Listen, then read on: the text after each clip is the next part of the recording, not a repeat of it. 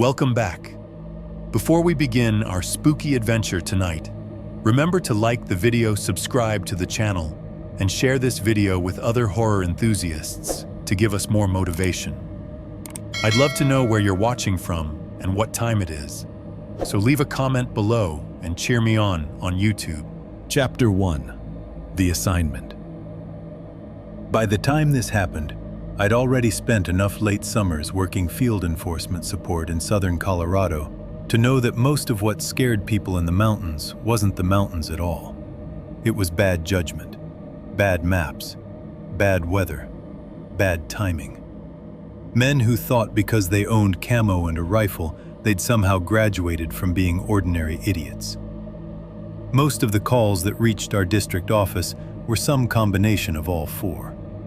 Somebody set up a camp too close to a drainage. Somebody kept fish they weren't supposed to keep. Somebody swore the rules didn't apply because their cousin's friend worked for the county. And eventually, one of us got sent out to sort through the mess. That was more or less how the assignment was framed when it landed on me in the last stretch of August, back when the afternoons were still hot enough in town to bake the tar at the edges of the parking lot. But the mornings in the high country already had that thin, clean bite that told you fall was waiting behind the next cold front. We'd had 3 separate reports come in over a little more than 2 weeks. None of them sounded dramatic on their own. A pair of backpackers had found evidence of old snare wire and a stripped rabbit carcass near a high drainage above timberline. A fly fisherman from Durango called in to complain that somebody had been gutting fish and leaving the remains to rot near a protected alpine lake. Then one of our own seasonal survey people mentioned seeing what looked like cleaned native species bones mixed in with trash at a shoreline fire ring that wasn't supposed to be there in the first place. Taken individually, it could all be written off as the usual backcountry nonsense. Taken together, it meant somebody had been using that basin for a while and felt comfortable enough up there to keep doing it. The place itself was remote enough that most people never would have stumbled onto it by accident. You had to want to be there. It wasn't one of those postcard spots where families drove up and rented SUVs, took 6 pictures, and left crushed water bottles in the gravel. It sat beyond a stretch of bad road, then farther still past a trail that got rough and mean once you left the maintained section behind. No marked campground. No scenic overlook, no easy access. Just a high lake, a set of drainages that twisted off into the timber, and an old state fire lookout cabin on a ridge above it that hadn't been used for anything official in years, except the occasional overnight by staff who drew the short straw. That week, I was the short straw. The district was understaffed, which wasn't unusual. We were always understaffed. One officer was tied up helping with a vehicle strike investigation. Another was out with a shoulder injury. And the 2 people who knew that particular basin best were already committed to a separate survey push farther west. I was available. I didn't complain much. And I had a reputation for being fine on solo overnights, as long as I had a working radio, a sidearm, and a decent thermos. That was enough for my supervisor. He laid the folder on the desk between us and said, "Should be straightforward. Hike in, look around the lake, check the side drainages for trap sign, spend the night at the old ridge cabin, hike out the next afternoon." Straightforward in our office usually meant nobody expected a problem serious enough to justify sending a second body. I flipped through the reports while he talked. Grainy photos of fish remains near rocks, notes about old wire, coordinates written in a tired hand, a hand-drawn arrow pointing toward the ridge cabin with the words, "Structure still standing," written beside it. I remember feeling that familiar low-grade irritation that comes with being volunteered for a long hike because somebody higher up decided your tolerance for inconvenience counted as a specialized skill. Still, I didn't mind the field work itself. I liked being outside more than I liked being in the office. I liked useful days, Days where your boots got dirty and your truck smelled like dust and pine instead of stale coffee and printer heat. I liked that the work had edges you could touch, tracks in mud, hook fragments, fire scars, shell casings. In my experience, the wilderness became dangerous when people dragged their ego into it and expected the land to adjust around them. Everything else was manageable. That confidence, if that's what you want to call it, was part of why they sent me alone. The morning I got my gear together, the office was half awake in that ugly fluorescent way government buildings always are. The coffee in the break room tasted burned. Somebody had left a box of donuts open on the counter, and the glazed ones were already attracting yellow jackets at the cracked window screen. I signed out a spare handheld radio, checked the battery level twice, then swapped it for another one anyway because I didn't trust the first unit's charge indicator. I packed a flashlight, spare batteries, a map case, notebook, sidearm, extra ammo, bear spray, and a first aid kit that had clearly been restocked by someone who thought adhesive bandages solved most of life's problems. I wrapped 2 sandwiches in wax paper from the communal kitchen drawer, turkey, mustard, cheap white bread that would flatten in my pack by noon, and slid them into the cooler beside a couple bottles of water and a bruised apple. It wasn't glamorous, but field food rarely is. You eat what survives being sat on. Out in the yard behind the district shed, the sunlight was just starting to warm the trucks. I topped off the tank on mine from the pump and stood there a minute, breathing in that dry mix of gasoline, dust, and sun-baked weeds. Beyond the fence, the hills looked washed out and harmless. Even later in the year, Colorado can trick you that way, everything wide and clean and honest-looking in the morning light. Marty came out while I was checking the pressure on one of the rear tires. He'd been with the district longer than anybody except our office manager, which meant he wore the same permanently amused expression as a man who'd seen too many rookies think they were harder to kill than they really were. He leaned on the bed of the truck and squinted at my loadout. "Heading up to Mirror Tarn?"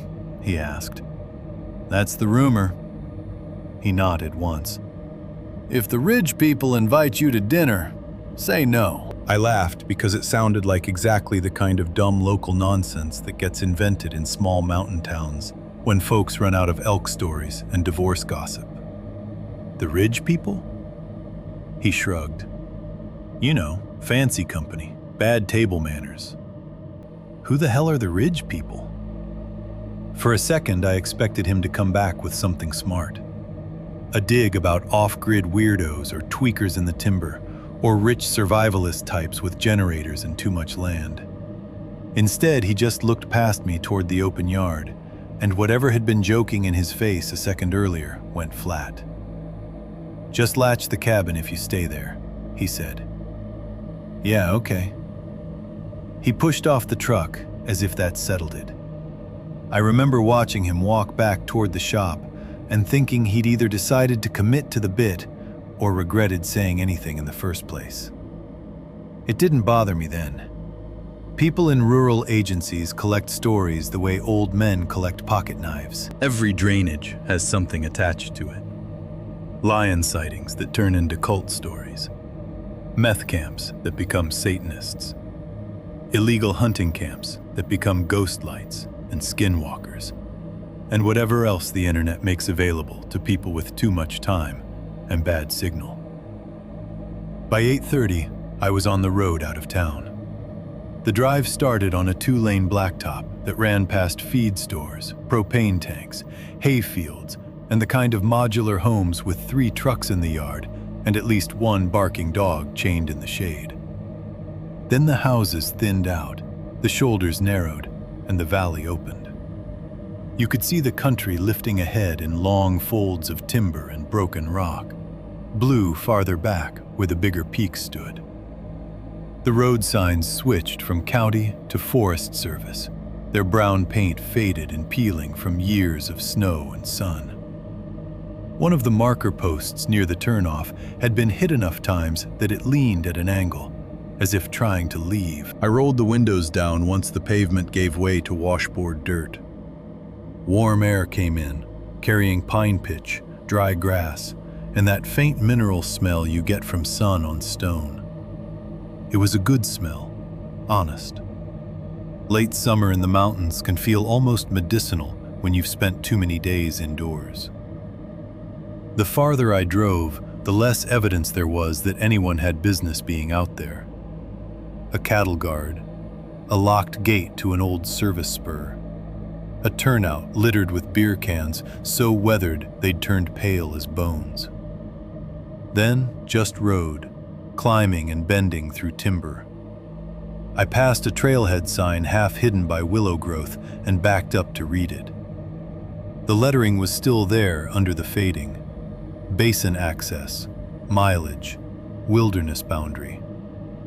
Below it sat a register box with a warped lid and a stack of papers inside curled from moisture. I signed in, glanced over the older entries, and saw what you always see at places that don't get much friendly use.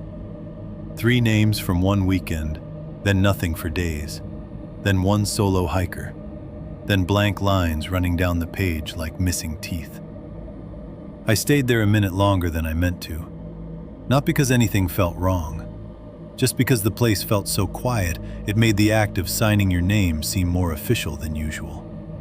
Like you weren't checking into a trail so much as declaring yourself to an empty ledger. When I got back in the truck, I noticed the sun had shifted enough to pull the resin smell stronger out of the pines. It clung to the heat. I remember thinking it would be a beautiful place to spend a night if all I had to worry about was weather and mice. The last stop before the real hike was the district storage shed where we kept overflow gear and old keys. It sat off to the side of a maintenance yard, half in shadow, smelling like chain oil, wet canvas, and old plywood. I went in to see if the cabin key was still where it was supposed to be, hanging on a tag board no one had updated in years. It was, on a bent hook, tagged in faded marker with Ridge Cabin. While I was unhooking it, I heard someone behind me clear their throat. It was Ed Barlow, who'd technically been retired for almost a decade, but still turned up often enough that nobody bothered asking why. He'd worked fire and patrol, back when half those structures were still being used, and he carried himself with that loose, careful posture old outdoorsmen get after enough miles and enough damage. He had a box of spark plugs in one hand and a paper sack under his arm.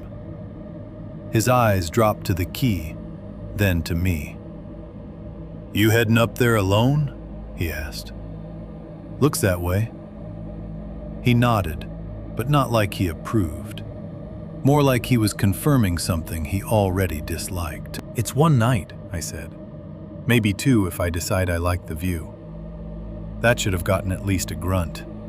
Instead, he shifted the sack under his arm and looked somewhere over my shoulder, not quite at me. Then he said, almost casually, almost as if it were no more important than reminding me to watch for weather, "If you stay in the cabin, keep the door latched before dark." He said it so plainly that for a second I thought maybe there was some practical issue with the frame swelling in the cold, some warped hinge problem, some old-timer thing about mountain structures settling at night. But he still wasn't looking at me. And for the first time that morning, something small and cold moved under my ribs. Not fear, not yet.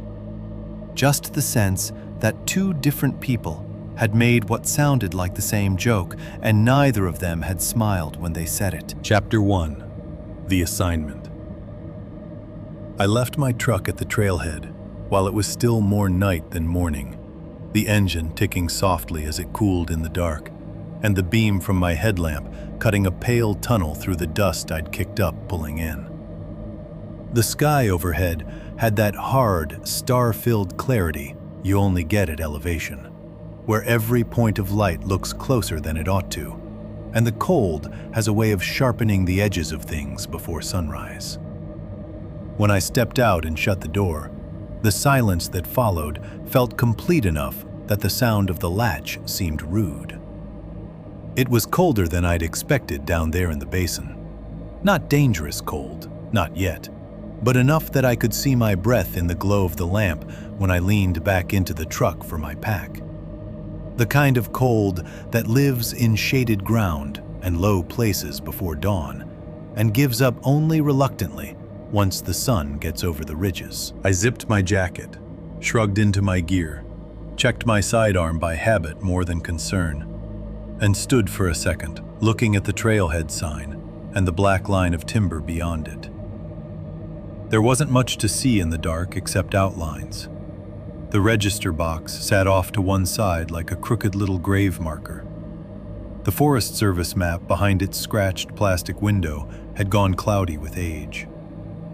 Somebody had stapled a torn notice about fire restrictions to the post months earlier, and the corners had curled in on themselves. Behind all that, the trail disappeared into the trees as cleanly as if it had been swallowed. I clicked off my headlamp once just to listen. Nothing moved. No vehicle sounds from the road. No voices. No nearby water. Just the faintest hiss of wind in high branches somewhere far enough off that it barely seemed connected to the same place I was standing. It wasn't an unnatural silence. Not then. Just the ordinary silence of a remote trailhead before sunrise. The kind that makes you aware of your own breathing and the creak of your pack straps.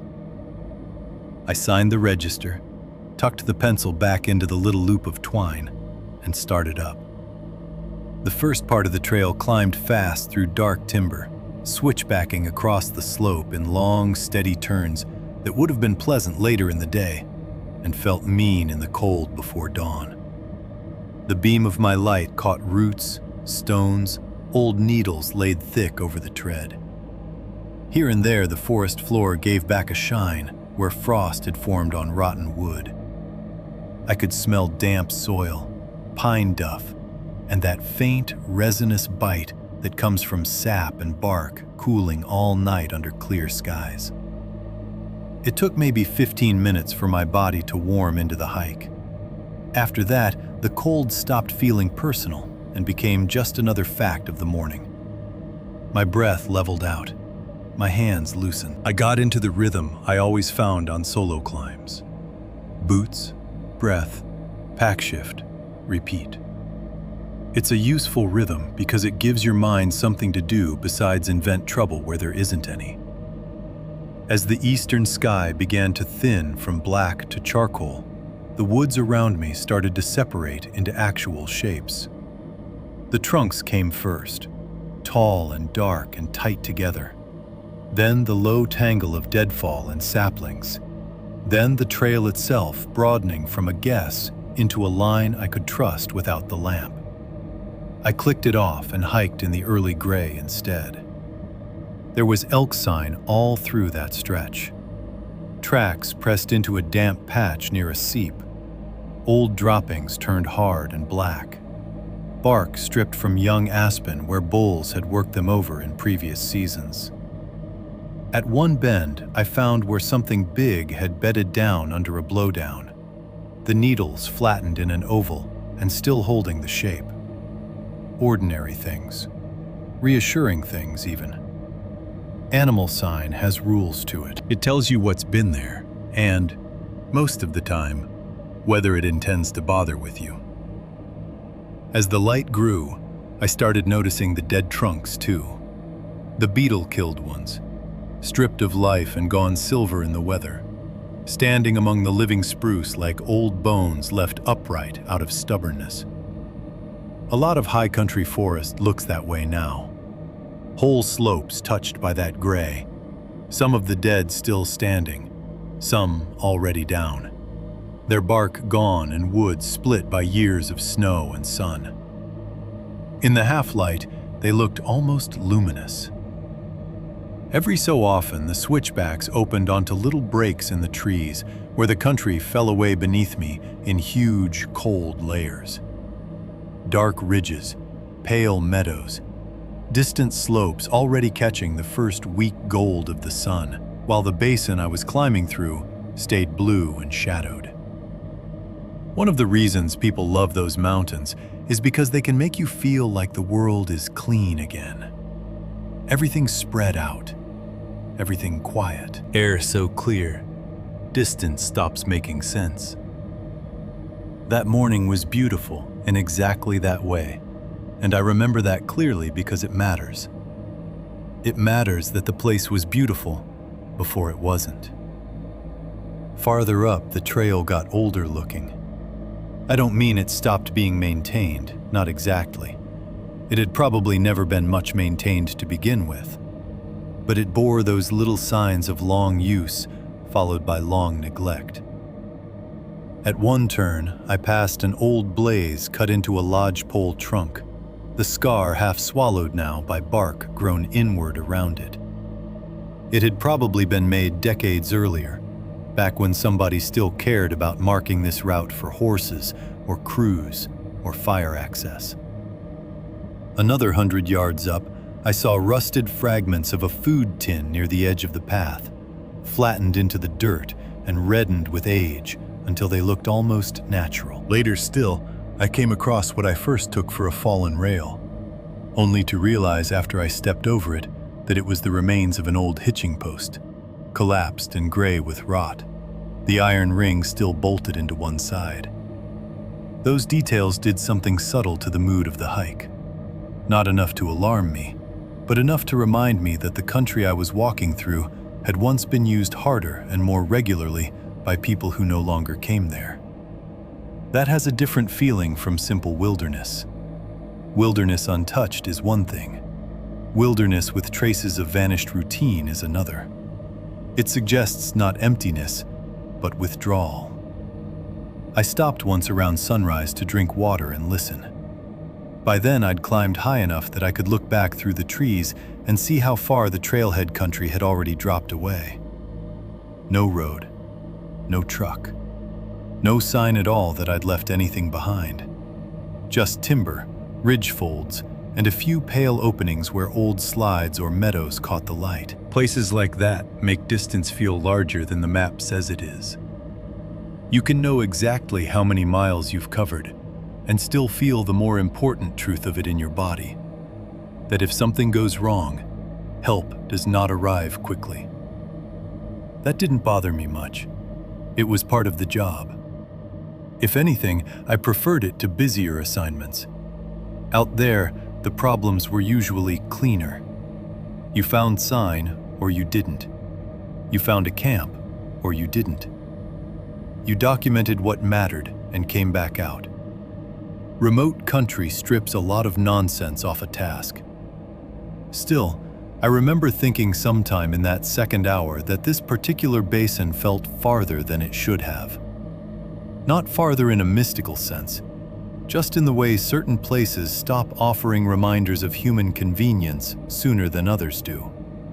No boot prints in soft patches, no candy wrappers, no fresh cuts on deadfall. Even the trail itself seemed less like a route people were using and more like an old agreement the mountain hadn't fully erased yet. By late morning, the climb eased. The timber opened a little, and the ground underfoot changed from a root-heavy incline to a narrower, rockier grade angling toward the ridge. The air had warmed enough that the smell of pine pitch came back, richer now, mixed with sun on bark and dry stone. Jays had started up somewhere downslope.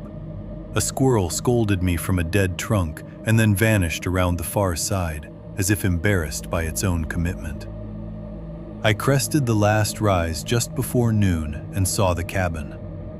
It sat slightly off the ridgeline, not dramatic enough to deserve the name lookout in the romantic sense, but high enough to command the basin below. The first thing I noticed was how small it looked. In my head, I'd pictured something roomier. Maybe because people in agency offices tend to talk about old field structures as if they're all roughly interchangeable. This one wasn't much more than a weathered box, set on a rough foundation, with a narrow porch sagging at one corner, and a roof that had clearly been patched years earlier with sheet metal darker than the rest. The boards were faded nearly gray. One small window faced the slope below. A state property sign still clung to the exterior wall, sun-bleached and cracked, its lettering barely legible unless you stood close. It looked tired. Not abandoned in the dramatic horror movie sense, just old in a practical, underfunded government sense. The kind of place that had outlived the budget lines that once justified repairing it. That sight relieved me more than I expected it to. Shabby I could handle. Shabby made sense. Shabby meant mice, drafty boards, maybe a warped hinge. Shabby meant not mysterious. I dropped my pack on the porch, tested the boards with one boot before putting my full weight on them, and fished out the key. The lock stuck once before turning. The door opened with a dry groan that sent dust and stale wood smell out into the noon air. Inside, the place was about what I'd expected after all.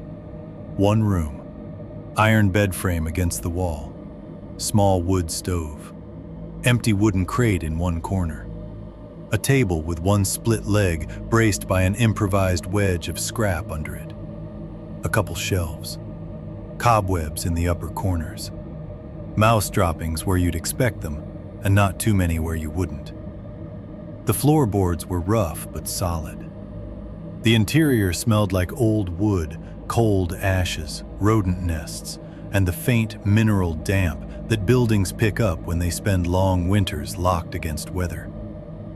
The door had an old mail slot cut into the lower middle portion of it, narrow and rectangular, the thin metal flap tarnished, nearly black. I noticed it because it was an odd thing to find in a structure that remote, then immediately filed it away as one of those reused material quirks common to old government cabins. Somebody decades earlier had salvaged a door from somewhere else and decided it was good enough. That was all. I set my pack down by the bed and opened the window a few inches to let some of the trapped smell out. The hinges complained, but the sash stayed up. I checked the radio next and got what I'd feared.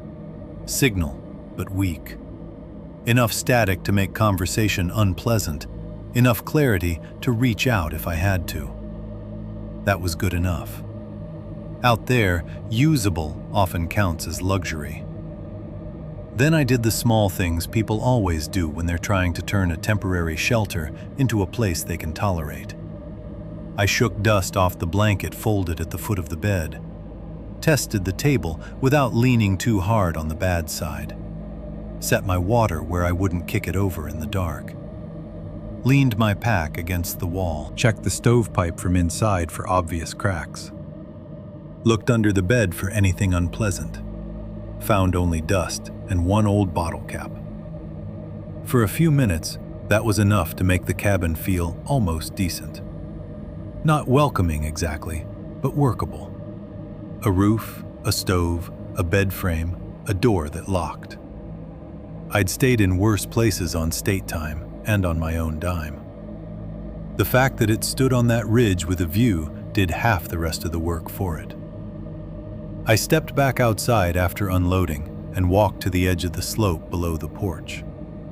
From there, I could see Mirror Tarn laid out in the basin beneath me, dark and still, and almost unnaturally clean-looking from that height.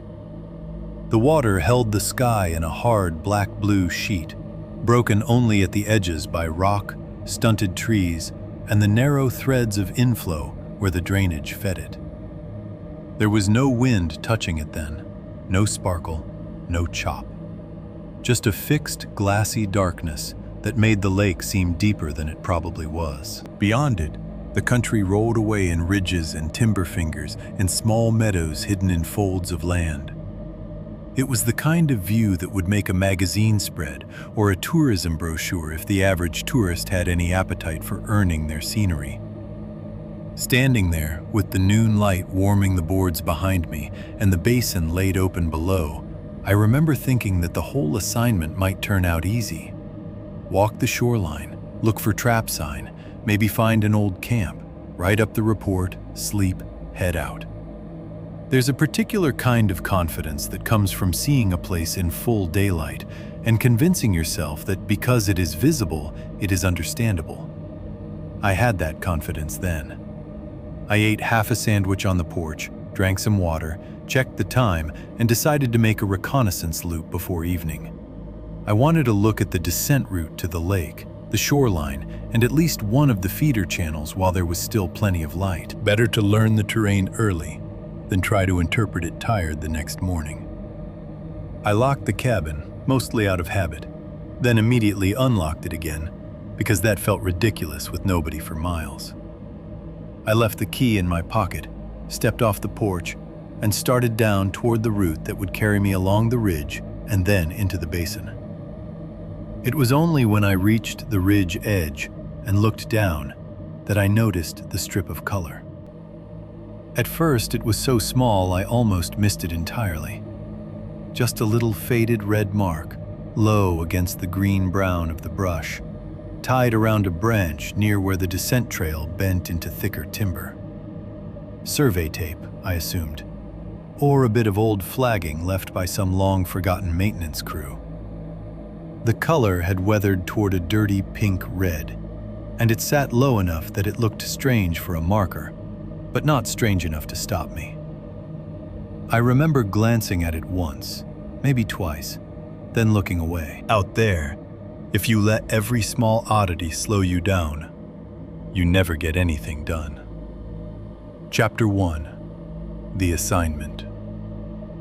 The trail down from the ridge cabin to the lake looked clearer from above than it did once I put my boots on it. That's true of a lot of mountain routes. From a distance, everything resolves into simple lines. Timber here, open slope there, water below, destination obvious. Up close, the land gets more particular. The descent folded through rock outcrops, root tangles, and narrow, shadowed sections where the trail thinned to a guess between brush and deadfall. By then, the sun was high enough to warm the exposed spots, but under the trees, the ground still held a coolness that rose up through the soles of my boots when I stepped in damp patches. I moved at a decent pace, not rushing, just trying to get a feel for the basin before the light started slanting. From the cabin, the lake had looked like a smooth piece of dark glass set into the mountain. Down in it, the country felt less clean and more closed in. The trees along the upper descent leaned tighter together than they had appeared from above. And the sound changed too. On the ridge I'd had wind, open distance, the loose, high hush of exposed ground. Lower down, the air felt held in place. Sounds traveled shorter. My own steps seemed to land heavier. I found the first sign of recent use before I reached the water. Not anything dramatic, just fish scales pressed into a patch of damp mud near a bend where the trail flattened for a few yards. They had already begun to dull and stick to the ground, but they were recent enough that they still caught the light like pieces of torn foil. A few feet from that, I saw a short section of monofilament line snagged around a broken twig, cut clean rather than snapped. Then, under the heel of my boot as I shifted around a rock, something pale and cylindrical rolled free from the dirt. I bent down and picked it up. A cigarette filter, mashed flat into the soil and stained dark at one end.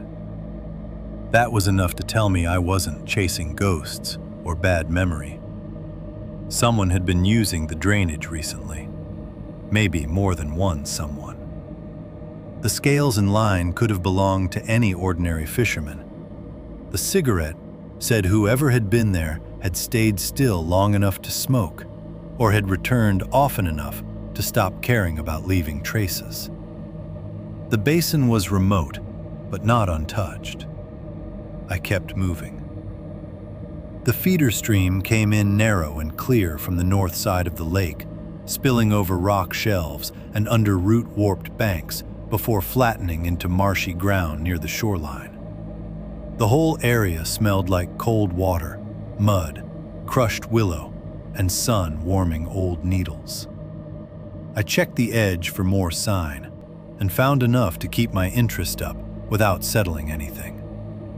Boot disturbances near the waterline, a place where someone had turned stones over looking for something. Another tangle of line. Nothing that screamed deliberate large-scale poaching, but enough to justify the hike. I remember thinking that if I was lucky, I'd spend the rest of the afternoon documenting a sloppy fisherman, write a report no one would enjoy reading, and sleep badly in a dusty state cabin before walking back out the next day. At the time, that sounded irritating in the most manageable way possible. I was following the stream bank where it widened near a patch of reeds when I saw him. He sat maybe 40 yards off, close to the lake's edge, where the water darkened suddenly and the shoreline dropped away under the surface. He was on something low, an overturned bucket or a short camp stool.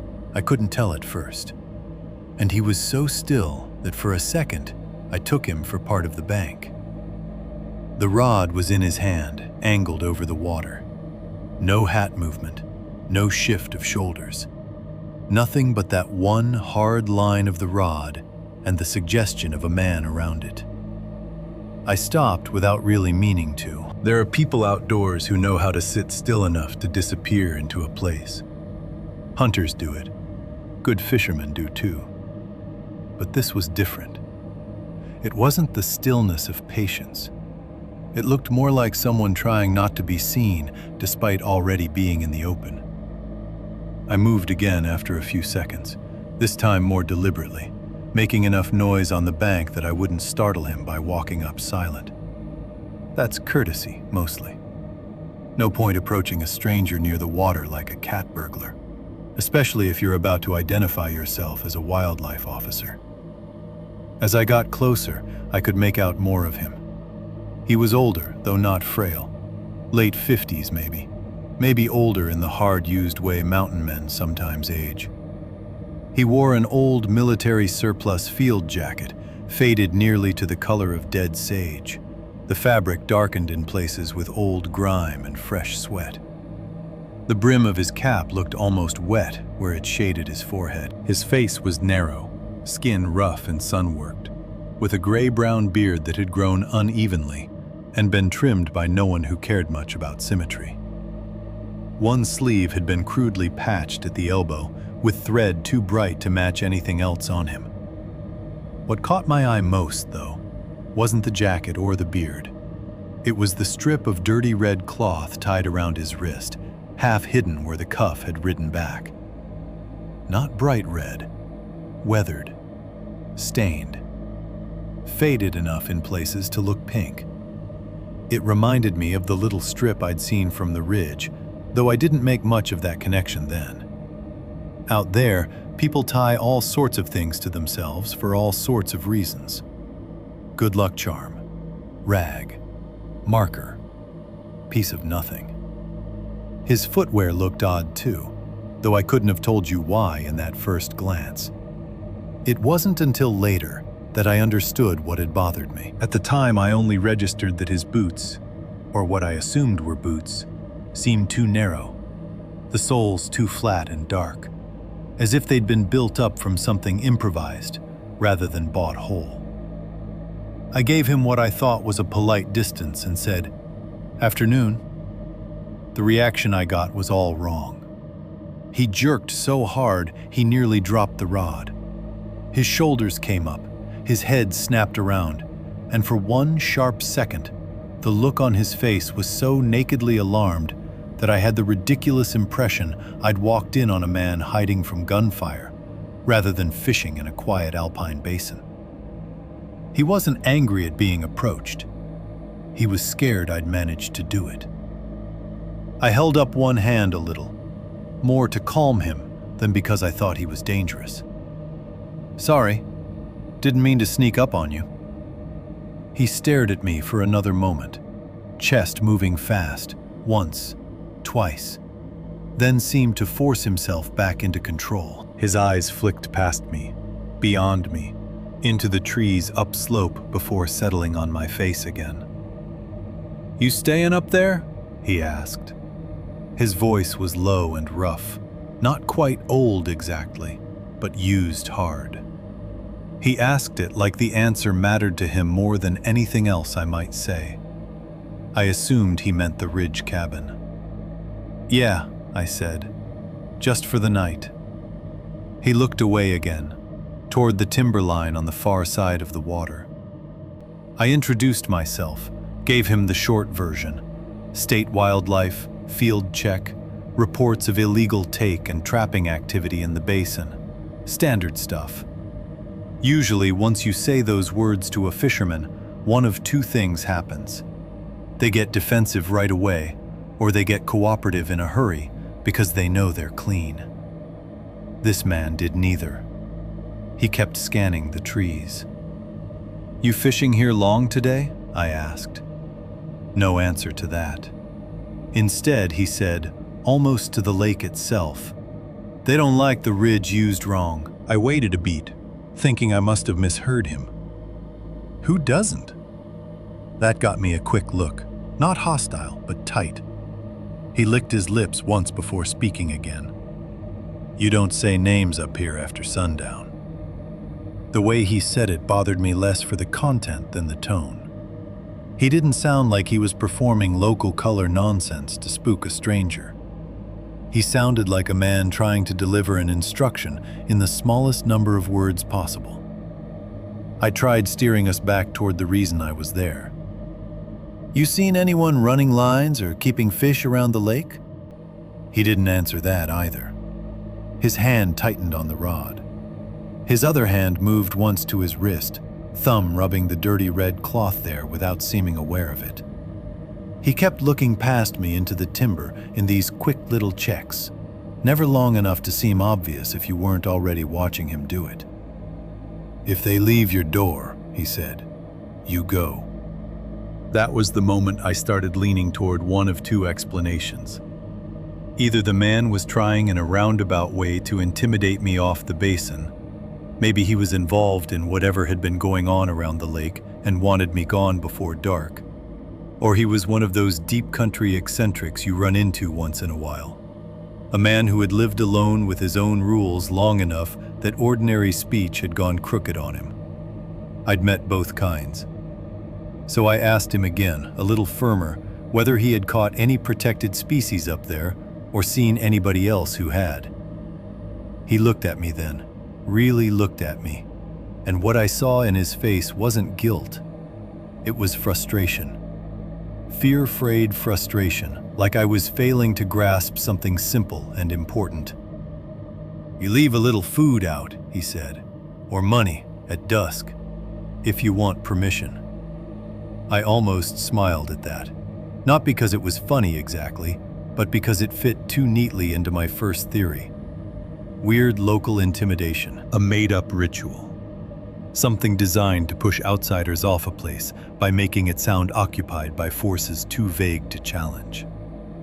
Leave an offering. Ask permission. Don't say names. It had the shape of folklore without the conviction. "Message received," I said dryly. "I'll run it by accounting." He didn't laugh. That was what unsettled me most in that exchange. Most men trying to rattle you with a story, no matter how committed they are to the bit, eventually betray themselves.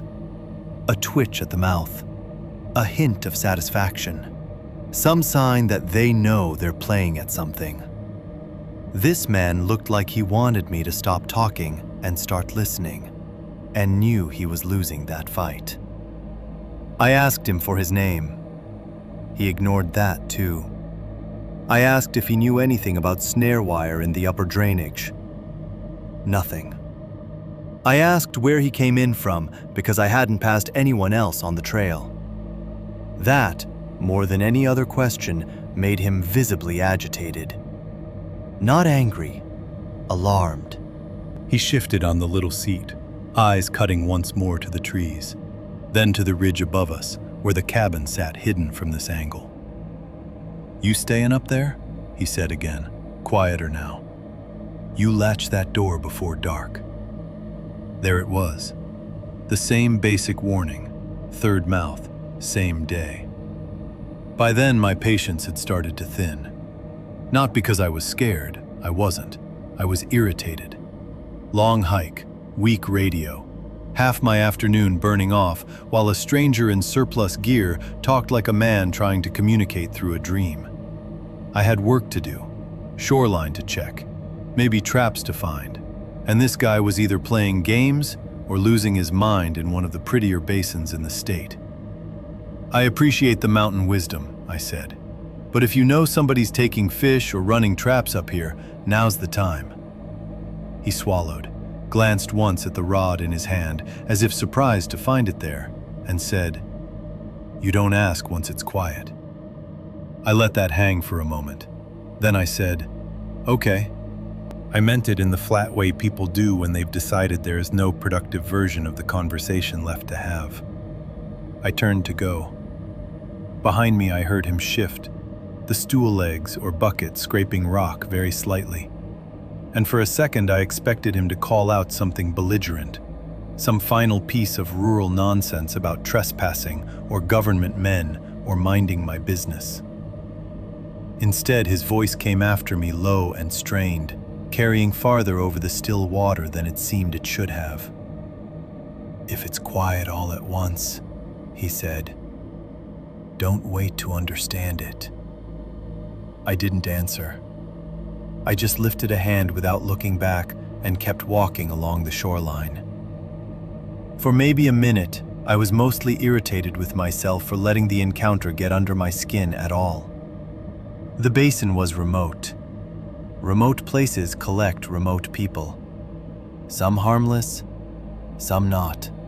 I'd been warned in 3 different versions to latch the cabin door before dark.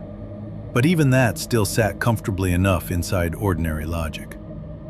Maybe the structure attracted drifters. Maybe some local off-grid family used the area and preferred outsiders gone. Maybe the old man by the lake had watched too many winters come down over too few human faces and turned superstitious from isolation. All of that was easier to believe than anything else. I followed the feeder stream a little farther, took notes where it widened, checked a patch of mud for more sign, and crouched to inspect a broken section of line caught under a root. When I straightened back up, I found myself looking over my shoulder toward the part of the shoreline where the fisherman had been sitting. I don't know why I looked. Maybe because I wanted one more glance at him to confirm he was just a difficult old local. Maybe because some quieter part of my mind had been counting on the sight of him still there to make the whole exchange feel less strange. But he wasn't there. The bank was open and empty. The stool or bucket was gone too.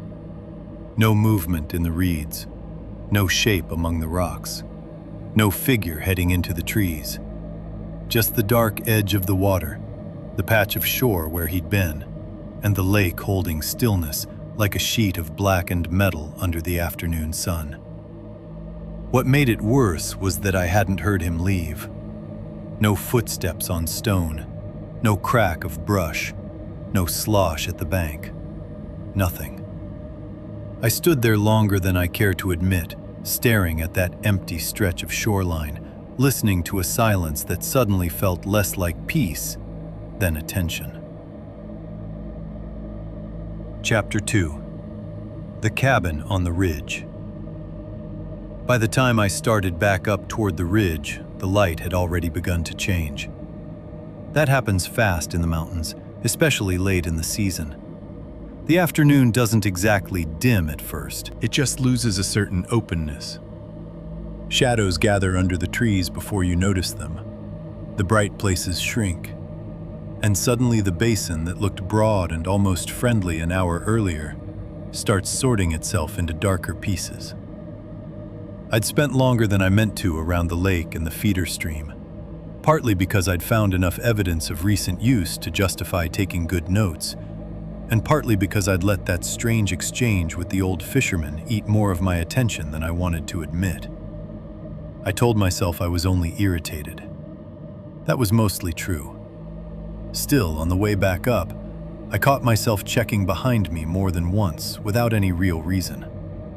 Not because I thought the man was following me, more because he'd left me with the unpleasant feeling that I'd walked into a conversation already in progress and somehow failed to understand my role in it. The climb back to the cabin felt steeper than the descent had, the way return climbs always do after your legs have cooled. The lake dropped behind me in pieces through the trees, dark glimpses of water between trunks and brush. The air had warmed enough lower down that I'd shed one layer, but under the deeper timber it still held that damp, mineral chill that never fully leaves shaded ground. I could smell crushed needles, cold water on rock, and the resin of sun-struck pine higher up where the ridge opened.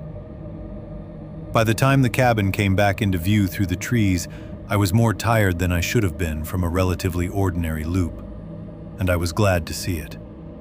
It looked exactly the same as I'd left it. Small, gray, practical, slightly sagging at one corner. The patched roof still caught the evening light in dull metal flashes. The porch board still leaned toward the downhill side. The state property sign still clung to the wall in a way that suggested the building had outlived the bureaucracy that once cared about it. There's comfort in unchanged things when you've spent a day moving through country that doesn't offer much human reassurance. Even a shabby old cabin can feel like civilization if it has straight lines, a door, and a place to set your pack. I unlocked it, stepped inside, and let the familiar little stale breath of old wood and dust meet me. Nothing inside had shifted. No signs of anyone entering. No fresh disturbance I could see. My pack where I'd left it. Water bottles against the wall. Window still cracked open a few inches from earlier. I checked that first, more from habit than suspicion, then set about doing what people always do in lonely places when they want to feel less lonely. I started performing ordinary tasks. I used one of the bottles I'd carried in rather than fooling with filtering lake water that night. The less messing around outside after dark, the better. And besides, I had enough with me to get through until morning if I was halfway careful. I lit the stove with some old split wood from the pile under the porch and got a small, controlled burn going, just enough to take the edge off the interior chill and make the cabin feel occupied by something besides memory and mice. The first smoke smell that came from it was old and dry, with that slightly metallic tang wood stoves get when they haven't been used in a while. Once the draft caught and the flame settled into itself, the smell improved. I ate one of the sandwiches, now flattened nearly paper thin in my pack, along with the bruised apple and a few swallows of lukewarm water.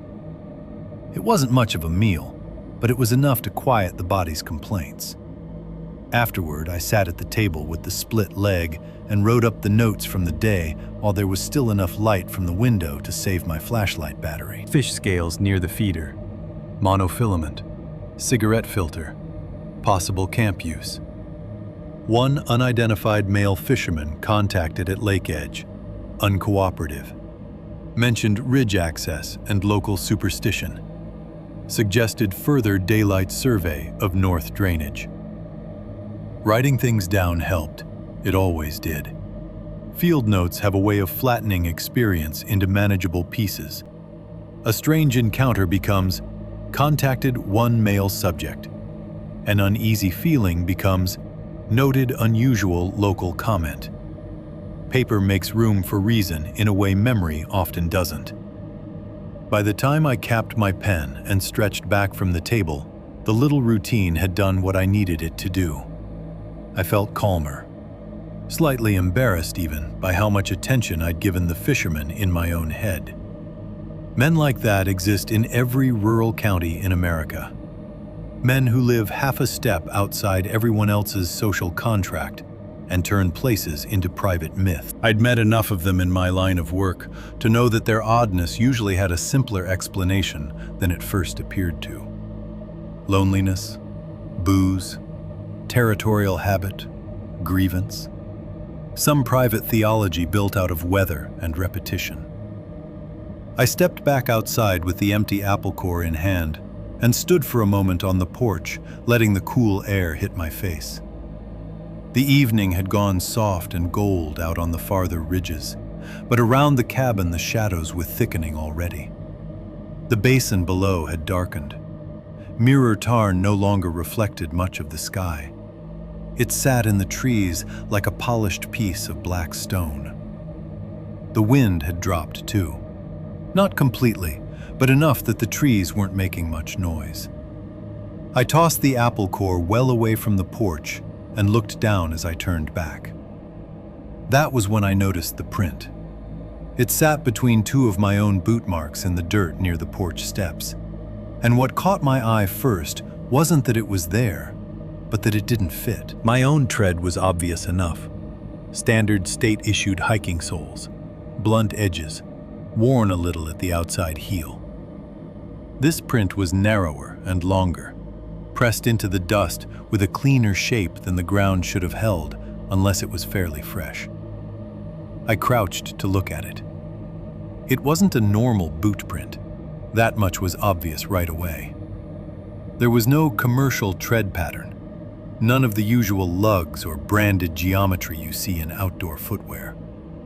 Instead, the sole had left two long parallel grooves running lengthwise, with a series of short crossbars between them. Ribbed, almost. Primitive looking.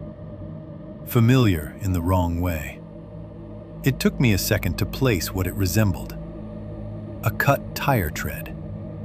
Not exactly like a tire rolling over dirt, but like someone had taken rubber from an old tire and shaped it into the bottom of a shoe or overshoe. I'd seen homemade soles once or twice before in evidence photos from off-grid camps and poverty cases, but never in person that I could recall.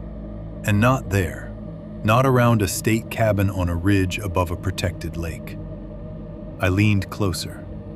The print pointed across the front of the cabin rather than toward the steps. Whoever made it hadn't simply walked up to the porch and back. They had crossed through the yard area between my tracks. I looked left, then right, and saw another one. Then another. I stood up and moved a few feet to the side for a better angle. The dirt around the cabin was marked by more of them than I'd realized at first glance.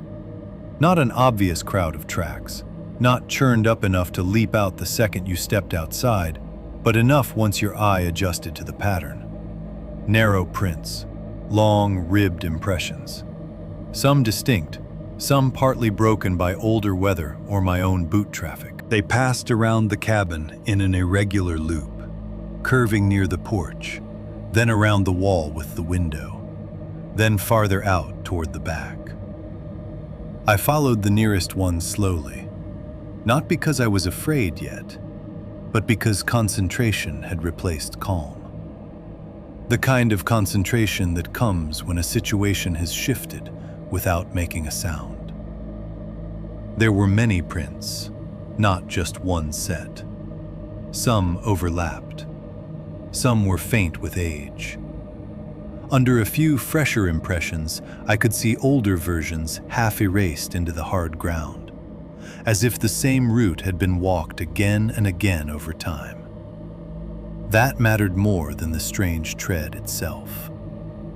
A single set might have belonged to one eccentric drifter cutting across the ridge. Multiple visits, layered over one another, meant the cabin was a place people returned to. Or watched. That thought came to me, and I pushed it away almost immediately, irritated by it. There were simpler explanations. Transient campers, hunters using the structure unofficially. Squatters maybe, though the place was too exposed for anyone seeking real cover. A nearby off-grid resident I didn't know about. The old fisherman himself, or people like him. People with homemade footwear for reasons that would sound sad rather than sinister in daylight. I told myself all of that while continuing to circle the cabin. The tracks did not comfort me. They kept close to the walls in places, then drifted out in others. Near the window, just the one small window looking downslope, they gathered more tightly. I saw 3 clear impressions there, maybe 4, where someone had stood or shifted weight in the dirt beneath the sill. Not right against the wall, a step back.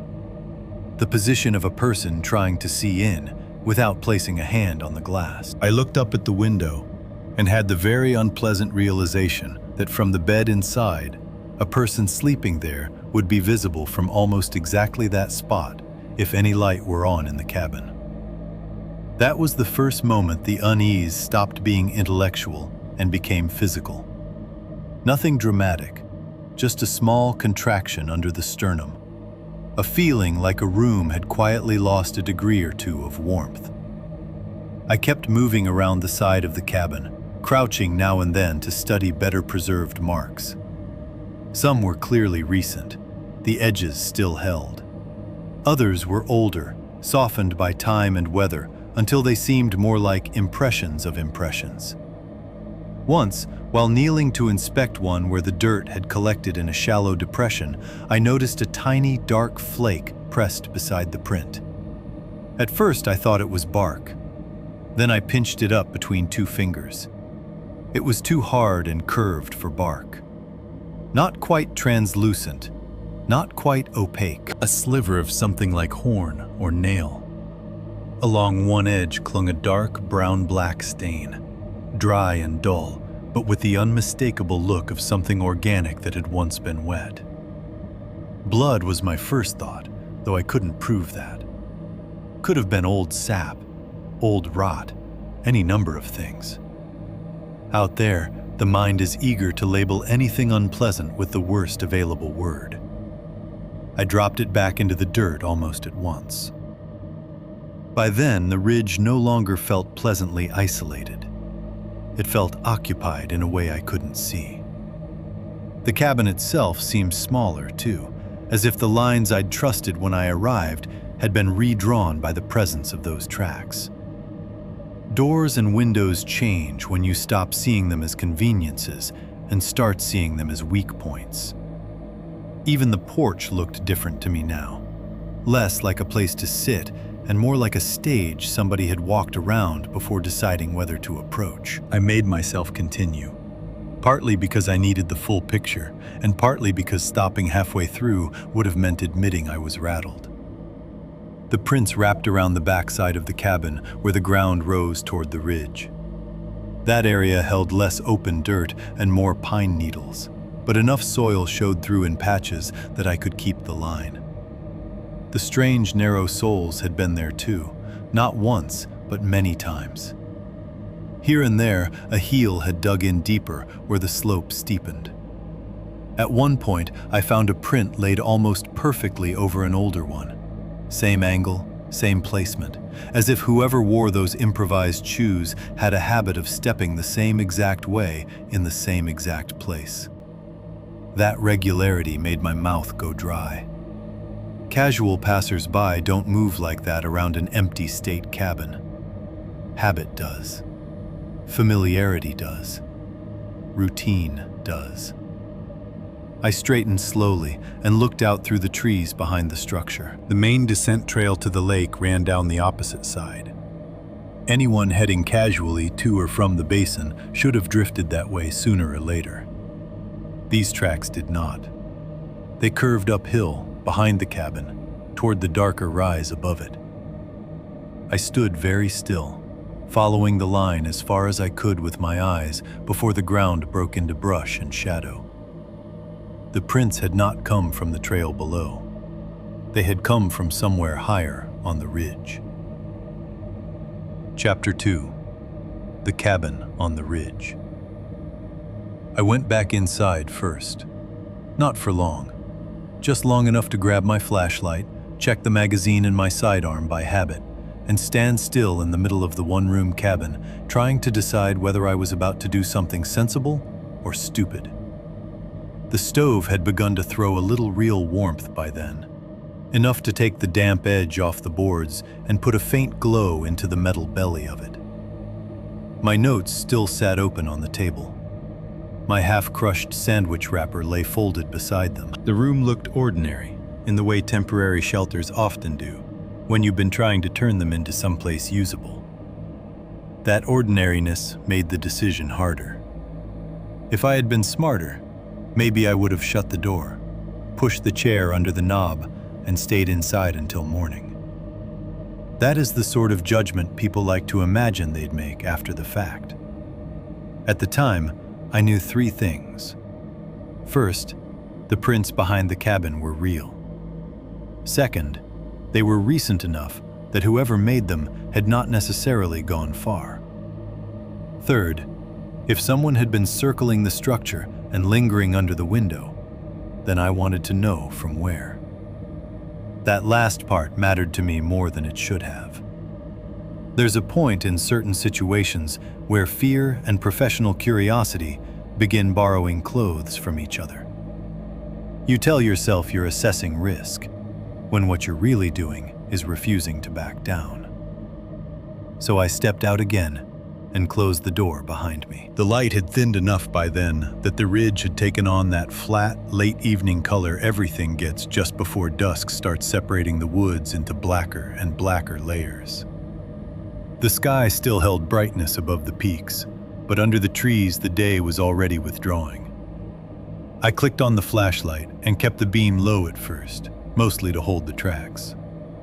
The prints climbed behind the cabin in a diagonal line, cutting through patches of exposed dirt, needles, and root-tangled ground toward the rise above. In the beam, they came and went. A clear ribbed sole impression in one patch of soil, then nothing for 6 feet, then another where the hillside held moisture. I moved slowly, placing each step with more care than I wanted to admit was necessary. The beam shook only a little, enough for me to notice. The slope behind the cabin wasn't steep exactly, but it rose just sharply enough that the structure below disappeared from view after a dozen paces, then came back in pieces through the trees as I gained height. First the edge of the roof, then part of the porch, then one pale wall catching the last of the light. I kept following the prints uphill until the ground leveled into a narrow shoulder of land, maybe 70 yards above the cabin, maybe a little more. That was where I found the overlook. The first thing that struck me was how naturally suited the spot was for watching the structure below. It wasn't some random patch of hillside someone had happened to pause on. It was positioned almost perfectly. Between 2 large pines, the trees opened just enough to give a clear line down to the roofline, porch, front door, and the single window. A person standing there could have watched anyone approach the cabin, anyone come out of it, anyone moving around inside if there had been light in the room after dark. It wasn't just a view, it was a sight line. My flashlight beam moved over the ground. The earth there had been flattened by repeated use. Pine needles were crushed down and broken into the dirt. There were scuffs where boots, or those same narrow improvised soles, had pivoted in place. One patch of exposed soil held a pair of heel marks turned slightly outward, as if someone had stood there for a long time and shifted weight from one leg to the other. Near a root on the left side, I found a dark, old spit stain soaked into the needles and hardened there. Beside one sapling, a fresh broken twig had been bent and tucked through a fork in another branch.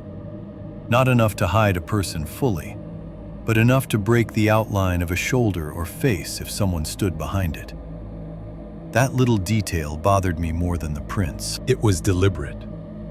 This wasn't where somebody had stopped to rest while passing by. Nobody rests in concealment facing a state cabin 70 yards downslope unless they have a reason to care who's inside. I crouched and looked downhill through the opening. From there, the cabin seemed smaller and more exposed than it had from below. The roof patch reflected the last light weakly. The porch lay in shadow. The front door was just visible off to one side, plain as a target. I could almost picture the place the way someone up there would have seen it the night before, or the week before, or however many times those older prints implied. A lit window in the dark. A sleeping body where the bed stood. A lone man moving around by lantern light and thinking he had walls. The hair on my arms had lifted by then. Not because I'd seen anyone. I hadn't. Not because there was undeniable proof of immediate danger. There wasn't. At least, not the kind you can hand to somebody later and expect them to share your conclusion. It was the accumulation that did it. Prints around the cabin, multiple visits, window side impressions. And now this place above it set up like a blind. I swept the flashlight farther right and found the bones. They lay near the base of a deadfall trunk, maybe 8 feet from the center of the overlook, in a rough arrangement too intentional to dismiss once you saw it as a whole. At first, the beam caught only pale fragments among the needles. Then the pattern resolved. Rabbit vertebrae in a little row. A coyote jaw with 3 teeth still in it. 2 rib fragments placed at angles like open fingers. And a cracked deer skull, small enough that I thought for 1 second it might have come from a yearling, the antler nubs broken off or never large to begin with. The skull faced downhill, toward the cabin. I moved closer without wanting to. The bones were not buried or half scattered by scavengers the way wild remains usually are. They had been put there. Some were too clean in one spot and too dirty in another, as if handled. One rib piece had fresh-looking dark residue on the end, not wet, but not old enough for weather to have worked it pale. The coyote jaw had a strip of leather tied loosely through a gap behind the molars. Not much leather, just enough to tell me it had not landed there by accident. I stood very still after that. The trees around me had gone quiet in the ordinary evening sense. Fewer birds, less wind. The little settling down that comes before dark takes over for good. But I suddenly found it impossible to hear any of it as ordinary. My flashlight beam moved back and forth through the trunks, catching bark, dead branches, shadows, and nothing else. Every few seconds I stopped the beam and listened, as if silence might reveal a shape that light was somehow missing. Nothing. I swung the light left. Nothing. Farther upslope. Nothing. Back down toward the cabin, the porch, the roof line, the black square of the window. Nothing moving there either. And yet I felt watched so strongly that it had become less an idea than a sensation, like pressure behind the face. I knew how absurd that would sound written in an official statement, so even there, in my own head, I resisted the phrase. But I don't have a better one. Certain places make you feel alone. That patch of ground made me feel evaluated. I remember straightening too quickly and almost slipping on the needles, then feeling a spike of shame at myself for it. Not because anyone had seen, because I had. That was the emotional turn, I think, the first real one. Until then, I'd still been operating mostly inside annoyance, skepticism, and the practical logic of fieldwork. Strange local, strange prints, probable unauthorized use of the area, but standing there above the cabin, flashlight in one hand, and the dark coming on around those arranged bones. I realized how quickly I'd already started altering myself to the place. I was talking less loudly, even when no one was there to hear. I was checking the trees between steps instead of simply walking through them. I was pausing after every small sound I made, as if waiting for a response. I hated that. There's a particular anger that comes when you feel your own behavior being edited by something you don't yet respect enough to name as a threat.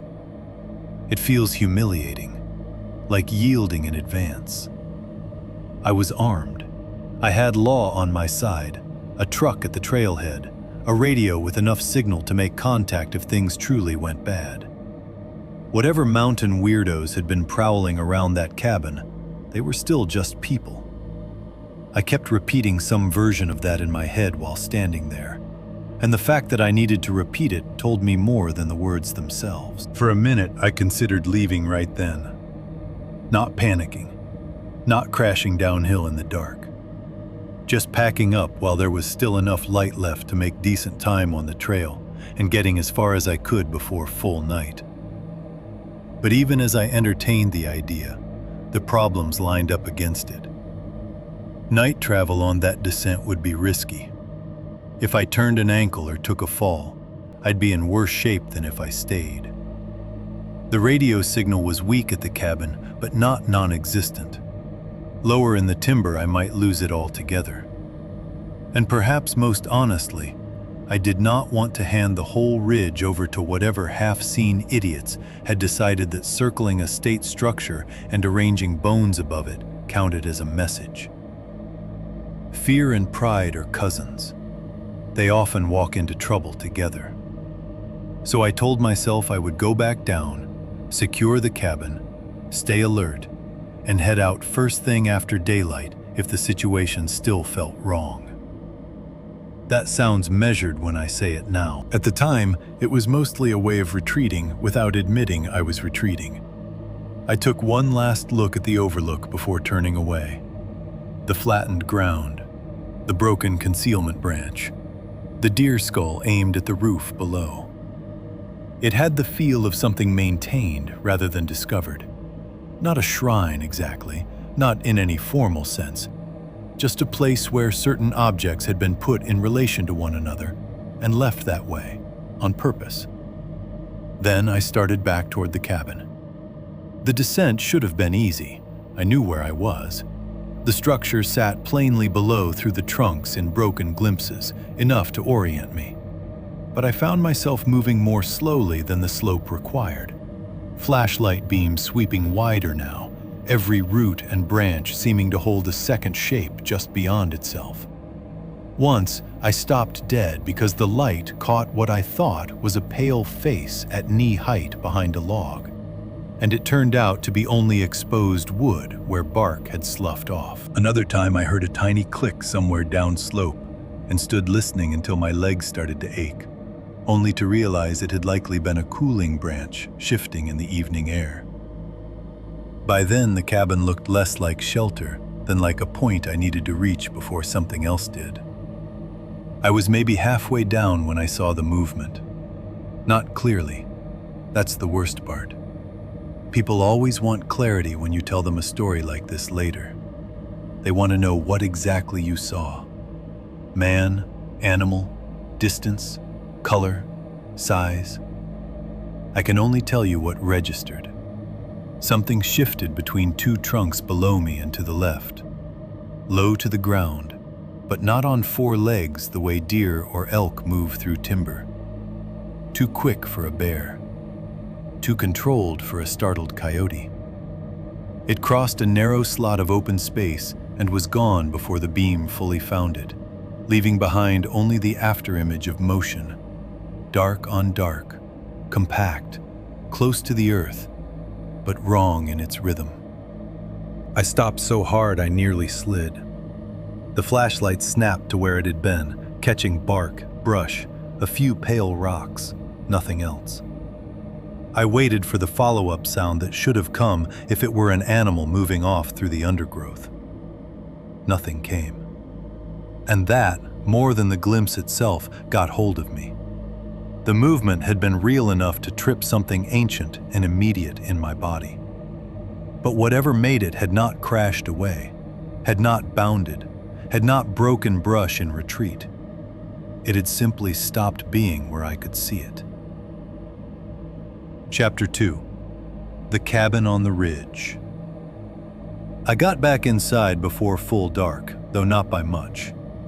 By the time I stepped onto the porch again, the last of the usable light had thinned into that gray-blue mountain hour where edges start dissolving faster than your eyes can correct for them. I unlocked the door, went in, and shut it behind me with more force than I meant to. The sound seemed too loud in the one-room cabin. For a second, I just stood there with my hand still on the knob, listening to the boards settle under my weight, and the stove tick softly as the metal heated and cooled in little dry contractions. The room should have felt safer than it had an hour earlier.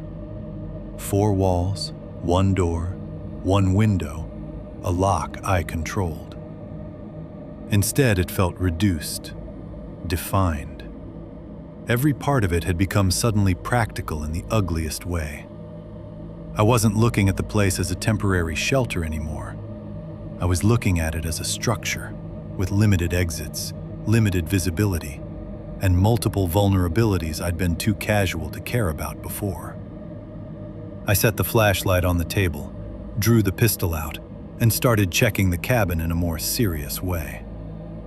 The window came first. It was narrow and old, the wood around the frame dry and split in places, with only a single pane between the inside and whatever stood outside after dark. I lowered it the rest of the way and tested the latch. It held, but not with any confidence. If somebody wanted to break the glass, the latch wouldn't matter. The best it could do was stop the window from rattling open on its own in wind. The door was worse. From inside, it looked sturdy enough at a glance. Heavy wood, iron latch, old hardware. But once I examined it with the flashlight beam held close, I saw how much wear there was around the lock and frame. Not damage exactly, just age, repeated use, shrink and swell from weather. The sort of thing you stop noticing when you only think of a door as something that opens and closes. Then I looked down at the mail slot. It sat in the lower center portion of the door, narrow and rectangular, with a thin, hinged cover on the inside that had gone dark with age and skin oil from long-vanished hands. Earlier, I'd treated it as a curiosity, a reused door from some other building. Now, I crouched and pushed at the little hatch with 2 fingers. It swung inward too easily. Worse, when I tried to press it shut from inside, it didn't sit flush. The metal had warped or the springs had failed years ago. It hung slightly loose at the top edge, leaving the faintest dark line where outside air touched the floor. Not enough to let a hand through by itself, I thought at first. Then I measured the opening with my eyes and changed my mind. Enough. I straightened, turned, and looked at the bed. It stood almost directly in line with the door, shoved against the wall where anyone lying on it would have their lower body maybe 6 or 7 feet from that slot. A ridiculous old detail to suddenly care about, except I cared about it immediately and completely. I set the pistol down on the blanket, gripped the iron frame, and dragged the bed sideways across the floorboards until it sat offset enough that a body on it would no longer line up with the opening. The noise that made was awful. Iron scraping wood in a tight, hollow room. It seemed to advertise both my presence and my nerves at once. When I stopped, breathing a little harder than the effort warranted, the silence afterward felt even bigger. I took the chair from the table and jammed it under the doorknob at an angle. One leg braced against the floorboards and the top rail wedged tight beneath the metal. It wasn't elegant, but it would at least buy a second or two against somebody trying the door from outside. Then I moved the flashlight closer to the bed and kept the pistol within easy reach beside it. The radio sat on the table where I'd left it. I picked it up, keyed the mic, and tried a check-in. What came back was mostly static. I tried again, changing position near the window and then near the door. Once I thought I caught the shape of a voice buried in the hiss, but it was too broken to make out. The ridge had offered me weak signal earlier. Now, with evening settling in, and whatever atmospheric ugliness mountains like to throw at radios after dark. I had almost nothing. That bothered me more than I liked. Still, almost nothing isn't the same as nothing, and I clung to that distinction because the alternatives were less useful. I set the radio back down, sat at the table, and reopened my notebook. If I couldn't improve the signal, I could at least improve my sense of order. I started writing. Contact with unidentified older male near Lakeshore. Subject evasive, appeared nervous, repeatedly referenced they in relation to Ridge Cabin. Warned against staying after dark. Suggested leaving food or money for permission. Later inspection of area behind cabin revealed multiple narrow tracks with improvised tread pattern consistent with cut tire rubber. Tracks circle cabin and gather beneath window. Tracks continue upslope to concealed overlook approximately 70 yards above structure. Overlook contains repeated sign of human presence, and arranged animal remains facing cabin. Writing that much should have made me feel ridiculous. On paper, the whole thing straddled the line between actionable field detail and something I'd get gently mocked for if I phrased it poorly back at the office. So I chose my words carefully. No dramatic language, no mention of feeling watched, no guesses beyond what I could defend. That helped, for a while. Outside, the woods still sounded normal enough. I could hear the occasional dry hiss of wind touching higher branches beyond the cabin. Once something small moved through brush off to one side, probably a squirrel or chipmunk making a last pass before bedding down. A bird let out a single sharp note down slope, then another farther off answered. Normal mountain evening sounds. Separate, ordinary, loosely spaced. The kind of background noise that keeps a place from feeling abandoned. I leaned into those sounds, hard. I capped my pen, unpacked the protein bar, turned it over in my hand, read the label for no reason except that it was there and familiar. Calories, sodium, ingredients I could pronounce badly but recognized. Then I cleaned my knife, though it didn't need cleaning. Wiped down the table where ash dust from the stove had settled. Rechecked the flashlight battery. Folded and refolded the wax paper from my sandwich into a neat, useless square. Normal motions. Normal objects. The little rituals people use to keep their head in one place when they feel another place trying to claim it. At first, the night outside kept its ordinary shape while I did those things. A branch ticking lightly against another. Some tiny scratch in the leaves. The stove's dry metal noises from behind me. Once, a soft bump under the porch that I told myself was an animal investigating my apple core. Then, slowly, the sounds outside began thinning. Not vanishing in one dramatic sweep. That would have been easier to trust. It happened in subtraction. A little less wind, or maybe just less of it reaching the cabin. No second bird call after the first. The faint brush movement not repeated. Space widening between noises until each one seemed separate enough to stand out, then rarer still. I noticed it before I admitted I was noticing it. That's another detail I remember clearly.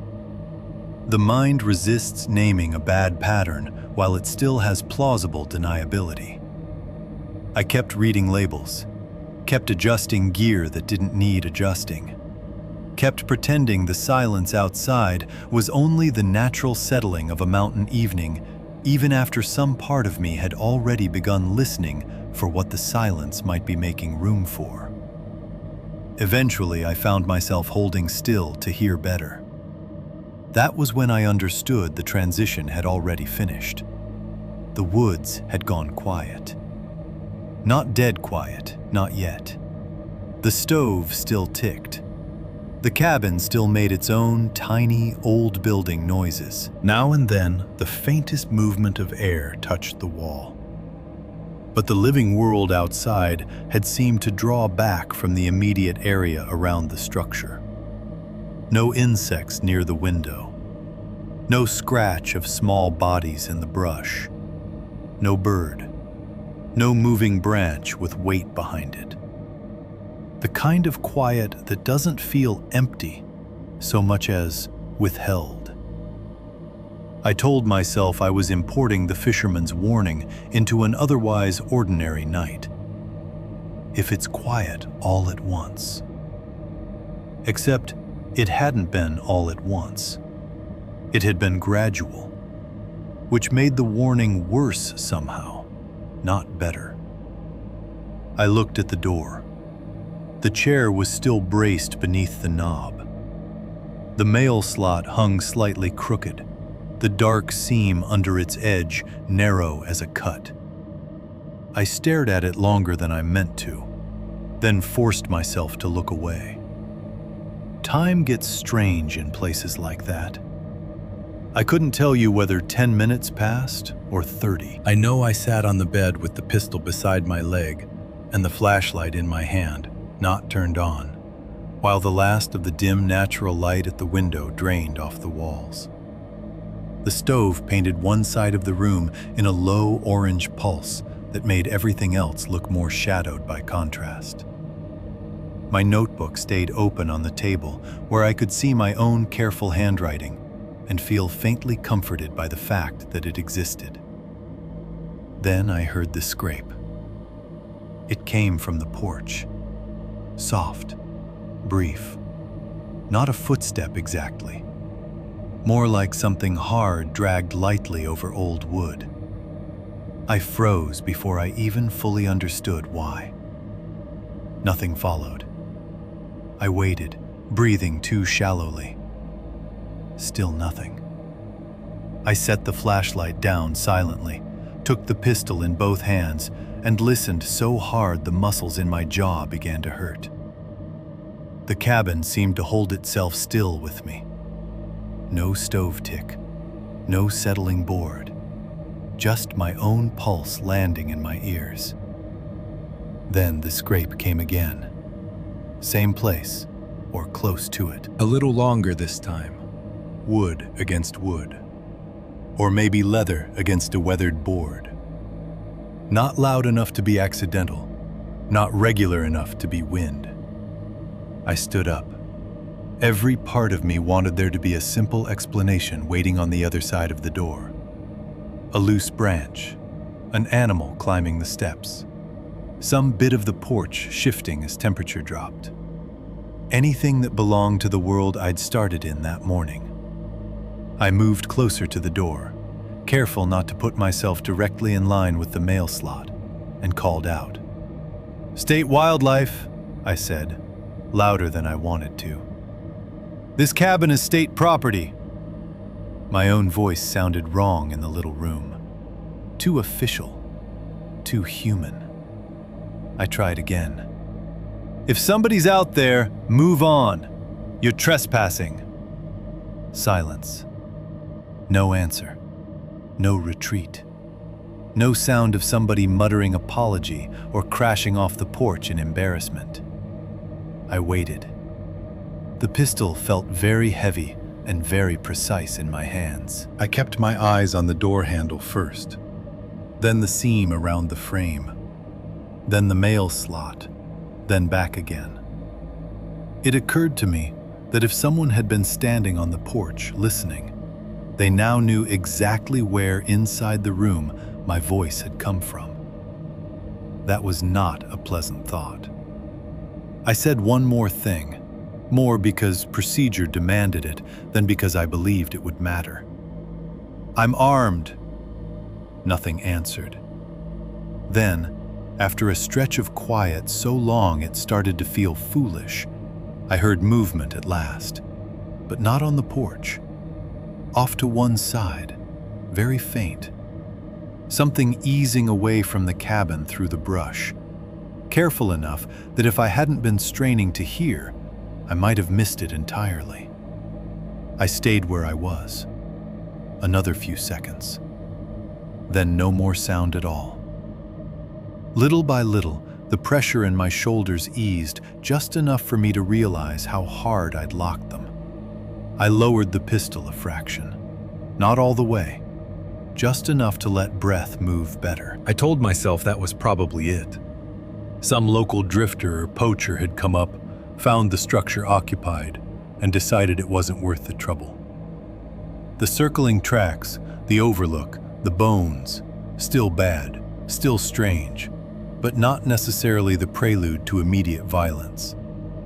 It could still all belong to the broad, ugly category of mountain weirdness that people survive by being careful around. I nearly convinced myself. That's what I remember most clearly about that moment. How badly I wanted the simplest version of events to be the true one, and how close I came to taking that want for evidence. After another minute, I set the flashlight on the bed and crouched beside the door to check the chair brace and the lock one more time. That was when I saw it on the floorboards. Something pale protruded halfway through the mail slot from outside. The inner metal flap pushed inward just enough for it to rest there. For one stupid second, I thought it was a folded scrap of paper. Then I understood the shape. A small knuckle bone. Human, or near enough that I couldn't tell the difference in that instant. Yellow-white in the stove glow, smooth at one end and ugly at the other, with a dirty strip of leather knotted around it.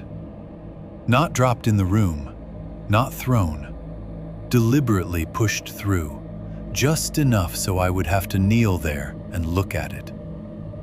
I did not hear whoever left it approach the door. I did not hear them leave. Chapter 3. The First Attempt. I stayed crouched by the door longer than I should have, staring at the thing on the floorboards, as if the shape might improve if I gave it time. It didn't. The little bone remained exactly what it looked like, pale in the stove glow, narrow at one end, thickened at the joint, tied off with a dirty strip of leather darkened by old handling. It rested halfway through the mail slot. Not dropped carelessly, but placed in the worst possible way.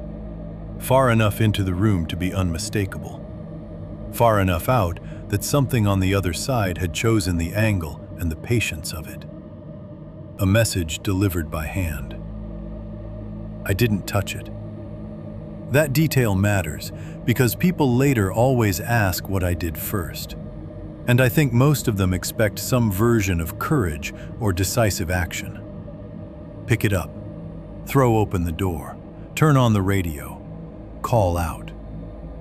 But there are moments when your mind refuses to sort an object into the category it belongs to. I knew I was looking at a threat. What I didn't know was whether it was a threat meant to frighten me, mark me, lure me closer, or simply prove that the line between inside and outside was already more fragile than I wanted it to be. So I stayed where I was and listened. The quiet beyond the cabin had deepened into something I can only describe as total. Not ordinary nighttime quiet, not the pleasant absence of human noise people from cities imagine when they talk about wanting peace. This was the sort of silence that makes a place feel as though sound itself has stepped back to avoid being noticed. The stove had gone still enough that even its little settling clicks had stopped for the moment. No breeze touched the boards. No insect droned at the window. No small animal moved under the porch or in the brush. The mountain around me had not gone to sleep. It had gone watchful. I became aware of my own breathing in a way that made it feel criminal. I eased backward from the door, 1 foot at a time, never taking my eyes off the mail slot. The chair remained jammed under the knob, the old wood of the door showing no movement, no shadow under the seam except that thin line of darkness where outside pressed against the inside world. The bone stayed motionless on the boards, its leather tie curled like a dead thing's tail. I stopped near the bed and lowered myself onto one knee, pistol in hand, flashlight in the other. Then, for reasons I still can't explain except as instinct or stupidity, I switched the flashlight off. The room didn't go fully black. The stove still held a low orange heart behind its grate. But losing that directed beam changed everything. The cabin became shape and glow instead of edges and objects. The corners swelled outward. The window turned into a black square. The door became a darker slab among other dark surfaces. I had meant only to listen better, to strip away my own interference and separate real sound from nerves. I regretted it instantly. Without the flashlight, the darkness felt occupied. That is the plainest, truthful version of it. Not haunted, not supernatural. Occupied. As if by killing the beam, I had stopped looking, and something outside had stepped one pace closer in response. My own skin reacted before my mind did. The back of my neck tightened. The muscles in my shoulders drew up. I felt absurdly certain for one hot second that there was someone standing just outside the door with their face bent close to the slot, waiting for my eyes to give them shape. I clicked the light back on at once. The beam jumped against the door, the floor, the table, the stove, then returned to the mail slot. Nothing had changed. The bone remained where it was. The chair still braced the knob. The little room looked as empty and shabby as before. But I no longer trusted the empty look of it. I kept the flashlight on after that, pointed low enough not to blind myself, but bright enough to make the boundaries of the room hold still. Then I waited. That waiting stretched strangely. Later, I tried to estimate how long it lasted and couldn't do it with any confidence. Long enough for my knee to ache. Long enough for the heat from the stove to make one side of my face warmer than the other. Long enough for me to run through the same set of explanations over and over until they wore grooves in my head. Intimidation, I thought. That was still the cleanest answer. Somebody local, somebody territorial, somebody who knew the cabin, knew it was being used, and wanted the occupant unsettled enough to leave by morning or make mistakes before then. The bone itself fit that theory. It was ugly, deliberate, effective. The overlook fit too. The tracks. Even the old man at the lake, if he belonged to them somehow. Maybe he had tried to scare me off because the others preferred it that way. Then my mind pushed farther, because fear hates an unfinished outline. Ritual. Marker. Warning. Bait. I hated the last possibility most because it implied a next step. You do not push something halfway into a room unless you expect the person inside to come closer to it, to kneel where I had knelt, to inspect the slot, to place their face and hands where something outside could measure them. I still did not touch the bone. My arm had started to tremble from holding the pistol ready too long when I finally forced myself to sit back against the wall beside the bed. Not to relax, just to avoid wasting strength on a pose that made me feel prepared without actually helping. I rested the flashlight on my knee, aimed toward the door, and listened until the blood in my ears became its own sound. Nothing came. No footstep on the porch, no breathing, no whisper from the other side of the wall. Nothing to confirm the pressure I felt pressing inward from the dark. For a while, that near nothing began to work on me in a different way. A part of me started to believe the entire purpose of the bone might have been exactly this: to force me into stillness, into imagination, into doing half the work for them by exhausting myself before anything more tangible happened. I've seen men get spooked by less in the woods and turn themselves into prey through panic. Move too fast, fire too early, run blind. I knew that. I told myself that. Whatever was happening outside, if anything at all was still outside, it might be little more than a test of nerves. That word came to me then and stayed. Test. Not attack. Not yet. A test to see whether I would open the door, whether I would touch the slot, whether I would talk to the dark. I clenched my jaw and kept still. That was when the first knock came. Not on the door, on the outer wall. 3 soft taps, deliberate, evenly spaced. Wood on wood, or maybe nail on plank. Not loud enough to startle in the ordinary sense, but so precise and controlled that the sound hit me harder than a bang would have. Tap, tap, tap. They came from the wall to my left, just beyond the bed frame, high enough that I pictured a standing person outside touching the boards with the backs of their fingers. I swung the light toward that wall so fast the beam shook. Nothing changed inside the cabin. The rough boards glowed pale in the circle of light. The stove threw its orange pulse. The shadow of the iron bed frame cut across the floor. But beyond the wall, there was no follow-up sound. No shifting weight. No creak of porch board. No accidental noise from an animal brushing past. I waited. A long pause followed. Long enough that I began to wonder whether I had mislocated the taps, whether stress had distorted the direction, whether something in the wall had contracted from the heat of the stove. Then the same 3 taps came again, this time beneath the window.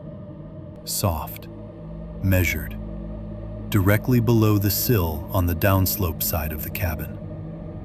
Tap, tap, tap. The realization arrived with a coldness I felt all the way down my spine. Whoever was outside was moving around the structure without hurry. Not testing the house, testing me. The slow transfer from one point to another. The repetition of the same signal. The silence between. It all carried the confidence of someone who had no fear of interruption. I stood up then, more out of anger than courage. "State wildlife!" I shouted, turning toward the window and then the door, not sure which direction I wanted the words to dominate. "This cabin is state property. Move away from it now." My voice struck the little room hard and died immediately. No answer came back. I took 2 steps toward the door, keeping out of line with the slot, and tried again, louder, pushing authority into the words because authority was the only language I had left that might still belong to the world I understood. "I'm armed. Step away from the cabin." Nothing. Not a mutter. Not a retreating foot. Not a laugh from the trees. It is one of the worst feelings in the world to issue a warning and have the dark decline to recognize the existence of the speaker. I backed away again, slower this time. The beam moved over the door, the floor, the mail slot, then back to the window. My mouth had gone dry enough that swallowing felt loud. I kept waiting for the next set of taps to come from some third side of the cabin, maybe the back wall or the porch floor itself. They didn't. Instead, there was only that impossible stillness. I don't know how long I stood there before I heard the breathing. Even now, I'm not fully certain I heard it at all. It could have been my own breath reflected oddly by the room. It could have been the faint movement of air through the warped slot. But in that moment, with the flashlight beam fixed on the lower half of the door and the bone still lodged partly through the opening, I became aware of a soft, wet rhythm on the other side of the mail slot. Not speech, not a sniff, just the quiet presence of lungs close enough to wood that they changed the sound of the space. I stopped breathing altogether to make sure. There it was again, or almost there. Enough that my body believed it before my mind did. I moved quickly then, but not toward the door. I retreated several feet back, crouching low near the offset bed, with the pistol raised in both hands and the flashlight clamped awkwardly under my support wrist. It was not a clean shooting position, and I knew that, but I could not stand any closer to the slot. The entire lower half of the door had become charged with the possibility of sudden contact. My eyes locked on the mail slot lid. Nothing moved. The leather tie on the bone did not stir. The chair remained wedged under the knob. The handle itself sat still. I remember thinking, absurdly, that maybe this was the point where they gave up. Maybe they had proved what they wanted to prove. Maybe they had heard the strain in my voice, satisfied themselves that I was scared enough, and would let the night settle again. Then, in absolute silence, the little metal lid of the mail slot flexed inward with a tiny metallic click. Not open, not fully, just enough to tell me something on the other side had touched it. Chapter 3. The First Attempt. For a fraction of a second after the mail slot clicked inward, nothing happened. That was almost worse. I stayed crouched by the bed with the pistol leveled at the door, the flashlight beam trembling over the lower panels and the little warped hatch. Every muscle in my body wound so tight that I could feel the pulse in my teeth.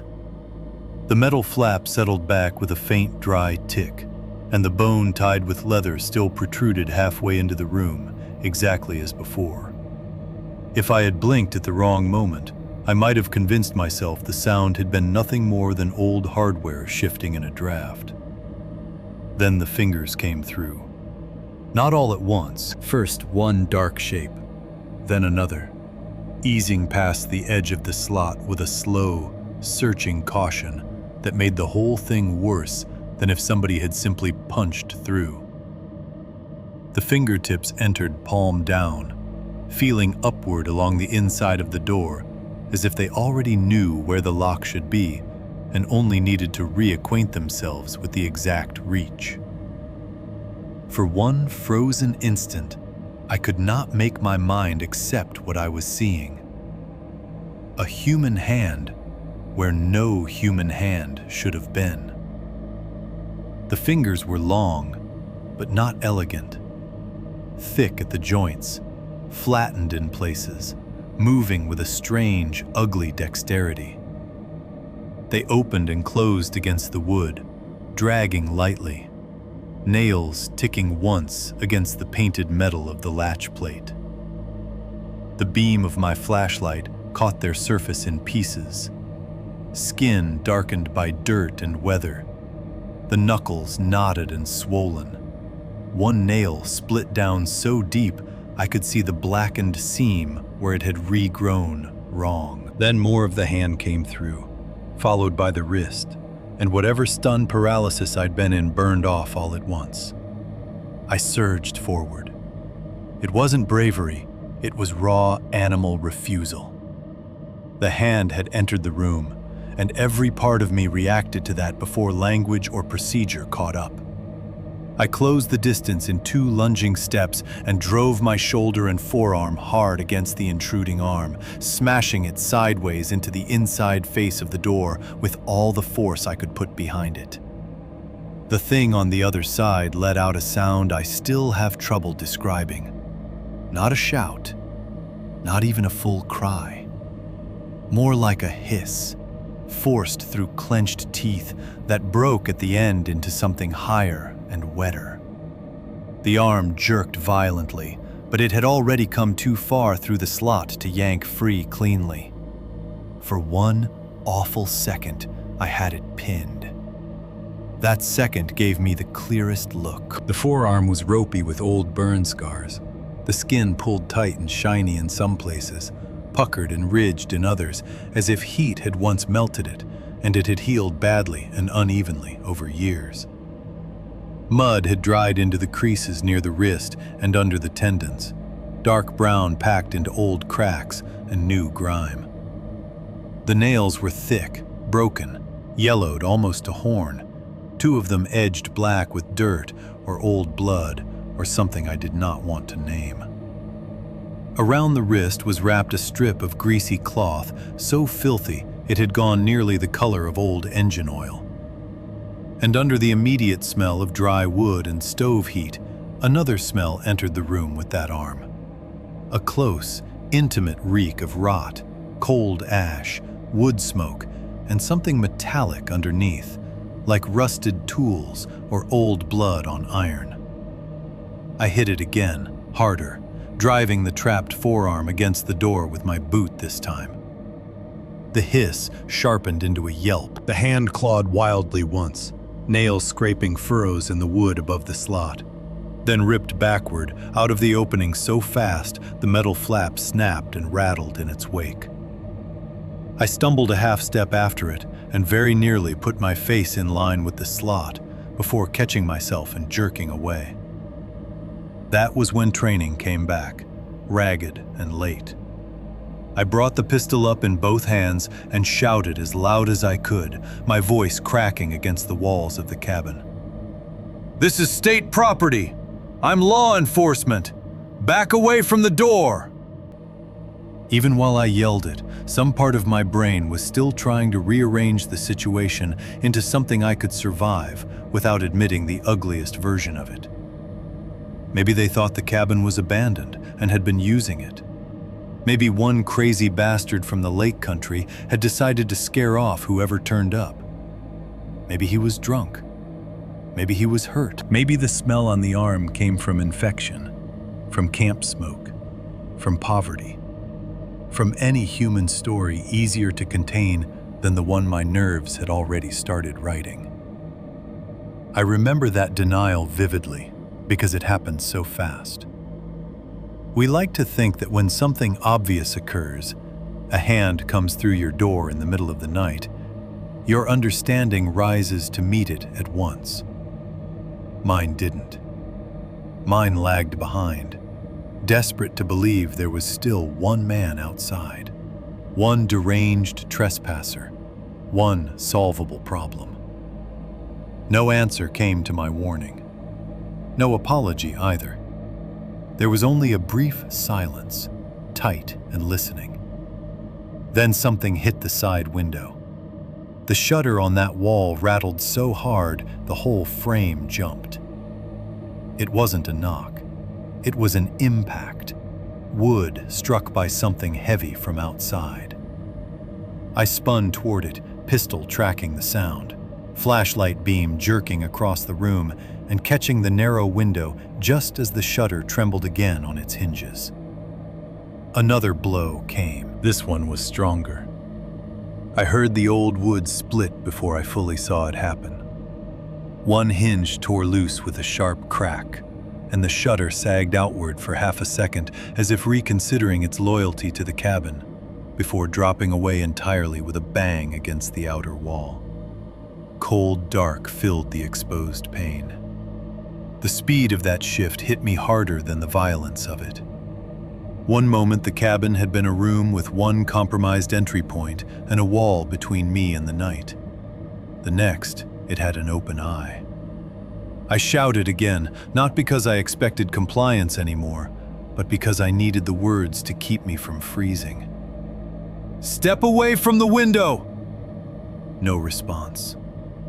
I backed off at an angle, moving away from both the door and direct line with the glass, trying to place the bed frame and stove between me and the opening without losing the whole room. The flashlight beam caught nothing outside but blackness, and the pale, jagged glint of fractured wood where the shutter had broken off.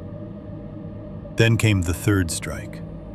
Glass burst inward, not a neat movie shatter, a brutal collapse of old pane and brittle putty, a crack like a gunshot in the little room, then a scatter of shards spraying across the floorboards and bed blanket in a fan of reflected light.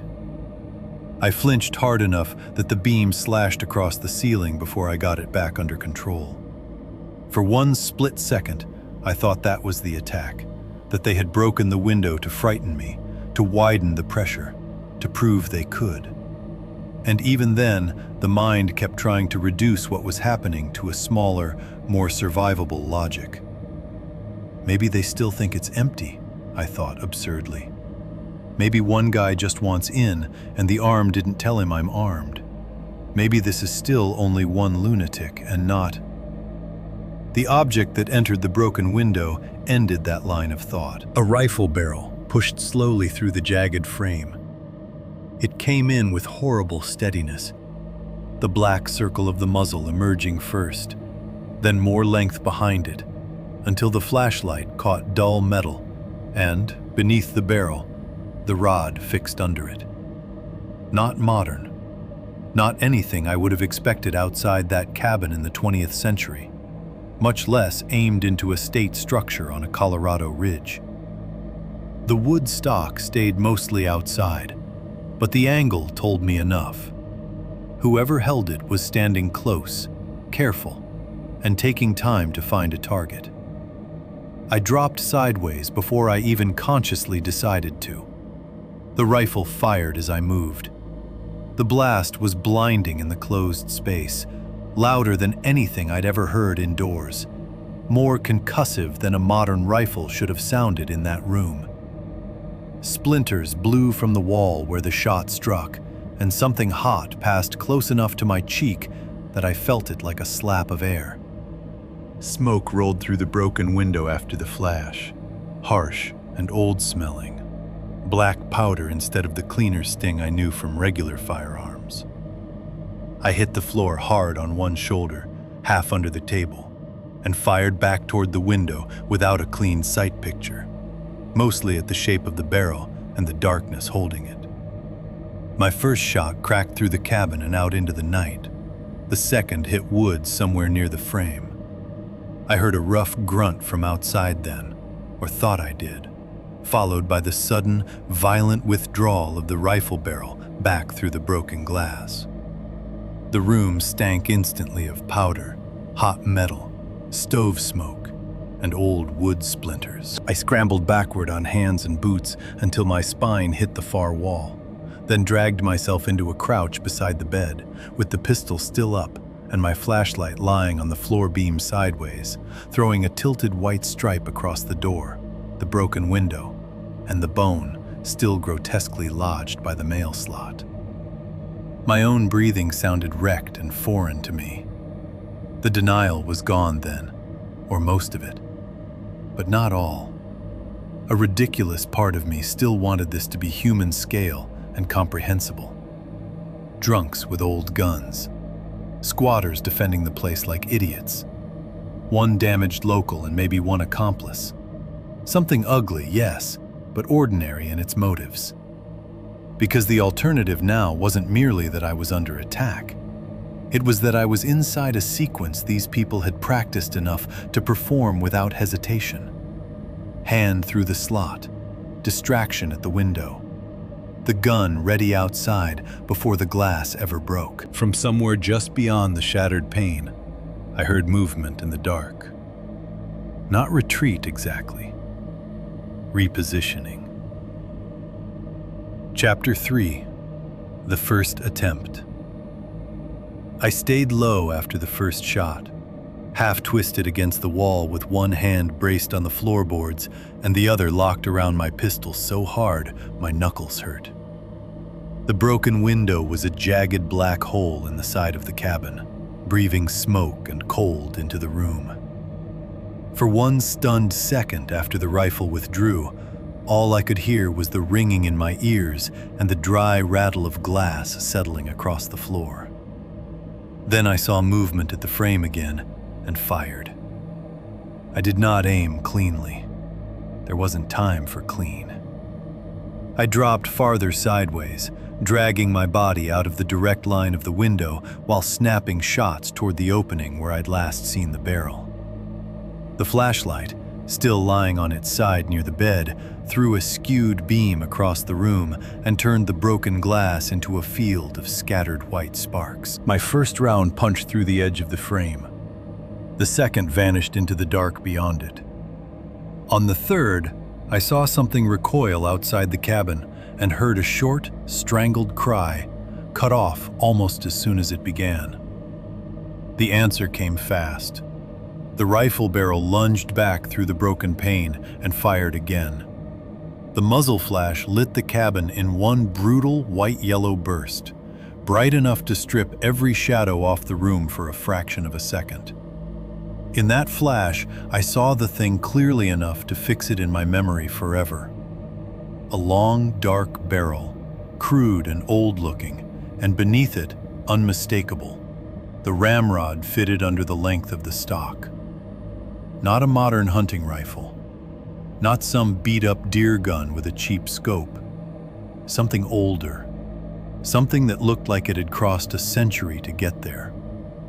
The shot smashed into the iron bed frame where the mattress had been only minutes earlier. Metal shrieked. Sparks jumped. The blanket kicked up, and a puff of old stuffing and dust burst through the air. If I hadn't moved the bed, if I'd stayed in the original line of it, that round would have come through where my ribs or spine had been. I fired again and again until the pistol locked back. The noise inside that one-room cabin became unbearable. My own shots, the echo off the walls, the stove humming with impact, my ears flooded with pressure and ringing. Somewhere outside, through all of it, I heard another human sound. A raw animal groan, then a voice barking sharply in a tone that was not panic exactly, but command. I dropped behind the table, hit the mag release by feel, and fumbled a fresh magazine from my belt with hands that had stopped feeling like they belonged to me. It took me 2 tries to seat it. The slide slammed forward under my palm with a hard metallic crack that sounded tiny compared to what had just happened. Then I heard them talking. Not close enough to make out cleanly at first, just voices beyond the broken window and the cabin wall. Low and urgent, and wrong in a way I struggled to place. English, yes, but compressed, chewed down, as if the words had spent too long living in mouths that didn't use them for much beyond necessity. Some phrases were clipped almost beyond recognition. Some consonants came out flat and old-fashioned. There was a cadence to it that felt at once rural and damaged, like speech shaped by isolation more than region. One voice, higher and tighter than the others, said something I couldn't catch at all. Another answered from farther right. Then I heard, clearer than the rest, "He ain't took right. Move him! Move him!" The words chilled me harder than the gunfire had. Not because of what they meant on the surface. Someone had been hit. Someone needed to be dragged back.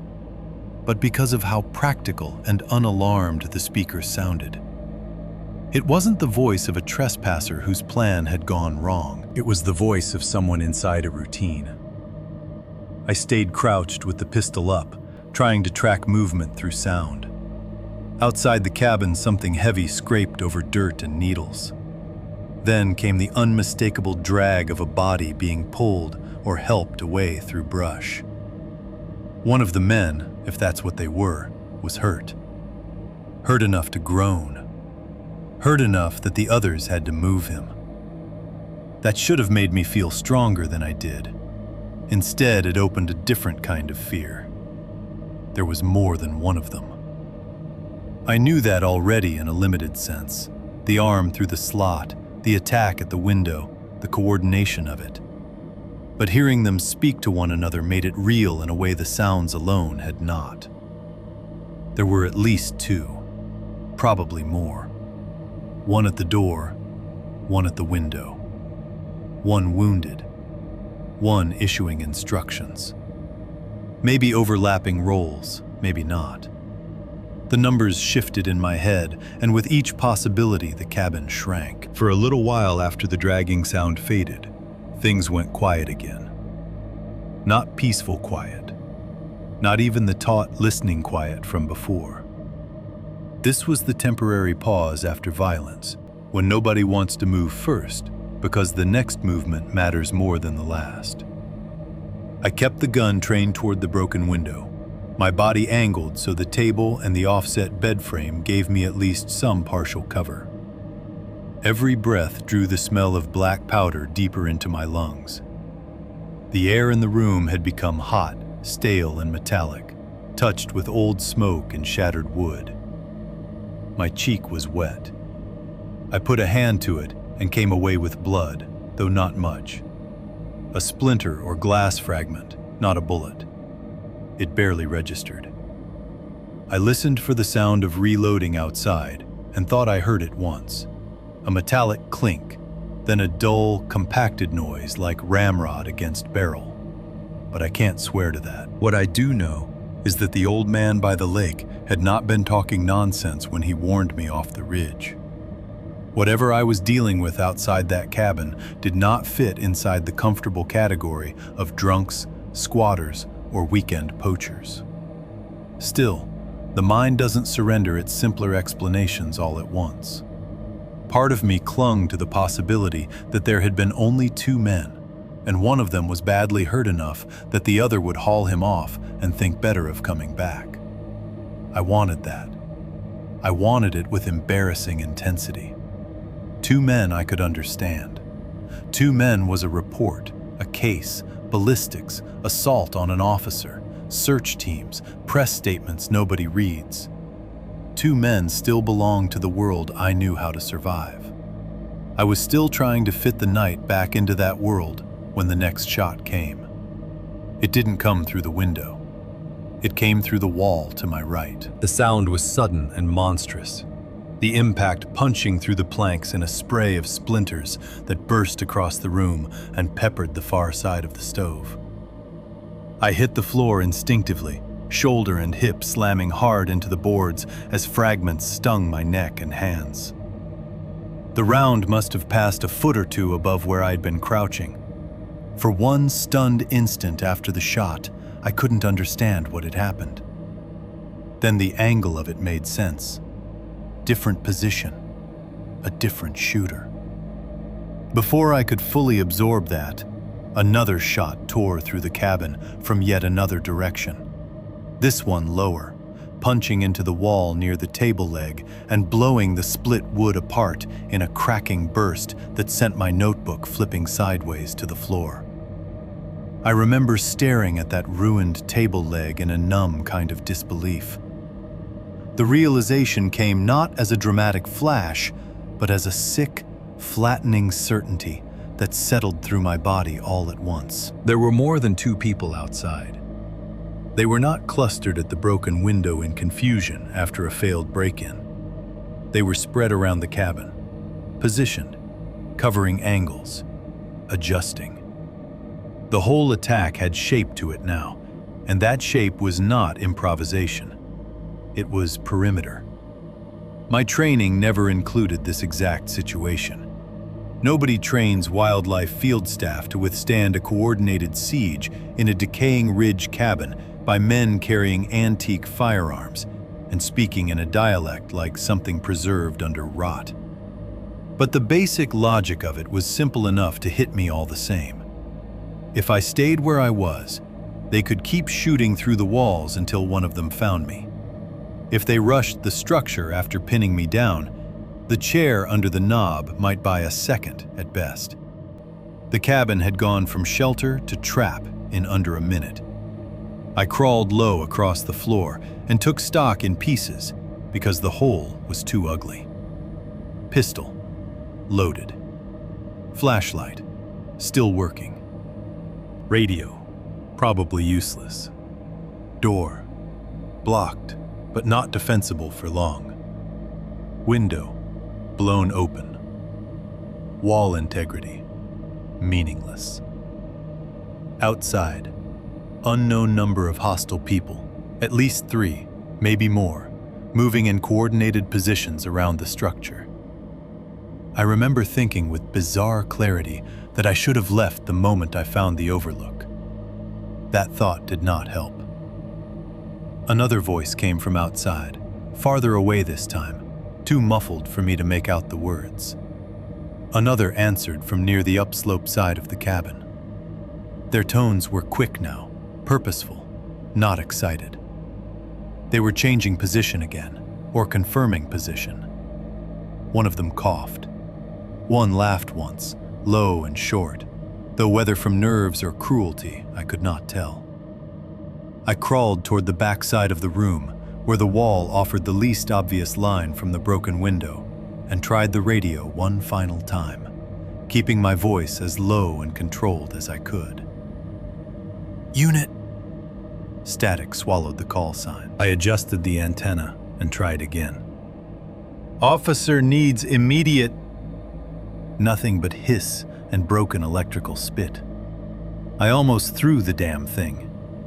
Instead, I set it down carefully because rage wastes energy, and I was beginning to understand I would need all of mine. For a second, I considered making a stand inside. That sounds braver than it was. What I really considered was whether staying still might somehow preserve options I did not yet see. The cabin was known ground. The dark outside was not. If I ran, I would be leaving walls, however thin, for timber and slope and blind footing. I would be putting myself out where they already knew the terrain better than I did. Running into a forest at night from armed attackers is the kind of choice you spend the rest of your life hoping never to be asked to make.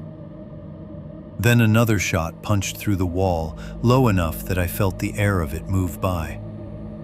That settled it. I had to get out before they walked the rounds onto me. I rose into a crouch and moved toward the door. Not because I meant to use it immediately, but because the side opposite the window gave me the best chance of choosing a direction once I committed. My mind began doing ugly, fast calculations. Burst through the door and cut downhill? Go upslope where the cover was thicker? Stay low and angle away from the known shooters? Use the flashlight or trust moonlight and ruin my footing? Every option looked bad. Some only looked less immediately fatal than the others. Then I heard the whistle. It came from downhill, beyond the cabin, faint but clear in the night. One short rising note, then two clipped descending ones. Not bird-like, not playful. A signal. I froze. A second whistle answered from farther upslope behind the cabin, closer than I wanted, sharper and shorter than the first. The sound did something to me no gunshot had managed, because in those two small exchanges lay the final shape of what had been closing around me from the beginning. Not men stumbling into one another's violence, not one lunatic and a helper. A spread, a system. Eyes above and below, cabin in the middle. There were people on both sides of me. Chapter 4. The Run Down the Mountain. The whistles made the decision for me. Until then, I had still been pretending there might be a correct move left inside the cabin, some angle I could hold, some warning I could give, some burst of radio static that would turn into a human voice and pull the whole thing back into a world with procedures. But those two whistles, one below and one above, stripped all of that away. They told me more clearly than gunfire had that the ridge was already divided around me. Staying put meant waiting for men who knew where I was, knew what I had, and knew the shape of the structure better than I did. So I moved. Not toward the obvious route, that would have been suicide. The main descent trail fell away from the front side of the cabin toward the lake, and if I had been trying to think like a reasonable person, under reasonable circumstances, I might have chosen it anyway, because trails promise footing, speed, direction. But by then, I no longer trusted anything obvious. The whistle from downhill had poisoned that whole side of the ridge.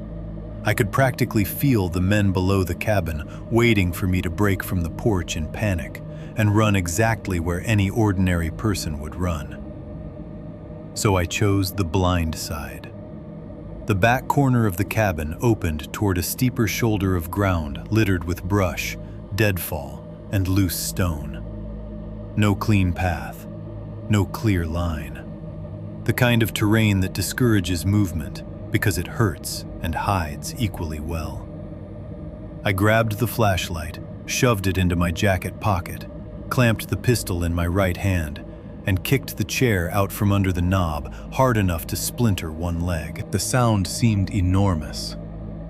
I yanked the door open and went through it at once, bent low, not stopping on the porch, not even looking long enough to confirm whether anyone was waiting in the dark just beyond the threshold. I committed to the angle and let my body outrun thought. Cold air hit my face like water. I went off the porch, boots striking hard dirt and then sliding in pine needles as I cut away from the cabin instead of down from it. Branches snapped against my sleeves. Something tore at my pant leg. I heard someone shout behind me. Just one short burst of voice, more signal than words. And then a shot cracked through the dark from somewhere back and to my right. The round didn't hit me. It struck wood or stone close enough to my path that fragments snapped through the brush beside my shoulder. I kept moving, half running and half falling, using the slope as much as I dared while trying not to let it fully take me. The moon was up, but the trees broke its light into pieces, so that every stretch of pale ground was followed by a stretch of blackness deep enough to hide a hole, a stump, or a man crouched low behind either. I hit loose rock almost immediately and nearly went down. My left boot skidded off a slab the size of a serving tray, and I windmilled hard enough to wrench my shoulder before catching myself against a trunk with the heel of my hand. Bark tore skin from my palm. I hardly felt it then. My whole body had become one urgent mechanism. Plant, push, breathe, listen, don't stop. Another shot came, farther back this time, then another. Neither felt like a clean attempt to drop me. That was the thought that arrived unwanted and ugly as I crashed downslope through brush and root tangles. If they had me outlined from behind the moment I left the cabin, why were the rounds landing long or wide? Why the whistles? Why the spreading pressure instead of a rush? My first instinct was that they were driving me. I rejected that immediately. Paranoia, I told myself. A wounded mind assembling pattern because pattern feels better than chaos. Men miss in the dark. Old guns are inaccurate. Terrain alters angles. I clung to those explanations while branches whipped my face and my boots pounded over hidden roots. But the idea stayed with me. The shoulder of ground below the cabin steepened, then broke sideways into uglier country than I'd expected from the ridgeline. Deadfall lay everywhere, not in open, obvious tangles, but half buried under needles and brush, so you only recognized the shape of a fallen trunk when your shin struck it. Rocks shifted underfoot. Root systems rose in black coils out of the ground. Some places were open enough to run 3 or 4 strides. Others pinched down into thickets where I had to turn sideways, shove through, then launch myself forward again before the fear of stopping could fully catch up. I did not use the flashlight at first.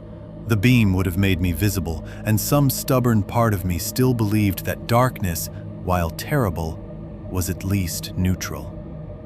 I tried to trust moonlight, the pale breaks between trunks, the feel of slope and gravity. But wilderness at night is not one thing. It is 100 small lies layered together. Flat ground that drops suddenly. Shadow that looks like cover and turns out to be empty air.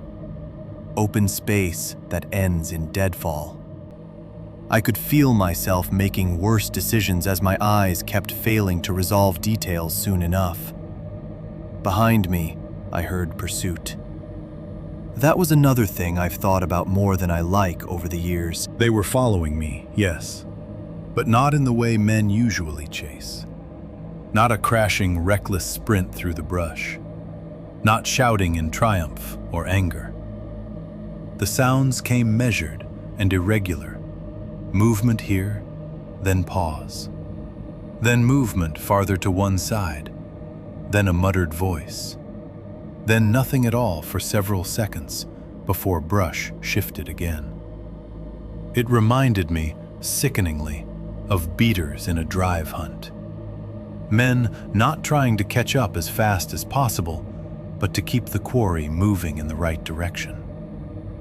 I stumbled over a hidden log and went down hard on one knee. The impact drove pain through my legs so sharply it flashed white behind my eyes. My left hand hit rock and dirt at the same time, skin splitting along the palm where the bark had already opened it. The pistol nearly flew from my grip. I caught myself with the other hand, slid another foot down slope through needles and loose soil, then slammed sideways into a dead trunk hard enough to knock breath out of me. Something ripped loose from my pack as I scrambled back up. I heard it before I knew what it was. The flat slap of something hitting ground and then bouncing once through brush. My notebook. Maybe the extra bottle of water, too. I couldn't stop to check. I lurched forward on instinct, one glove half peeled off my fingers, then realized a second later that it was gone entirely. Left behind somewhere on the slope, black and useless among black roots and rock. That small loss rattled me disproportionately. A notebook, a glove, extra water. None of it mattered compared to staying alive. But losing things while you run does something ugly to the mind. It proves the escape is becoming disorder. It tells you you're shedding pieces of your ordinary self faster than you can keep track of them. I kept going. The mountain below the ridge no longer felt like landscape in any natural sense. It felt arranged, not in a mystical way, not as if the woods themselves had chosen sides, but in the more hateful way architecture controls motion. Funneling, snagging, presenting one opening while denying another. Trunks stood close where I needed room. Branches caught the front sight of my pistol. Rocks rolled under my boots just when the ground seemed briefly clear.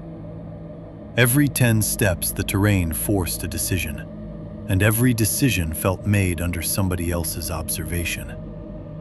I finally pulled the flashlight from my pocket and clicked it on. The beam jolted over brush, stone, a pale dead limb, then steadied enough to give me a narrow slice of usable ground ahead. I hated using it. The light made me feel nailed to my own movement. But it also showed me what moonlight had hidden. Root tangles thick as traps, sudden drops between boulders, black cut banks where runoff had eaten the hillside away. Twice in the next minute, the beam saved me from planting a foot into empty space and breaking something I couldn't afford to break. Behind me, a voice sounded briefly from upslope. I couldn't make out the words. Another answered from farther off, lower this time, as if the line behind me had spread. Then came a shot. Not close enough to make me flinch from impact, but close enough to remind me that darkness wasn't keeping me as invisible as I wanted to believe. I cut harder left, trying to put thicker timber between myself and the ridge cabin, then nearly ran straight into a wall of deadfall, chest high and half interlocked. I had to climb it instead, boots scraping old bark, flashlight clenched between my teeth for one stupid moment while I hauled myself over. On the other side, I landed badly, skidding down a slope of loose needles into a shallow runnel where water must have come through in spring. Cold mud splashed my shin, My knee screamed from the earlier fall. I kept moving anyway. That was when I started noticing how little the pursuit sounded like urgency. There should have been panic on their side too, if they feared losing me. There should have been crashing, swearing, rushed movement, somebody making the mistakes tired men make in dark timber. But the sounds behind me stayed strange and sparse. Pressure more than chase. Presence rather than speed. Again, the thought came, they're pushing you. Again, I rejected it. But by then, rejection was only language. My body had already begun behaving as if it believed. I found myself not simply running away from sounds behind me, but trying to read where they wanted me to turn. That realization sickened me. It also kept me alive for the next stretch, because fear sharpened into a different kind of attention. I stopped trusting the most open routes. I stopped assuming silence ahead meant safety. I angled for uglier ground, denser cover, places where a man would be less likely to wait because the footing itself was hostile. The beam swept across a tree trunk at shin height and caught color. I jerked to a stop so abruptly I nearly lost my footing again. A strip of faded red cloth was tied around the trunk low to the ground, no higher than my lower leg. Not survey tape, not bright, not clean. The same dirty, weathered red I'd seen on the branch near the ridge trail. The same red I'd seen tied to the old man's wrist by the lake. For one moment, I simply stared at it, unable to make the image fit inside my need to keep moving. Then a branch snapped somewhere uphill behind me. I tore the light away and ran again, cutting across the slope this time, breathing like my chest had been cinched shut. Maybe 20 yards later, maybe less, the beam caught another strip of red tied low to a sapling ahead. Then another shape of cloth beyond it, where the ground narrowed between two fallen trunks. I do not know whether I veered toward them or whether they had already marked the way I would most naturally have taken. At the time, the difference felt too small to matter. The run down the mountain. I should have turned back the moment I saw the second strip of red. Not back toward the cabin, that option was already dead, but back in the sense of refusing the line, refusing the logic of it. Stopping, cutting hard across the slope, taking whatever terrain broke away from those markers and trusting raw distance over pattern. But fear does strange things to the mind when the dark is full of pursuit. It makes any sign look like information, and information feels better than blankness even when it belongs to the thing hunting you.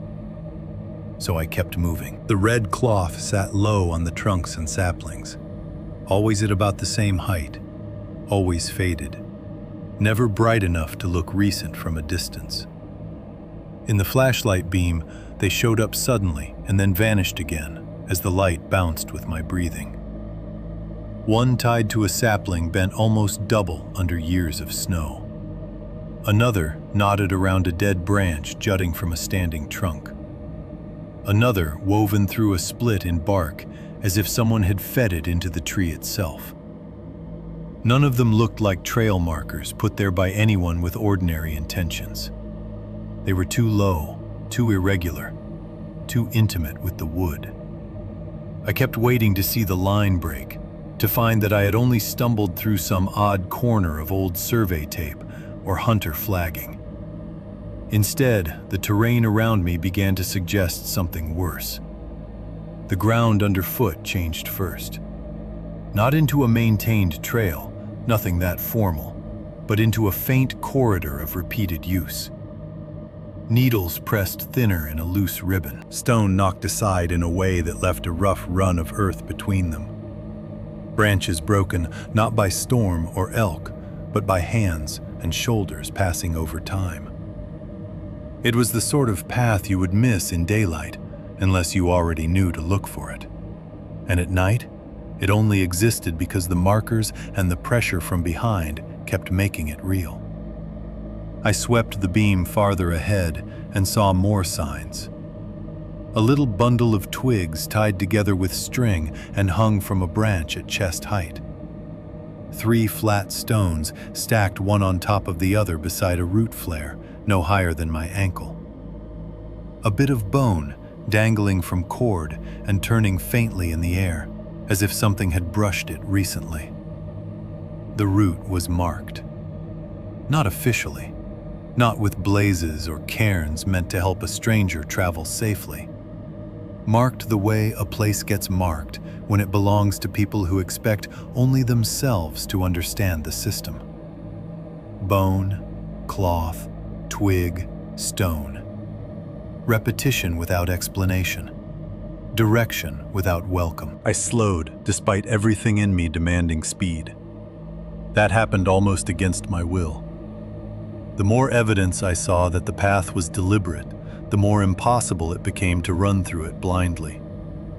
Every marker seemed like both warning and instruction. Some part of me still thought that if I could read what I was being moved through, I might find the break in it, the place where human behavior ended and simple geography resumed. Behind me, somewhere upslope, brush shifted. Not a charge, not a rush, just movement close enough to remind me I was still inside their line. I swung the flashlight back and caught only trunks and black brush, but the sound had done its work. I turned forward again and hurried on, now following the rough path, not because I trusted it, but because the alternatives had become harder to see in the dark. The beam caught something white in the leaves, maybe 20 feet ahead. I thought branch, or part of one.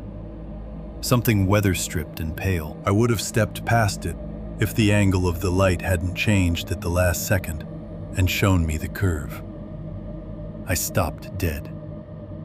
It was part of a human skull. Not whole, the upper side of it only, broken along one edge and half buried in old needles and damp leaves, but unmistakable once seen. The smooth dome, the thinness of the bone along the side, a dark hollow where an eye socket had once begun and then broken away. For a second, I simply stared at it with the beam fixed there, my mind refusing the image and then accepting it all at once with such force that my stomach clenched hard enough to hurt. A few feet beyond it lay a long bone, weathered gray-white and stripped clean, maybe from an arm or leg. I couldn't tell in that instant and did not want to crouch close enough to find out. No fresh tissue, no smell of rot, no flies. These remains had been there a long time, seasons at least, maybe years. Long enough for weather to take them, not long enough for the shape of them to become anything else. That was somehow worse than if they had been fresh. Fresh bones would have meant one recent violence, one immediate horror. Weathered bones meant duration, repetition, time enough for exposure, bleaching, forgetting, and for no one to come and gather them. Time enough for this path to exist not as a one-time cruelty, but as a used thing. I bent sideways and dry heaved into the leaves. Nothing came up. My stomach had gone too tight for that. But the convulsion tore through my ribs and scraped the back of my throat with acid. I stood there coughing, one hand on my knee, the flashlight beam jittering over the skull fragment and the long bone and the little stacked stones nearby, until the whole patch of ground looked like some obscene arrangement built around the fact that I had found it. Then I heard someone behind me. Close. Not close enough to grab me, not close enough that I could place them exactly, but close enough that brush moved under careful weight and then stopped. A branch gave the tiniest dry tick as it lifted back into place. Whoever it was had approached as near as they needed to make sure I would not stay still with what I had just seen. I turned and raised the pistol before I even thought about it. The flashlight beam swung wild across trunks, needles, and rock. Nothing human resolved inside it. No face, no shoulder, no pale hand on bark. Only the feeling of nearness. "Stay back!" I shouted, and my own voice sounded ragged and thin against the trees. No answer came. The silence behind the beam was somehow more insulting than a rush would have been. I fired once into the dark. The shot cracked through the timber and seemed to go on forever, echoing from one slope to the next in diminishing hard slaps. Birds exploded up somewhere unseen, then fell silent again almost immediately. Powder smoke blew back into my face. I held the pistol trained where I had fired, breathing through my teeth, ears straining for the response. It came, but not where I expected. Off to my right, just beyond the reach of the flashlight, a voice said something softly in that same compressed, damaged English I had heard outside the cabin. I caught only pieces. Maybe a word like easy. Maybe a laugh swallowed before it became one. Maybe both. The tone was not alarmed. That hurt almost as much as the skull had. My warning shot had not frightened whoever stood there. It had confirmed something for them. I backed away, boots sliding in the leaves, never turning fully around until the path itself made the choice for me. It narrowed there, between two shoulders of rock and a run of deadfall, forcing my movement into a strip of ground just wide enough to pass single file without climbing. I raised the flashlight and saw more markers ahead, and with them, the shape of what the land was doing. The route was tightening. Rocks began to appear more often. Not boulders exactly, but enough rising stone and outcrop to hem in the easiest ground. On one side, a low wall of broken shale angled up into brush too dense to cut through at speed. On the other, trunks and deadfall crowded so tightly together that trying to force a new line there would mean losing time and maybe the pistol or flashlight altogether.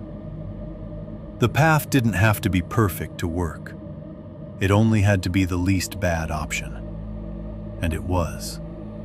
I moved faster, trying to outrun the thought that I had stopped choosing my own direction some minutes earlier. The markers grew denser. Another strip of cloth. A twist of sticks bound with wire. A rabbit pelvis hung from a branch by cord, turning slowly. I passed a hollow stump on my left, and would have ignored it completely if the beam hadn't skimmed the opening and caught pale pieces packed inside. I stopped just long enough to shine the light directly into it. Bones. Small ones, mostly. Animal, I think. Bird bones, rodent bones, tiny vertebrae and jaw pieces, and splintered little white lengths layered in the rotten heartwood, as if someone had filled the hollow deliberately over time. The sight alone was enough to turn my stomach again. But then my eye caught one piece that did not belong with the rest. A human finger joint. Small, clean, unmistakable in shape once the beam settled on it. Nestled among the animal remains like a token mixed in with trash. I yanked the light away so fast I nearly dropped it. That image stayed with me longer than the skull did. Not because it was larger or bloodier, because of the scale of it, the casual intimacy. Someone had stood there, over that stump, and chosen to place that little piece of a person among the others. That requires time, thought, return. My legs suddenly felt weak in a dangerous way. I forced myself onward. Behind me, movement came and went at the edges of hearing. Not gaining exactly, not retreating, maintaining. Every time I thought I might break left or right and smash through whatever brush or rocks offered resistance, another marker would appear ahead, and the route would briefly open just enough to remain the least impossible choice. That was when the understanding finally stopped being a suspicion and became something colder. The markers were not there to help someone find their way out. They were there to bring someone in. Chapter 4. The Run Down the Mountain. The path ended in stone. Not all at once, not in any clean, dramatic way. The ground simply tightened until earth gave over to rock and root. And then the trees opened just enough for the flashlight beam to carry farther than it had any right to.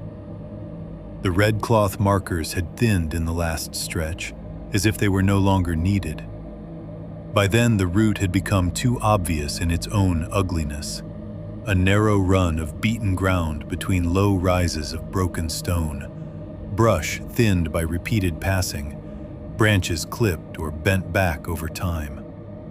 Everything about it suggested use. Not one night, not one season. Use enough to leave a shape in the mountain. I slowed without meaning to. The beam reached ahead and struck a wall of pale rock, split by a narrow black notch, maybe shoulder width across at its entrance, widening inward into something I could not fully see. Not a proper cave exactly. More like a stone cleft or shallow recess where two slabs had leaned and weather had widened the seam between them. The opening sat half hidden by brush and old deadfall, but there was nothing accidental about the way the path met it. This was the end of the route. The beam moved higher and found smoke staining above the opening. Old black residue feathered up the stone in a fan shape, as if fires had been burned there again and again over years. Below that hung strips of cloth tied to roots and wires hooked into cracks. They should have moved when the night air touched them, but I remember with disturbing clarity that some of them shifted when the air around me felt dead still. Red, brown, dirty white. Weathered rags, leather thongs, wire with little pale fragments caught on them. Bone pieces, a jaw hinge, something like ribs tied in a loose bundle. One long strip of dark leather twisted slowly, as if something below it had just passed. The smell reached me a second later. Damp earth first, then old smoke, then something fatty and stale beneath it, like cooled tallow or grease left too long in a cold place. And under all of that, the layered sweet metal stink of old blood worked into stone and rot. Not fresh enough to trigger panic in the clean modern sense, not the hot reek of a slaughterhouse. Something older, repeated, absorbed. I stopped breathing through my nose and still felt it coat the back of my throat. The flashlight beam shook over the entrance again, over the cloth strips and the hanging bone fragments, over a bit of wire looped through a crack in the rock where somebody had tied off 3 small vertebrae. There was no altar, no candle, no theatrical sign of ritual in the storybook sense. That was what made it worse. Nothing there asked to be interpreted as supernatural. It only asked to be understood as human in a way so old, private, and sustained that the difference no longer offered comfort. A receiving place. That was the phrase that came to me then, though I could not have said where it came from. Not a shelter, not a den, not a hideout. A place made ready for something to arrive. And I knew with absolute certainty that something had been me. The men at the cabin, the whistles, the measured pursuit, the red cloth, the path, the bones. It all folded together in one hideous instant of understanding. They had not merely chased me through the woods because I had escaped the cabin. They had moved me, pressed me, fed me into the line they knew I would take once enough fear and enough bad ground narrowed my choices. I took one step backward. That was when he came out. Not from deep inside the opening, the way I would have expected, but from the stone to the left of it. So close and so still in his first movement that for one impossible second, I thought the rock itself had shifted into a man. He was less than 10 feet from me when the flashlight finally found his face. Old, yes, but not frail. A beard matted in places, as if dirt and grease had stiffened it. A patched sweater, the color of dried blood, turned brown by weather and wear, with darker repairs sewn in across one shoulder and at the elbows. The collar sat strangely against his neck, and when the beam steadied, I saw why. Little bones had been stitched into it or hung there on twine, tiny pale lengths clicking softly against the fabric when he moved. His eyes were what held me. Pale, not in the striking wolfish way fiction likes, but washed out, almost milky in the beam, as if the color had been thinned by years of smoke and cold and poor light. I knew him, not by name, by posture, by the way fear moved through me at the sight of him. The fisherman at the water. Or if not the same man, then a man close enough in face and frame and age to belong to him.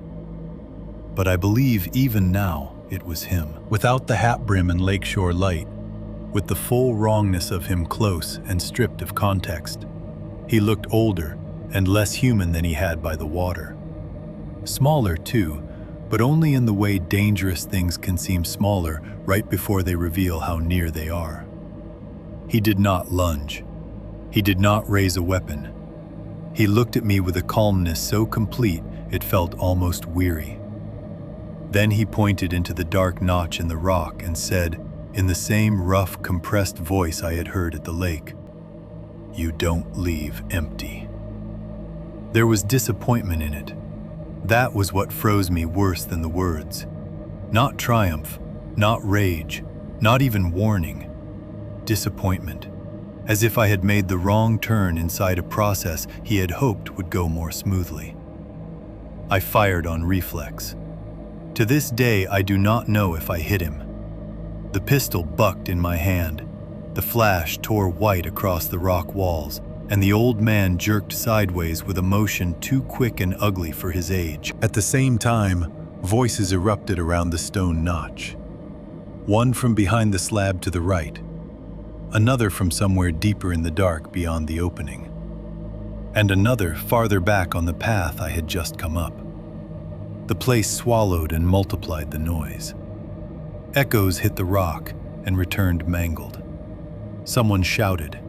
Someone laughed once, short and hard. A gun went off. Whether at me or into the air, I cannot say.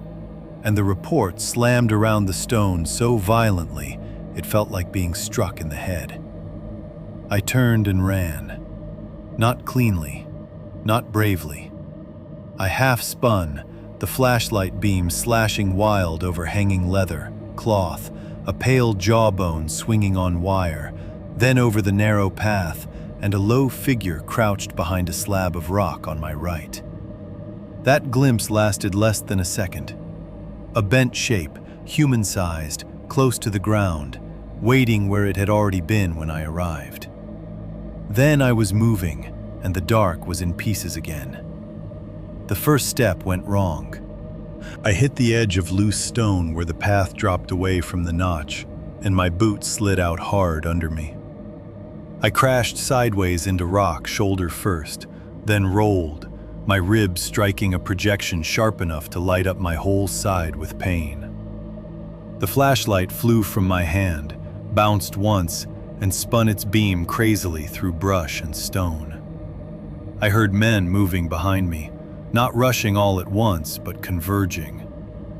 I remember the scrape of shoes or boots on shale, the soft rattle of hanging bones struck by somebody's sleeve, and one voice barking something I could not understand. I found the flashlight by luck more than skill, snatched it up, and threw myself down slope. Momentum took over where judgment failed. The ground there was rougher than the path I had been brought in on, steeper and less controlled. I slid as much as I ran, catching at branches, smashing through brush, once nearly pitching head first over a low drop hidden by juniper. My injured side screamed every time I landed hard or twisted wrong. Breathing became a shallow, tearing thing. I lost all sense of direction except away. One more shot cracked behind me. Stone chips spat near my feet, or maybe it was only dry dirt and bark. Either way, I leaped blindly to avoid it and slammed hip first into a fallen trunk, rolled over it, and kept going. Somewhere upslope, men were still shouting in that clipped, broken tongue, but the words dissolved in the trees now. The rock formation had amplified them. The timber chewed them back down into fragments. I expected hands on me at any second. That was the rhythm of the next stretch. Not a coherent sequence of terrain and movement, but a repeated certainty that the next branch to hit my shoulder would be a hand. The next breath at my back would be a man closing in. Instead, there was only the terrible cooperation of luck and gravity. The mountain wanted me lower. And for once, what the mountain wanted aligned with what I needed.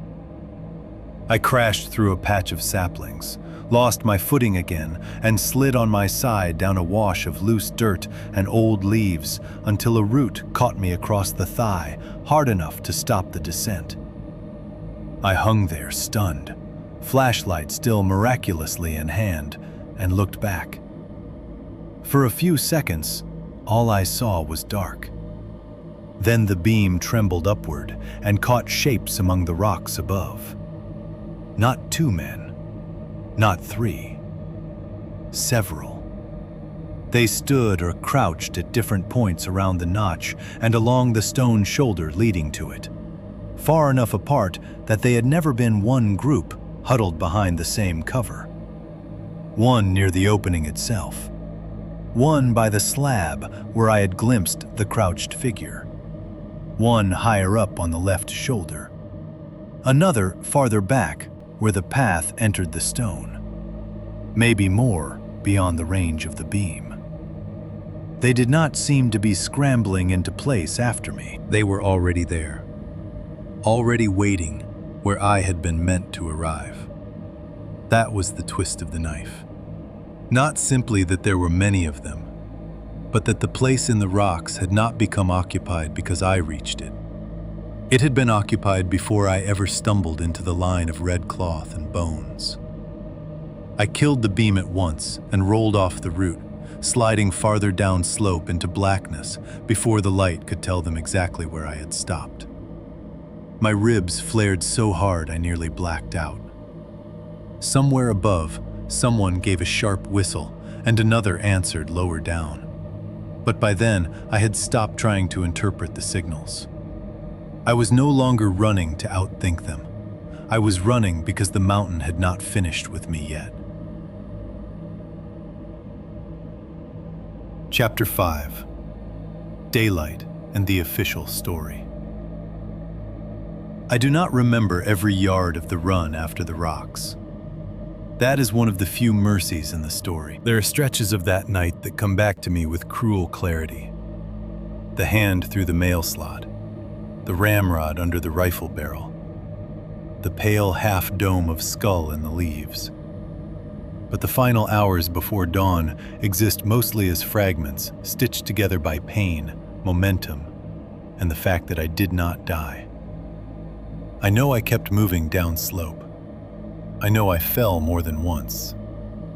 I know that every time I thought I had finally put enough distance between myself and the men behind me to stop and listen, some sound in the timber would break that hope open again and send me staggering onward. By the time the dark started thinning, I was no longer running in any clean, athletic sense. I was surviving one bad step at a time. The first sign of dawn was not light exactly, but a change in the black.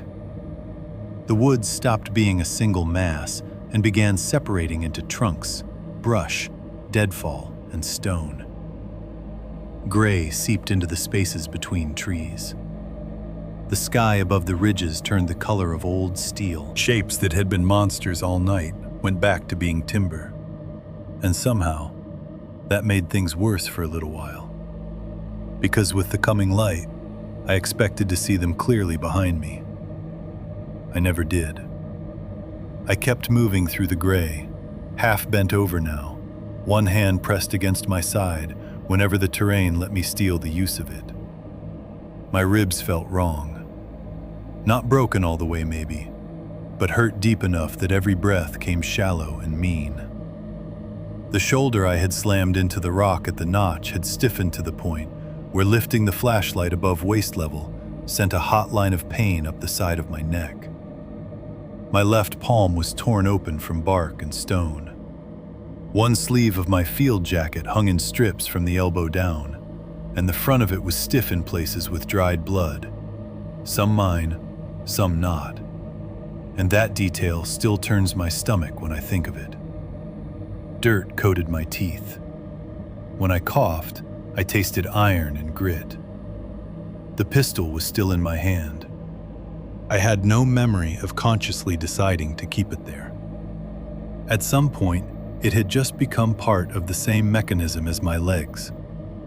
Grip, stumble, breathe, listen. When I finally checked the weight of it by instinct and thumbed the magazine slightly to confirm, I realized I was nearly dry. A few rounds left at most. Not enough to hold off a group. Not enough to make the idea of a final stand anything but a gesture. The mountain had flattened somewhat by then, or at least the slope had eased enough that I could stop throwing myself downhill and start trying to angle toward anything that looked like an exit line. Gray light showed me old cuts in the land that hadn't been visible at night. Drainages, game trails, washed out service tracks. I chose one, lost it in brush, chose another, and eventually found myself moving along a faint corridor where the ground felt packed under the needles in a way that didn't belong to deer or weather alone. I followed it because following felt easier than choosing. The woods around me grew thinner by degrees. The trees spread out a little. The understory changed. I began seeing old stumps cut flat decades ago and left to rot where they stood, their centers sunken and black with damp. Then I found rusted wire half swallowed by bark on a fence post leaning at an impossible angle. Then tire ruts so ancient they were more memory than shape. That was when I understood I was nearing some kind of old road. I pushed harder. Not because I had energy left, but because the possibility of a road is one of the few ideas strong enough to make a hunted body move beyond what it should. Every few steps I looked over my shoulder, expecting to see a figure between the trunks, a strip of red low on a branch, a muzzle flash in the gray. I saw none of it. The woods behind me remained empty. That emptiness did not calm me. I need to be clear about that. The absence of visible pursuit should have felt like salvation. Instead, it felt staged, almost insulting, as if whatever had followed me through the dark had decided not to be seen anymore because being unseen served it better. The trees stood quiet and ordinary in the dawn wash. No voices, no whistles, no snapping brush. Nothing moving but the small stir of morning air at branch tips. Yet I kept expecting the line of men to emerge where the timber folded, close enough now that I would realize they had only been letting me believe the gap was mine. Then the ground rose slightly and opened, and I stepped out onto an old logging road. It wasn't much. 2 faint wheel tracks with grass and weeds grown up in the center, the whole thing rutted, eroded, and nearly reclaimed by the forest. But it was flat enough to drive, and in that moment, it looked to me like the cleanest thing I had ever seen. I stumbled into the middle of it and almost went to my knees from sheer release. Instead, I turned in a full circle, pistol still in hand, scanning both directions.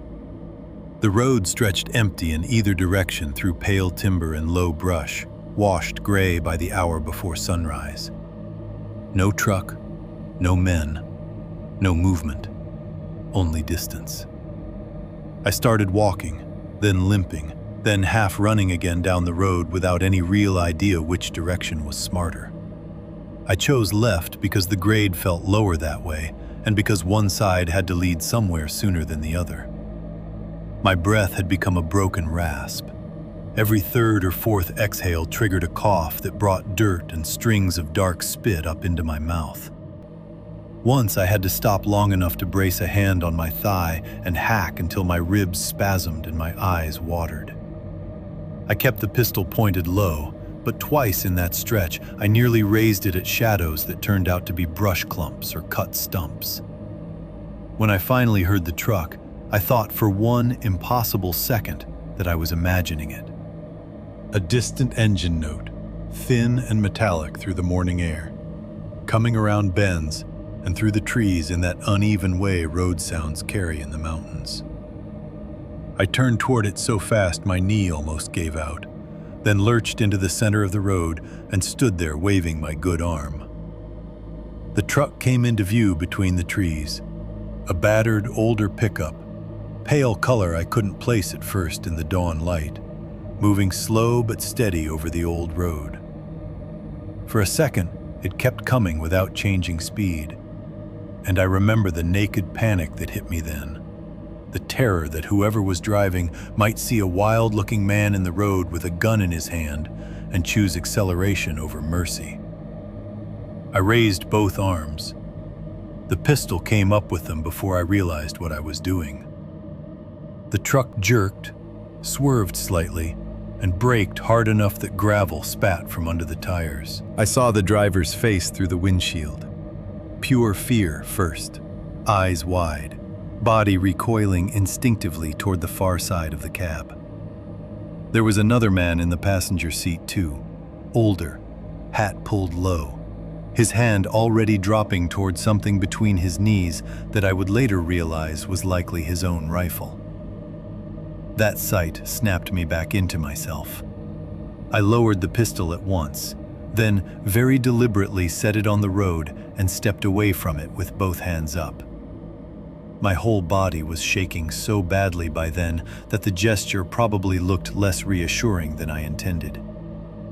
"Don't go," I heard myself say, though it came out wrecked and hoarse. "Please, don't go. I need a ride. Please." The driver kept staring. I must have looked insane. Mud from the waist down, blood on my jacket, one sleeve torn open, face streaked with dirt and sweat and whatever had dried there overnight, eyes blown wide from adrenaline and no sleep. I don't blame them for how they reacted. I probably would have thought I was looking at a hijacker, a meth head, or a wounded idiot with a death wish. Then the passenger opened his door a few inches and leaned just enough to get a better look at me. His expression shifted first from fear to caution, then from caution to something closer to alarm. "Jesus Christ," he said. "You hurt bad?" "I need to get out of here," I said. "Now." That, more than anything, seemed to convince them something real had happened. Men in shock don't negotiate well. Men trying to do harm usually don't leave their gun in the road. The driver cracked his door open but did not get out. "Is anybody behind you?" I looked into the timber automatically before answering. "No," I said. It was the truth as far as my eyes could tell. It did not feel true. They let me in the cab after that, passenger first shifting across so I could wedge myself in between them with the smell of old coffee, engine heat, and wet canvas wrapping around me like some forgotten piece of civilization. The driver snatched my pistol off the road before climbing back in, kept it pointed at the floorboard for a moment like he wasn't sure whether to trust me with it, then handed it grip first only after I asked and promised I was state wildlife. I spent the first minute in that truck twisted around in the seat, staring out the rear window, and then the side window, and then the rear window again. The woods slipped by in gray-blue bands of trunk and brush. Empty. No figures stepping out. No one running the road behind us. No muzzle flashes from the trees. Every time the truck rounded a bend and showed me a new cut of forest, I searched it desperately for confirmation that we were being followed, and just as desperately, dreaded finding it. There was nothing. And that nothing felt wrong in a way I struggled even then to explain. One of the men asked me what happened. I opened my mouth and discovered I had no version of the story ready for other people's ears. I could not tell them about the path of red cloth and bone markers, not at first. I could not tell them about the skull in the leaves, or the old man at the stone notch, or the hand through the mail slot searching for the lock. Those details sat in me like objects too ugly to place in a stranger's hands. So I gave them the first shape of the official lie before any official asked for it. There were men up there, I said, at the Ridge cabin. They shot at me. That part, at least, was simple. How many? I don't know. With what? Rifles. I left it there. Not because I meant to mislead them, because the fuller truth sounded impossible even inside my own head. I could hear how it would land if I said it out loud. Antique long guns, strange language, markers in the woods, some kind of place in the rocks. It would sound like trauma or embellishment, or both. So I clung to the part no one could argue with. Armed men, cabin, shots fired. I needed them to keep driving, not decide they had picked up a lunatic. The passenger asked where exactly this happened. I told him. Not the hidden path, not the notch in the rocks, just the Ridge cabin above Mirror Tarn. The effect on him was immediate and unmistakable. He went still in a way that had nothing to do with the bouncing truck or the cold morning. Not theatrical, not exaggerated, just a visible draining out of whatever simple practical concern had been in his face a second earlier. He looked at the driver once, then back at me, then out the windshield as if the road ahead required more attention than it had a moment before. When he finally spoke, his voice had lowered. "That Ridge cabin," he said, "should have been burned years ago." Chapter 5. Daylight and the Official Story. By the time we reached pavement, my part in the story had already started splitting into two versions. There was the version in my body, the shaking that wouldn't stop, the pain in my ribs every time the truck hit a rut, the taste of blood and dirt at the back of my throat, the smell of black powder that still seemed trapped in my jacket. That version didn't need language. It was real in the oldest possible way. My torn sleeve was real. The splinter cut on my cheek was real. The dried blood under my fingernails, my own and not my own, was real. The near-empty pistol sitting heavy in my lap was real. Then there was the version that would have to survive contact with other people. That version began the moment the two men in the truck got me to a place with a working phone, and I heard one of them tell a dispatcher there'd been a shooting up near Mirror Tarn, that a wildlife officer had come out of the timber, half-wrecked and armed, and that somebody needed to get law enforcement and medical headed our way. Once those words were said out loud, the thing I had lived through became public matter. Procedure rushed in. Jurisdiction, statements, questions asked in careful voices by men already deciding what category they hoped the answer would fit. By mid-morning, there were more uniforms around me than I could process cleanly. Sheriff's deputies first, then one of our own wildlife supervisors, face pale in that annoyed official way men wear when the day has become bigger than the schedule allowed.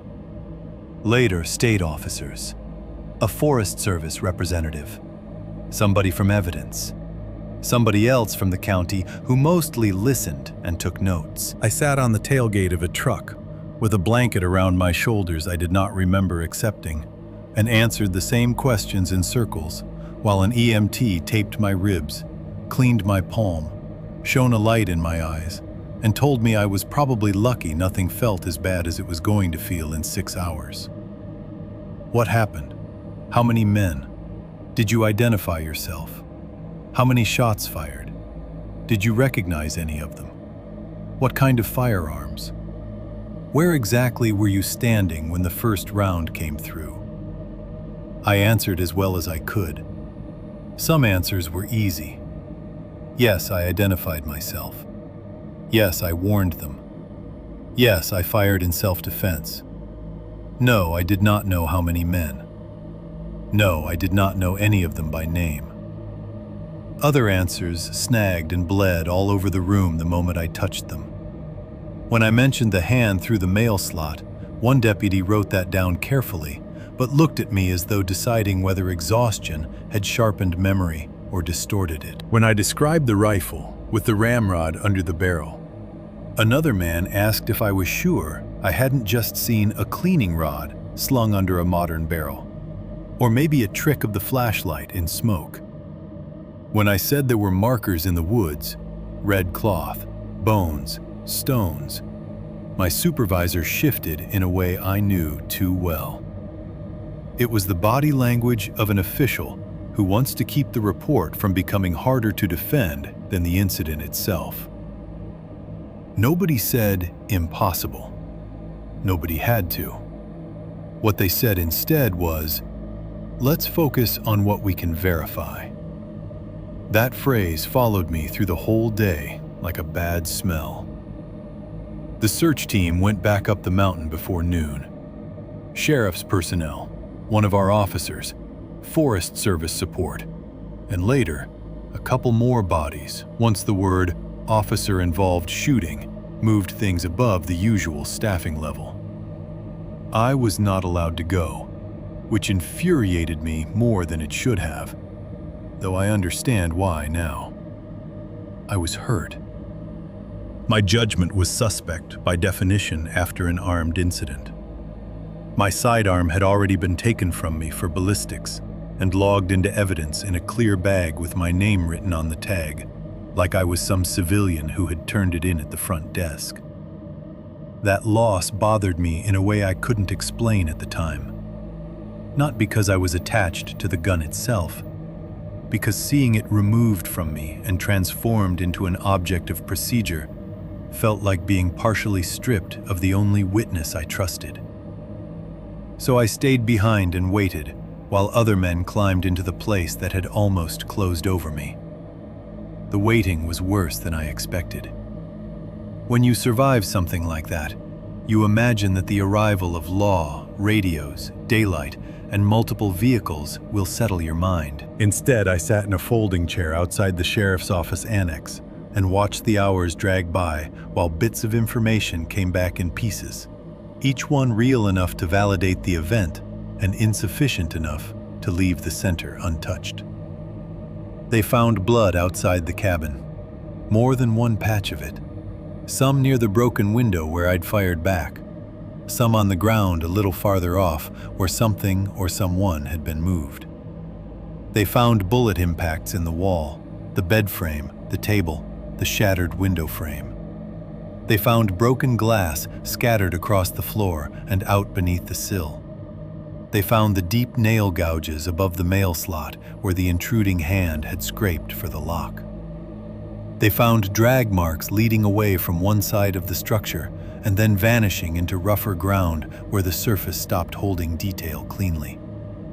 They found the tracks, too. That mattered more to me than almost anything else, because it meant I had not imagined the strange tread pattern in panic or darkness.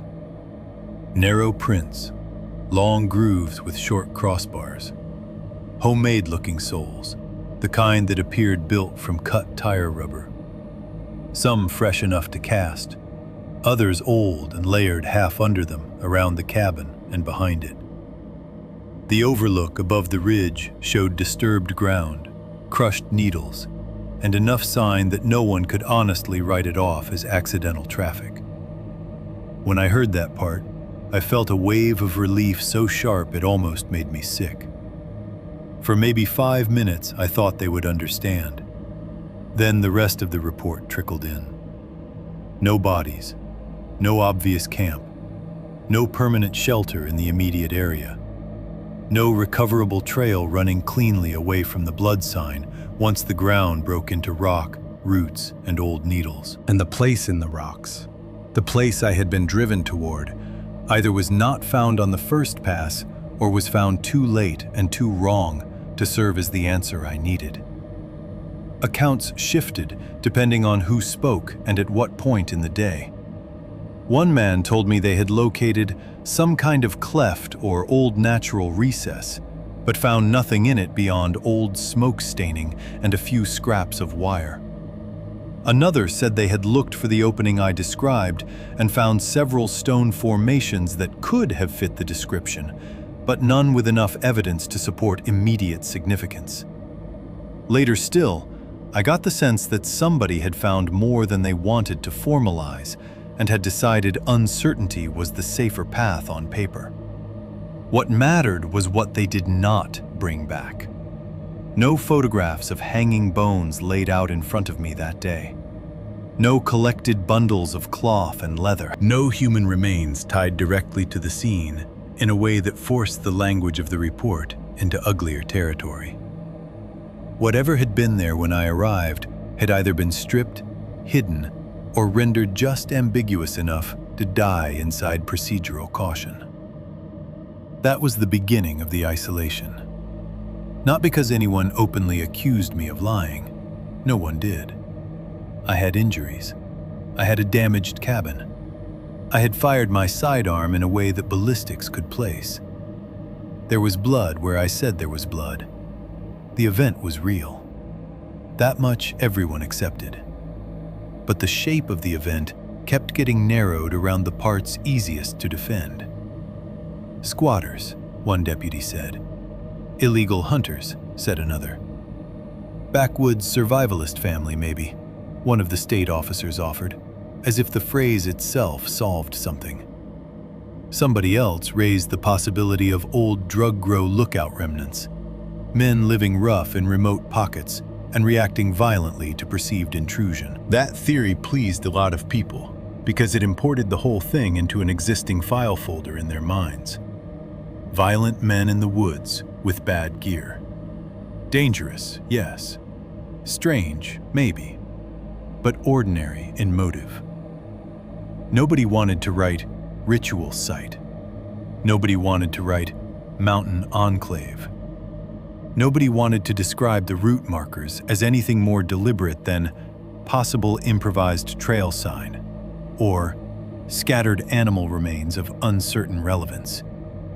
Even the old man at the lake, when I kept bringing him up, became unidentified subject contacted near shoreline, possibly involved or associated. The language cleaned it while pretending not to. I noticed that quickly and hated it.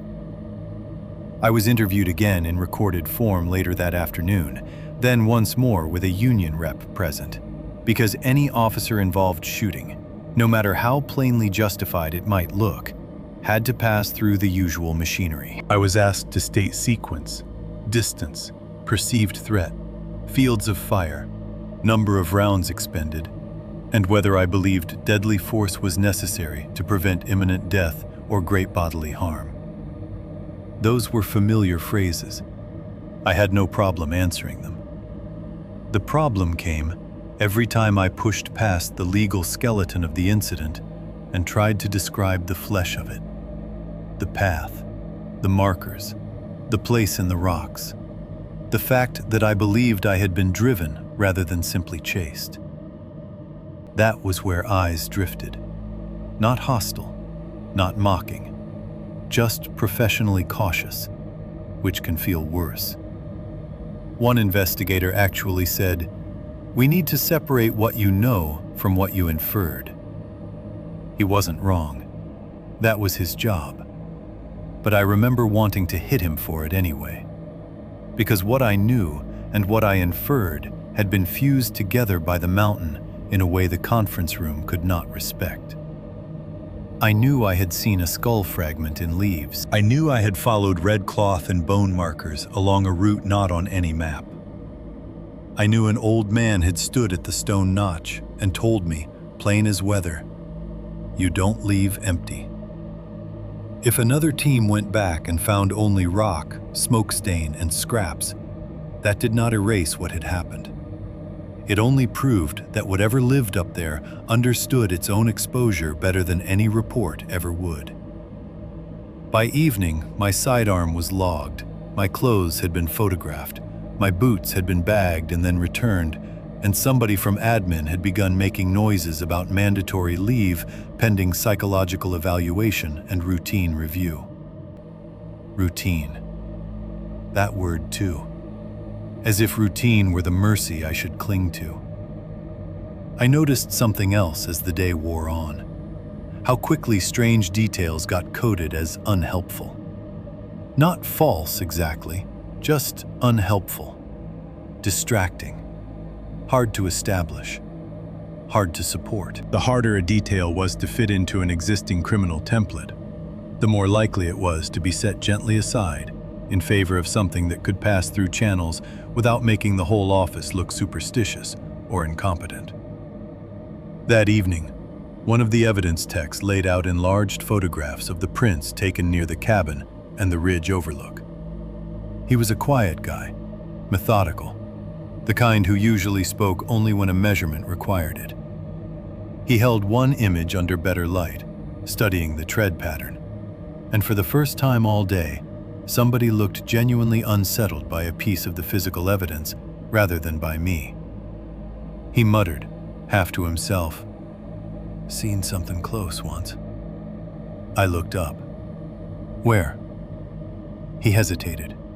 Then he said, "Old road case. Tribal land adjacent. Maybe not even related. Or an off-grid survival camp seizure we assisted on years back. Homemade souls, tire cutouts. Folks didn't want prints read." He didn't elaborate. When I asked again, he only shook his head and slid the photo back into the stack, as if he had already said more than he intended. Chapter 5. Daylight and the Official Story. Mandatory leave sounds restful when people say it to you in an office. It isn't. It's a polite way of being removed from motion while your body still expects danger to enter every room ahead of you. I spent the first few days after the incident doing what injured men do when they're told to take time and have no idea what to do with it. Sleeping badly, waking hard, icing bruises, taking shallow breaths because anything deeper hurt, and replaying the same 5 or 6 moments until they had worn grooves in me. The cabin, the hand through the slot, the old man at the rocks, the whistle below, the silhouettes waiting where I was meant to arrive. By the end of that first week, sitting still had become worse than moving. So I started asking around. Not officially. Official channels had already done what they were going to do, which was gather the parts of the event that fit in forms and leave the rest to sour in memory. What I wanted now was the kind of information people don't give to deputies or supervisors because it sounds foolish in a report, but might still come out over coffee, diesel, or bad pie if asked in the right tone. I wasn't looking for ghost stories. I wanted something uglier and more useful than that. History, habits, names. Anything that might explain why a remote ridge cabin had enough fear attached to it that 3 different men had warned me, indirectly or directly, to latch the door before dark. The first place I went was a diner outside town where agency people, road crews, ranch hands, and hunters all ended up sooner or later. It was late morning, not busy enough for noise to hide in. The coffee tasted burnt and thin. There was a display case by the register with pie that always looked better than it turned out to be. I took a booth where I could see the door and ordered eggs, mostly to justify sitting there. Then I waited until I recognized a man 2 booths down who had done seasonal pack support for Forest Service crews years ago. We had never been close, but we were close enough that he knew who I was and why I'd been out of town papers for a week. He came over on his own. "You look like hell," he said. "Feel worse." He nodded, glanced toward the waitress, then sat without asking. That was how those conversations usually started, half concern, half appetite for the story. I did not give him all of it. I asked whether he knew anything about the ridge above Mirror Tarn, the old cabin, people using the basin unofficially, old camps. He stirred his coffee for a long time without drinking it. "That old place?" he said eventually. "Never liked that stretch." "Why?" He shrugged. "No reason you'd put in a report." That was the first pattern. Not refusal exactly, not denial, just a kind of practiced sidestepping, as if the information existed, but had been filed under categories no respectable person enjoyed discussing in daylight. I pushed a little. He gave me fragments. A story about families who stayed back in remote drainages long after roads came in. Too stubborn, or too strange, or too poor to come down when the rest did. Men who trapped illegally through winters and kept children up there half wild. Camps nobody admitted belonged to them. Old livestock disappearing in hard years, with signs around the bones that made people decide wolves were the explanation easiest to live with. He spoke in the plural and without dates, flattening decades into one long bad maybe. When I asked if he meant squatters, he shook his head. "Not the same thing," he said. That was all I got from him. The next place was a feed store, where old men had the useful habit of talking in front of the dog food if they thought no one official was listening. The bell over the door jingled when I walked in, and the place smelled like grain dust, motor oil, leather, and mice. A man at the counter with a jaw like driftwood recognized me before I could decide how to start. "Heard you got in a mess up high," he said. "That's one word for it." I bought a bag of nothing I needed, just to stand there and make conversation seem less naked. Then I asked about the ridge cabin. He did not answer immediately. He stacked my receipt, looked over my shoulder at nobody, then said, "Those high cuts used to keep things after the roads changed." Things? People, animals, weather, whatever got up there first. It sounded like old man poetry until I kept asking. Then his answers broke into little practical shards. Illegal wintering camps. Men who knew how to disappear with stock and meat. Places people used to bring children they didn't want in school records. Off-grid, before anybody used that phrase like a lifestyle choice instead of a warning. He mentioned ridge markers too, but only after I mentioned seeing red cloth in the woods. That stopped him visibly. "You touched any?" "No." "Good. What are they?" He gave me a long look and said, "Depends who put them up." Then he refused to go any farther. By then, I had started noticing that everyone old enough to know something seemed to know it sideways. No one gave me a complete narrative. They offered a piece, then backed off as if the piece itself were already too much to have let out. A few days later, I drove out to talk to a retired ranger named Barlow, the same old employee who had avoided looking me in the eye when he told me to latch the door before dark. He lived in a low house outside town with stacked firewood, 3 dead vehicles, and a dog too old to bark until you were already at the steps. He answered the door wearing a flannel shirt and the expression of a man who had hoped not to see me for precisely this reason. "I figured you'd come by eventually," he said. "You could have said more before." "I could have," he agreed. "Wouldn't have helped." He let me sit at his kitchen table and poured coffee black enough to stain the cup. On the wall behind him hung old service photos, forest maps, and a split antler mount gone dusty with years. I asked him directly whether he knew who the men on that ridge were. He said no. I believed that answer in the narrowest sense, and not at all in the broader one. "What did you mean when you warned me about the cabin?" He drummed his fingers once on the table, then looked out the window toward his own yard instead of at me. "I meant keep the damn door latched before dark," he said. I waited. He gave me less than I wanted and more than most. "Old cave sites reused," he said. "Not sacred in the clean museum sense people like to assign to old land, but used. Shelters, cold storage, hiding places, birthing places, burial places. Places where people holed up in storms or wars, or after somebody did something down in town they could not walk back from. Some of those places stayed in knowledge longer than records did. Some got folded into other habits. Some ridges got names nobody said around the wrong company. Some markers, once put up, nobody with sense removed. Why not?" He looked at me then, and the look was not theatrical. It was the fatigue of a man who had watched younger men insist on rationality as if it were body armor. "Because not everything in those mountains needs believin' to be a problem," he said. I asked if he meant cults, enclaves, survivalists, squatters.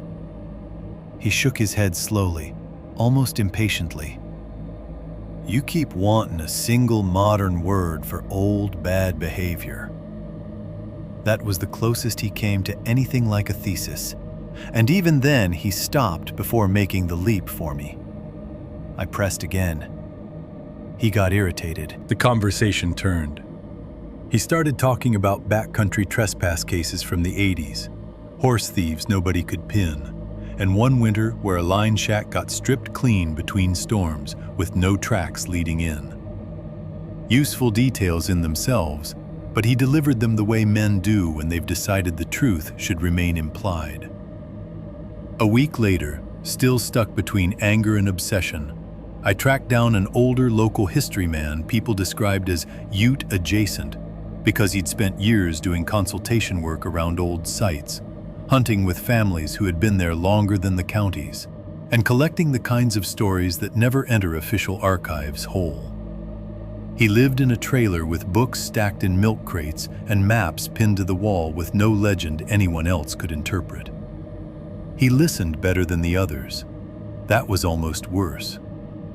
I told him only parts, the path markers, the cave-like place, the phrase the old man had used. The hand through the slot, though I heard how insane that sounded the moment it left my mouth. He did not laugh. He did not comfort me either. After a long silence, he said, "The problem with those mountains isn't what's in them." I waited. "It's what learns your habits if you stay too long." That sentence hit me harder than anything else I heard in those weeks, because it matched something I had not yet admitted even to myself. The men on that ridge had not just attacked me. They had understood what I would do, where I would look, which direction I would run when pressure came from the wrong side. They had used fear not like a burst of violence, but like a tool with measurements. I asked him if he believed families still lived up in the high drainages that way. He said some old families never fully came down from anywhere, only changed how visible they were. I asked whether he knew of anyone tied to Mirror Tarn specifically. He said no, not specifically. I asked about the red cloth. He told me markers can mean warning, territory, debt, grief, or invitation, depending on who ties them and who sees them. Then, like everyone else, he withdrew into vagueness before the answer became useful enough to quote. Across those days I heard other fragments too, scattered and impossible to verify cleanly. A horse found skinned strangely years back, hide removed in sections too deliberate for predators, bones left where no scavenger should have ignored them. A prospector's cabin stripped of every useful object inside, not robbed for resale, but emptied as if the room itself had been disciplined. A hunter who swore voices called him off a marked trail one foggy morning, using his own name, though he had told it to no one. A missing teenage boy from decades earlier who was maybe found, maybe not, depending on which county line the story crossed. An old woman at the diner who said her brother was once told never to follow low red cloth in timber because low markers are not for people on horseback. None of these stories arrived complete.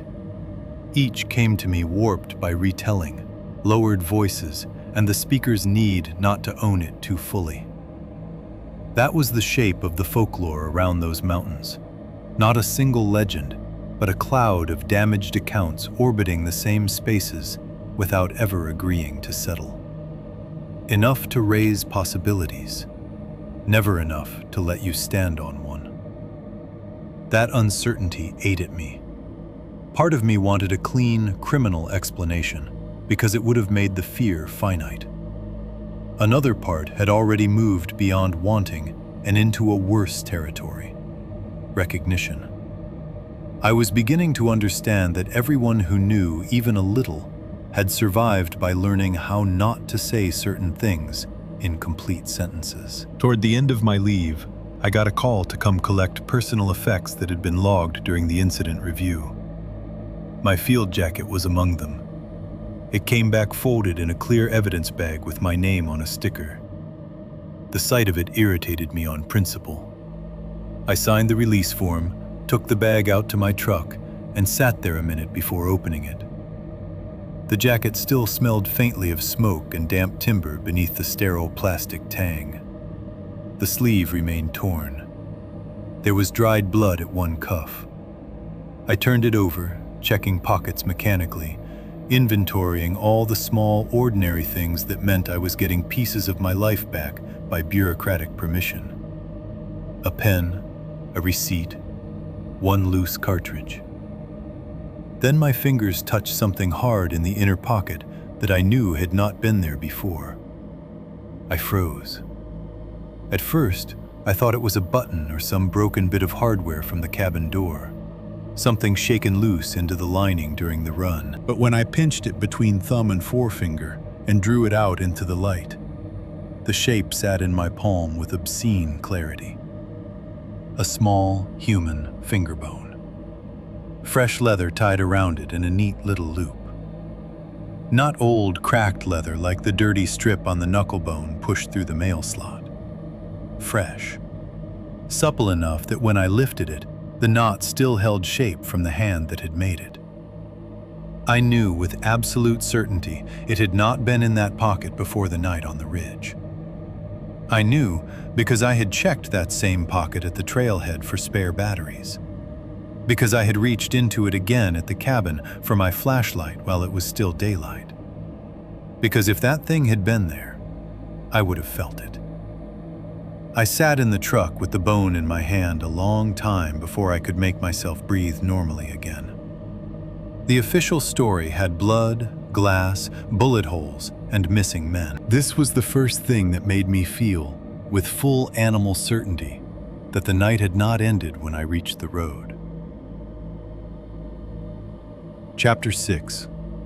What stayed with me. By the time winter gave way to spring, and spring started pretending it might become summer, most people around me had already decided the story was over. That is one of the strange privileges other people get after something happens to you. They are allowed to settle it long before you do.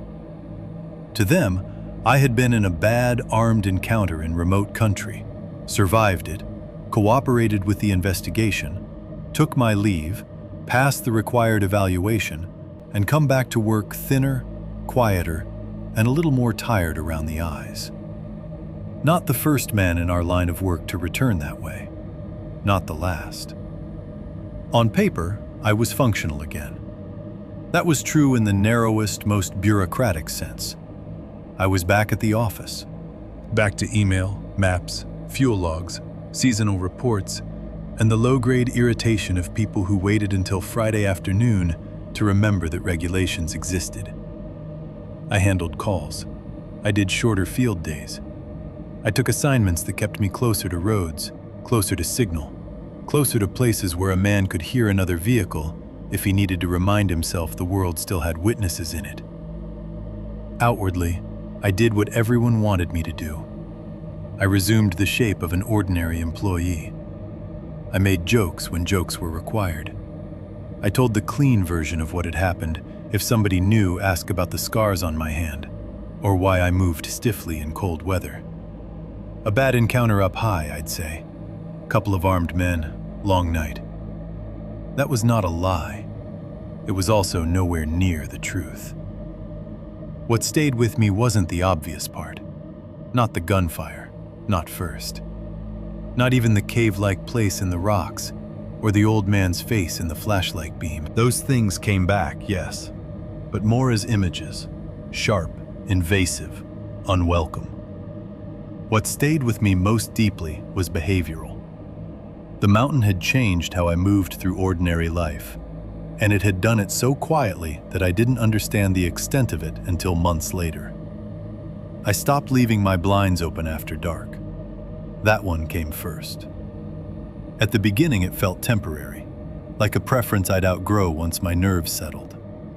I'd get home after work, walk through the apartment, and lower every blind without really thinking about it. Not because I believed anyone from that ridge had followed me. At least that's what I told myself. It was simpler than that. I no longer liked the idea of standing lit inside a room while darkness sat outside the glass. The asymmetry of it bothered me in a way it never had before. I did not want to be visible to anything I could not clearly see. I started checking my door twice before bed, then 3 times. Not the lock alone, the frame, the knob, the deadbolt, whether anything was obstructing the threshold outside, whether the little strip of space under the door showed moving shadow from the hallway. That last one shamed me most because it felt irrational in the cheap cinematic sense, and yet I kept doing it. More than once I lay in bed already exhausted, only to get back up and crouch near the door to look at the thin seam of darkness beneath it, just to make sure it was only darkness. I developed a hatred for certain built features I had never noticed before. Mail slots especially. Not many places still had them, but once I started seeing them, I could not stop. A slot in a front door downtown. An old office building with a tarnished flap at shin height. A house converted into a law office with one still mounted in the wood. Every time, my eyes went to it first, and my body followed with a small, cold recoil before my mind caught up. Underdoor gaps bothered me too. Crawl spaces, vents at floor level. Any narrow opening that suggested the possibility of contact without full entry. I stopped liking old cabins, old lodges, old rentals, anything with reused hardware or warped thresholds. Places that once felt rustic to me now felt like structures with too many memory-shaped weaknesses. Outdoors, the changes were worse, because they hid more easily behind the habits of my job. People who spend time in wild country are always scanning a little. You check slopes, read movement, watch lines where timber meets open ground. Nobody at work found it strange when I looked automatically toward ridge lines or tree lines when we stopped somewhere. That was normal enough. What they could not see was the quality of it now. I no longer looked out of awareness. I looked out of expectation. Every ridge was a possible overlook. Every tree line was a place where stillness might conceal intent. The hardest thing to tolerate became sudden silence. I did not understand that at first. Then one afternoon, on a reduced-duty site visit, I was standing near a drainage, listening to two technicians argue about access points, when the birdsong in the brush dropped away almost all at once. Not fully, not in any supernatural movie way, just enough of a thinning that the air around us changed. My whole body reacted before thought. I turned so fast, one of the techs asked what I'd seen. I told him, nothing, and that was true. But for the next 10 minutes, I could barely hear their voices over the old pressure climbing up under my ribs. That became a pattern. A yard going quiet at dusk. A patch of trees with no insect noise. The way a campground can seem to inhale right before weather turns. Any of it could pull the ridge back over me in an instant. Sleep never fully recovered. For months, I woke at sounds other people would have slept through. A radiator clicking, someone walking in the apartment above mine, a loose branch touching siding in the wind, the small metallic shift of building hardware cooling after dark. My body rose into alertness so quickly that there was never that confused half-state between sleep and waking. I went from dreaming to ready in one movement, as if I had been waiting the whole time under the surface. Sometimes the dreams were direct enough that I knew where I was the moment they started. Back in the cabin, the stove low, the mail slot crooked, 3 soft taps moving around the outside wall. Then the fingers, always the fingers, entering too slowly, feeling upward for the lock with that patient certainty that made the whole thing intimate and obscene. In those dreams, I never managed to move soon enough. I'd wake with my heart trying to batter its way out through my ribs, and the smell already there before my eyes fully open. That smell stayed too. Not constantly. Memory doesn't work that cleanly. It came in flashes. Opening an old outbuilding and getting struck by dust, cold wood, and old iron in the same breath. Catching stove smoke on somebody's jacket, and under it, some sourness from wet leather. Once, incredibly, just from walking past a machine shop where hot metal and oil had mixed in the morning air. Every time, the ridge arrived first in my body and only afterward in thought. Coworkers noticed enough to be kind and not enough to be accurate. Most of them settled on the easiest version. He had a bad armed encounter and it shook him. That was fair. It was also incomplete in ways they would never have understood if I'd explained them. Trauma from violence is one thing people can talk about in serviceable modern language. The part I could not explain was how much the event had reorganized my sense of ordinary space. It wasn't just fear of being shot at again. It was fear of openings, lines of sight, approaches, habits being observed. The possibility that a place could start reading you the longer you stayed. That is not something you tell around a break room coffee pot. So I let them think what they thought.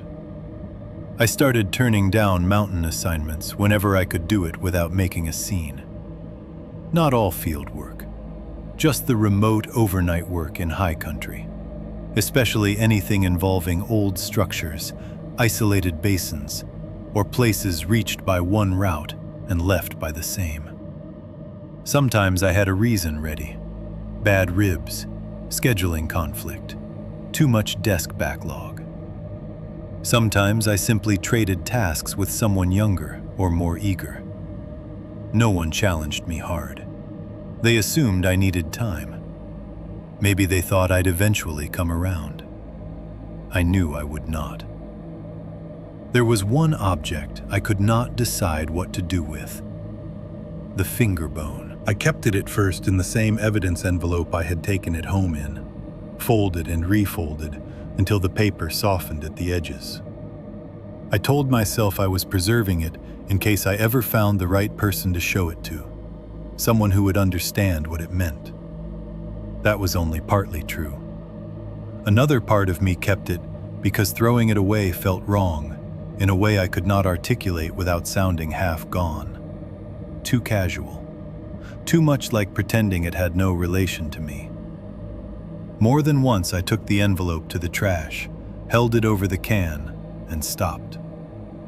Once I drove with it all the way to a dumpster behind a gas station outside town, sat there with the engine running, and finally put it back in the glove compartment instead. The thing itself had no power that I could prove. It did not move. It did not appear elsewhere. It did not bring voices to my window or taps to my wall. And yet I could not bear to discard it. That should tell you more than any ghost story would about what that ridge did to me. Months passed that way. Enough for the season to turn. Enough for people to stop lowering their voices when I entered a room. Enough for me to become, outwardly, a man whose worst night had receded into anecdote. Then one evening in early fall, I stopped at a completely ordinary place on the edge of town. A chain hardware store with a fenced garden center attached. It was still light enough to see clearly, but late enough that the automatic parking lot lamps had started humming on one row at a time. I grabbed what I needed, paid, and came back out by the side exit near the chain link fence that bordered the loading area. I was halfway to my truck when I saw it.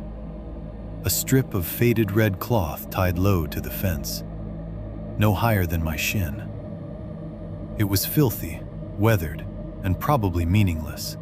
A scrap caught there by wind, some child's marker, debris from packaging, or a rag somebody used to flag a broken section of wire. In another life, maybe even in my own life a year earlier, I would have barely registered it. Instead, my whole body locked. Not metaphorically, not in the dramatic sense people use when they say they froze. I mean, every muscle in me stopped under a surge so complete and involuntary that I could hear blood rush in my ears. My vision tunneled. The parking lot, the shopping carts, the automatic doors, the distant traffic, all of it dropped away behind that one low knot of red on metal.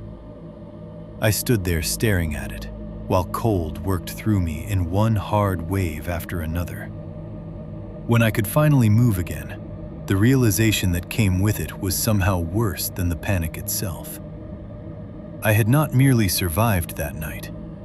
I had been trained by it.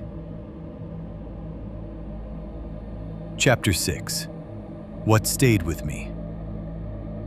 For a long time after it happened, I told myself I was trying not to think about that night. That was not true. What I was really doing was thinking about it in circles so tight they almost looked like avoidance.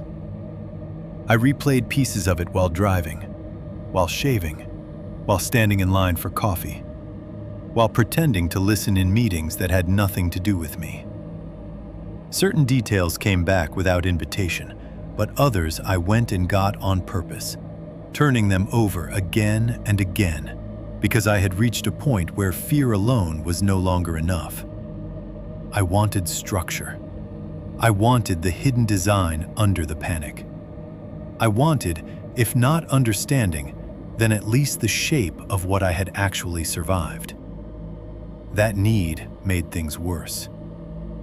The first realization that truly lodged in me was about the gunfire. At the time, inside the cabin and later running through the dark, every shot had felt close enough to kill me. And some of them were. I do not romanticize that part. One round hit the bed where I would have been. Others tore through walls close enough to shred wood over me. But once the physical terror cooled enough to let memory line the moments up, I kept circling back to the same ugly fact. There had been several opportunities to kill me more cleanly than they did.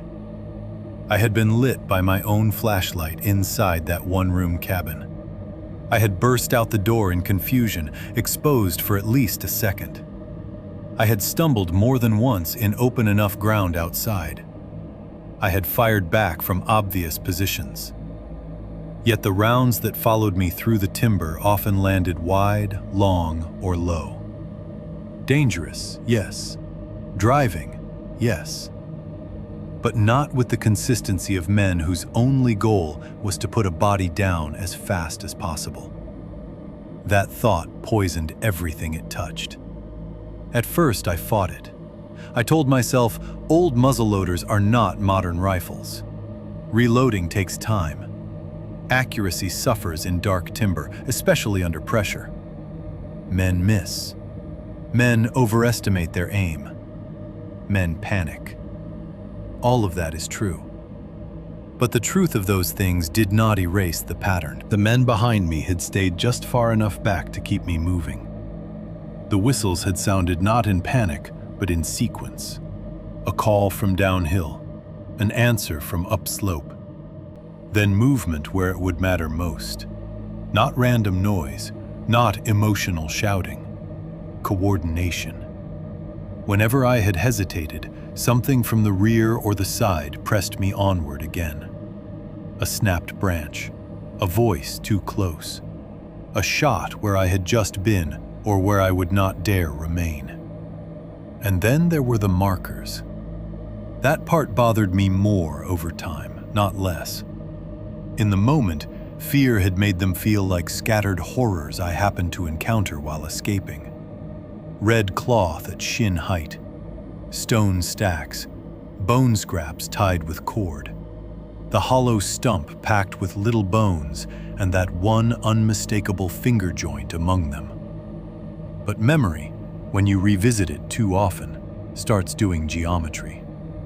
I began to see how the markers had not simply existed along my route. They had appeared exactly where I needed a decision made for me. When the terrain widened, there had been a marker near the narrow way through. When the dark thickened, there had been color low to catch the beam and pull my eye. When I wanted most desperately to cut sideways and abandon the route, the least impossible path had already been defined in signs someone expected me to follow without believing I was following. That was what finally broke the old explanation in me. They had not merely chased me, they had directed me. Once I allowed that conclusion into the room, everything behind it rearranged. The men at the cabin had not rushed the structure in a stupid frenzy after I resisted. They had pressured it from multiple points. The hand through the mail slot had not just been an attempt to open the door.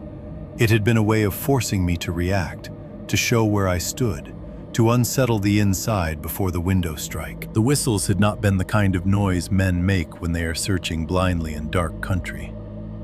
They had been route management. And the old man at the stone notch, God, that man, had not looked startled when I reached him. He had not looked like someone improvising around an escape he hadn't expected. He had looked almost disappointed, as if I had arrived in a condition short of what the process was meant to produce. You don't leave empty. That sentence kept changing shape in my head depending on the day. At first, I took it literally in the most gruesome sense, that they meant to take a part from me. Blood, bone, some physical proof of ownership or passage. After all, they had bones everywhere, arranged, tied, hung, placed. A knuckle bone through the mail slot, a finger bone in my jacket later. The mountain had taught me very quickly that body parts could be messages. But the longer I sat with the memory, the less certain I became that empty referred only to flesh. Maybe they had meant initiation. Not in the organized, formal way a cult movie means it, with robes and declarations and supernatural nonsense. Something older and uglier. A person brought in, turned, shown, made to carry a rule forward. Maybe they had meant removal, not of an organ or a finger or a strip of skin, but of something from the mind, The part that still believed remote meant unoccupied. The part that thought maps equaled control. Maybe they had meant exactly what happened, forcing me to carry something away. Fear, silence, the token in the pocket. A trained response to cloth, quiet, thresholds, doors. Once I started thinking that way, another detail became unbearable. The fisherman. For a while after the incident, I had kept him filed under suspicion because that was the simplest emotional arrangement. He had been there before the night turned. He had known too much.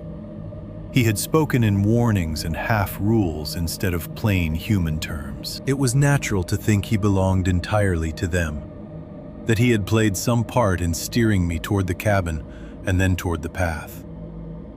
But memory does not always preserve the emotional truth of a moment in the order you need it. When I replayed the encounter carefully, not the words alone, but his face, the way he scanned the tree line, the way he jumped when I first spoke, the frustration in him when I would not understand, I began to see something colder and sadder. He had not been threatening me. He had been trying to warn me inside the limits of whatever rules he believed he lived under. That did not make him innocent. I am not trying to grant him that. A man can be both compromised and warning you at once.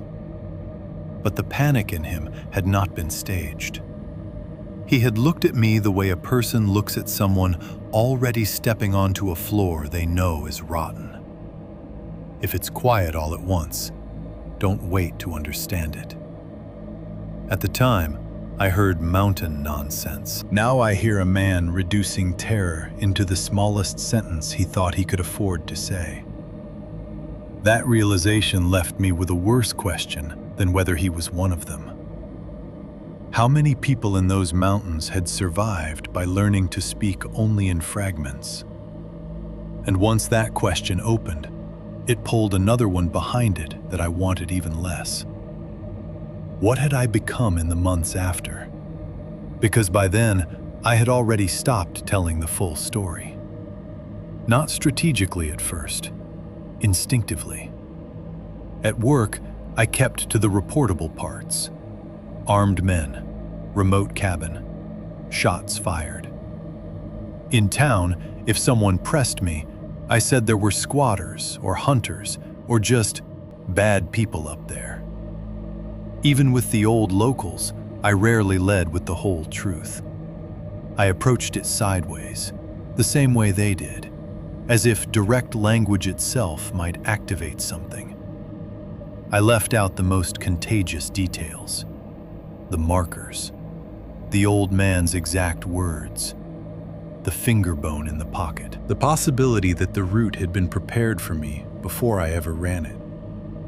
I told myself I did that because people wouldn't believe me. That was only part of it. The uglier part took longer to admit.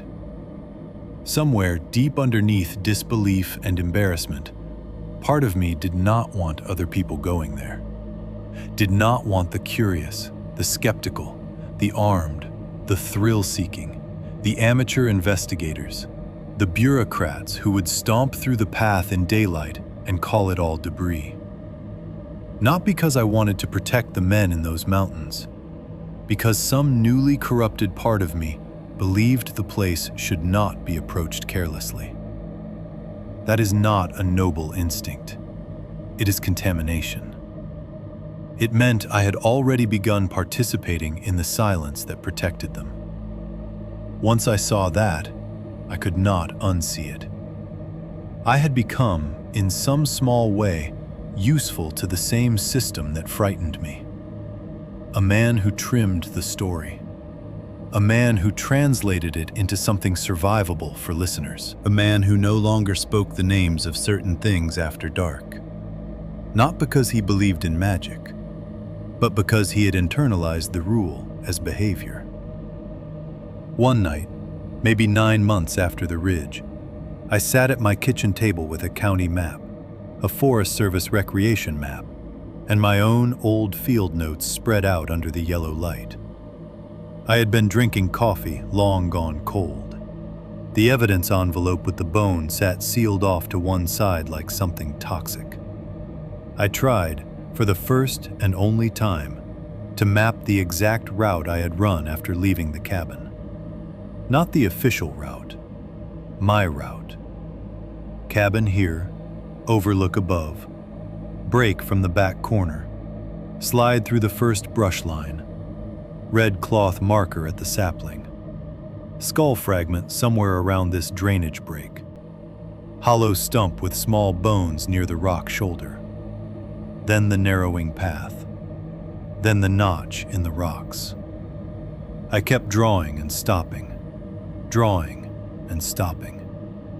The problem was not that I could not remember enough, it was that I remembered it wrong for a map. A map wants distance, angle, and terrain. It wants a line of escape from point A to point B. What I had in my head was not a line of escape. It was a sequence of instructions. Chapter 6. What Stayed With Me. The decision to take the cabin down was made quietly. That is how most things are handled when agencies want a problem to end without becoming a conversation. No public notice worth mentioning, no dramatic safety bulletin, no official acknowledgement that the structure had become the center point of an armed incident with enough missing pieces to make everyone uncomfortable. Just a line item in a work order, a change in status, and eventually the practical language that kills old buildings more cleanly than weather ever does. Condemned, unsafe, scheduled for removal. I was not supposed to have anything to do with it. By then I was back at work, in something close to full capacity, at least on paper. And everyone in the office had developed a polite understanding that the ridge above Mere Tarn was not a subject to raise lightly around me. They thought they were being kind. Maybe they were. But kindness in bureaucracies often looks a lot like controlled silence. And by then, I had learned how much could disappear into that. I found out about the demolition through a stack of district files I had no real business reading. That makes it sound more dramatic than it was. I was in the records room looking for something else, an access memo tied to a drainage restoration permit, and I saw the work order clipped to a maintenance packet with the cabin code on it. The same faded structure number I had seen on the key tag months before. Remove or deconstruct, it said. Site unsafe for future use. Possible license if left accessible. Possible liability. I stood there, reading those words longer than I needed to, the fluorescent lights buzzing overhead, old file dust in the air, and felt two things at once that did not sit well together. Relief, first. Real relief. Because part of me had come to hate the fact that the cabin still existed in the world. I hated that there was still a roof up there, still a bed frame, still a door with that warped little slot in it. As long as it stood, some part of my mind kept treating the place as unfinished, as if the mountain still had one defined point where the inside and outside worlds had once touched and failed to stay separate. Destroying it felt, in a crude, practical way, like sealing something. Then dread arrived right behind the relief, because another part of me had already begun to suspect the cabin had never been the true center of anything. It had only been useful. A box on a ridge with sightlines. An old state shelter placed where men who knew the surrounding country could use it as a stage.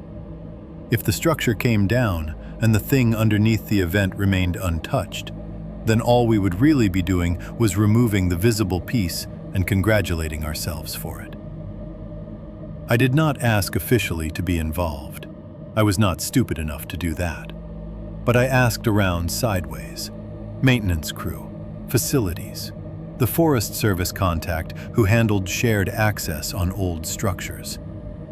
I never got a full, clean account, only pieces, and pieces from men who preferred talking about tools and fuel receipts to anything that smelled like a story. But over a week or two, enough came back to give me the rough shape of it. They took the cabin apart in stages rather than burning it. That disappointed me irrationally. Some ugly private part of me had wanted fire. Fire felt purifying in a way paperwork does not. Instead, the crew went up with pry bars, saws, tarps, and a flatbed plan. Practical men doing practical work. That was the official posture. Remove unsafe structure. Haul salvage if useful. Scatter what isn't. One of the laborers, a man I only knew well enough to nod to in hallways, mentioned it to me over coffee, without realizing he was giving me more than he intended. That place felt watched the whole time, he said. He said it casually, almost with a laugh after it, as if hearing himself say it made him want to soften the statement before anyone could take it seriously. But I heard the truth underneath. Men can joke around a bad feeling without reducing it. Animals? I asked. He shrugged. Didn't see any. That answer sat in the room a little too long. Another worker told somebody else, who told me, that he had left a pry bar up there overnight the first day because weather had turned and they didn't want to finish in the dark. The next morning he refused to be the one to bring it back down. He said it had been where he left it, but not where he remembered leaving it. Not enough moved to support a formal complaint. Enough moved to make him ask another man to carry it instead. That kind of detail never enters a report. It lives and dies in break room retellings, too small to defend, too sour to forget. The more useful pieces came from photographs, not mine. I was never supposed to see them. But demolition work gets documented badly by people who think they're only taking job photos, and those photos wander. Someone emailed a few around because one shot showed the roof patch collapsing in a way they thought looked funny. Another showed the bed frame half dismantled.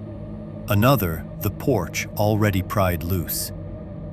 I ended up with copies because offices are leaky and curiosity is stronger than policy when enough men know a place has made somebody uneasy. The porch came up first. Under it, according to one shot and one muttered account, they found old animal remains. Not in heaps, not dramatic, but enough to notice. Scattered small bones caught in dust and dirt beneath the planks. Some probably ordinary. Rodent, rabbit, the leftovers of years of sheltering things. But one man mentioned a little bundle tied with something like rawhide that none of them wanted to touch bare-handed.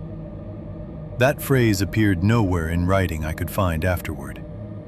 Whatever it was, it ended up categorized as debris and disposed of, or quietly pocketed into a bag with the rest. Beneath a section of floorboards near the door, they found signs the frame had been worked on from inside more than once. Splintering, old repairs, nails driven at odd angles and then replaced again later. Nothing conclusive enough to force a different public explanation. Just the sort of wear that can be interpreted as age if one prefers age to intent. And everyone preferred age. That was the pattern I knew by then and should not have still hated as much as I did. The state would not write that a remote cabin may have been repeatedly entered or tested by men reaching through a mail slot over years. The state would write that the structure had deteriorated under weather and unauthorized use. Same evidence, different appetite for consequence. I heard one more thing from the demo crew that stayed with me, not from a storyteller, from a driver who hauled part of the salvage down and wanted no conversation beyond what the tie-down straps were doing. He said, "Shouldn't have left it standing that long." I asked him why. He spat into the gravel and said, "Because places get used how they get used." That was the closest anyone came to naming the cabin correctly. Not cursed, not haunted. Used. Used by the state once, then by weather, then by whatever else had found it useful after official purpose drained out of it. The dismantling itself gave me an odd, hollow relief. I cannot deny that. I caught myself imagining the ridge empty where the cabin had been, the sightline broken, the door gone, the slot gone, the bed frame hauled down in sections like any other scrap. It was almost enough to make me believe in endings. Almost. Then the other thought would come back. If the cabin was gone, and what happened there still felt alive in me, then the structure had only been surface. A convenient edge between things. Tear down the wood, and all you do is remove the place where the contact had once been easiest to see. That understanding sat in me like cold water.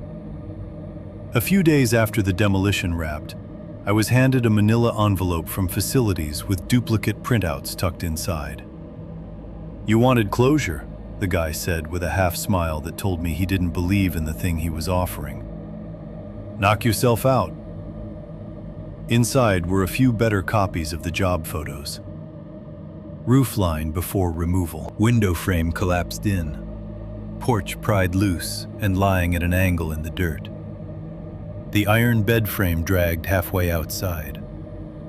Nothing in those first images did anything but reopen old air in my lungs. Then I reached the last page.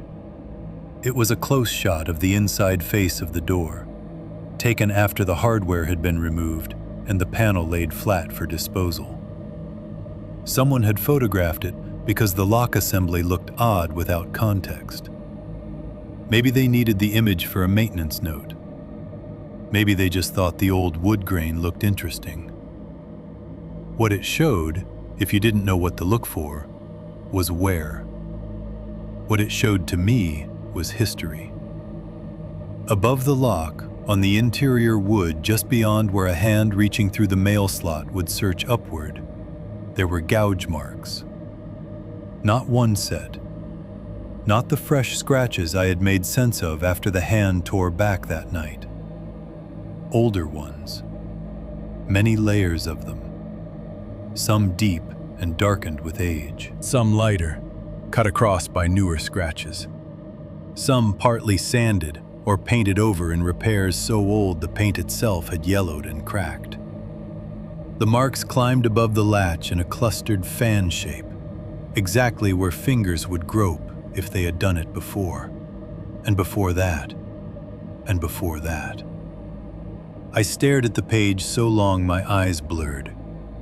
There was no neat official meaning to take from that photo. No date attached to each gouge. No way to prove whose hands made them, or whether they belonged to one person over years or many people over generations. But the conclusion itself needed no paperwork. Hands had been reaching through that slot long before my night on the ridge. The cabin had not become part of something because I arrived there. I had only spent one night inside a pattern old enough to leave layers. Chapter 7. The Cold Ending. A year later, my life looked normal enough from the outside that most people would have called it recovered. That is the trouble with the kind of damage that settles into routine. It hides well under ordinary schedules.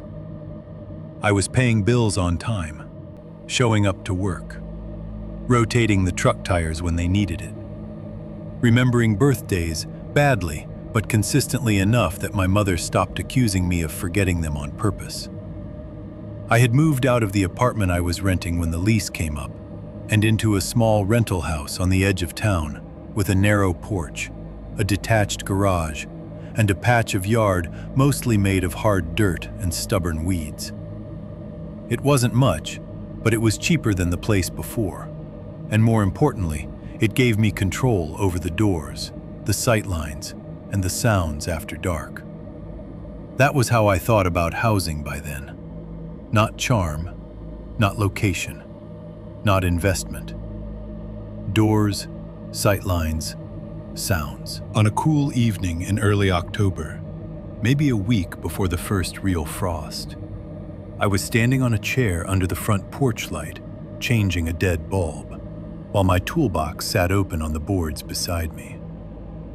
Cars passed out on the road beyond the fence every few minutes. A dog barked somewhere down the block, then gave up.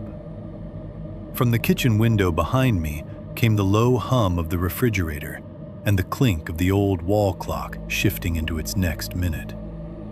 Ordinary neighborhood life.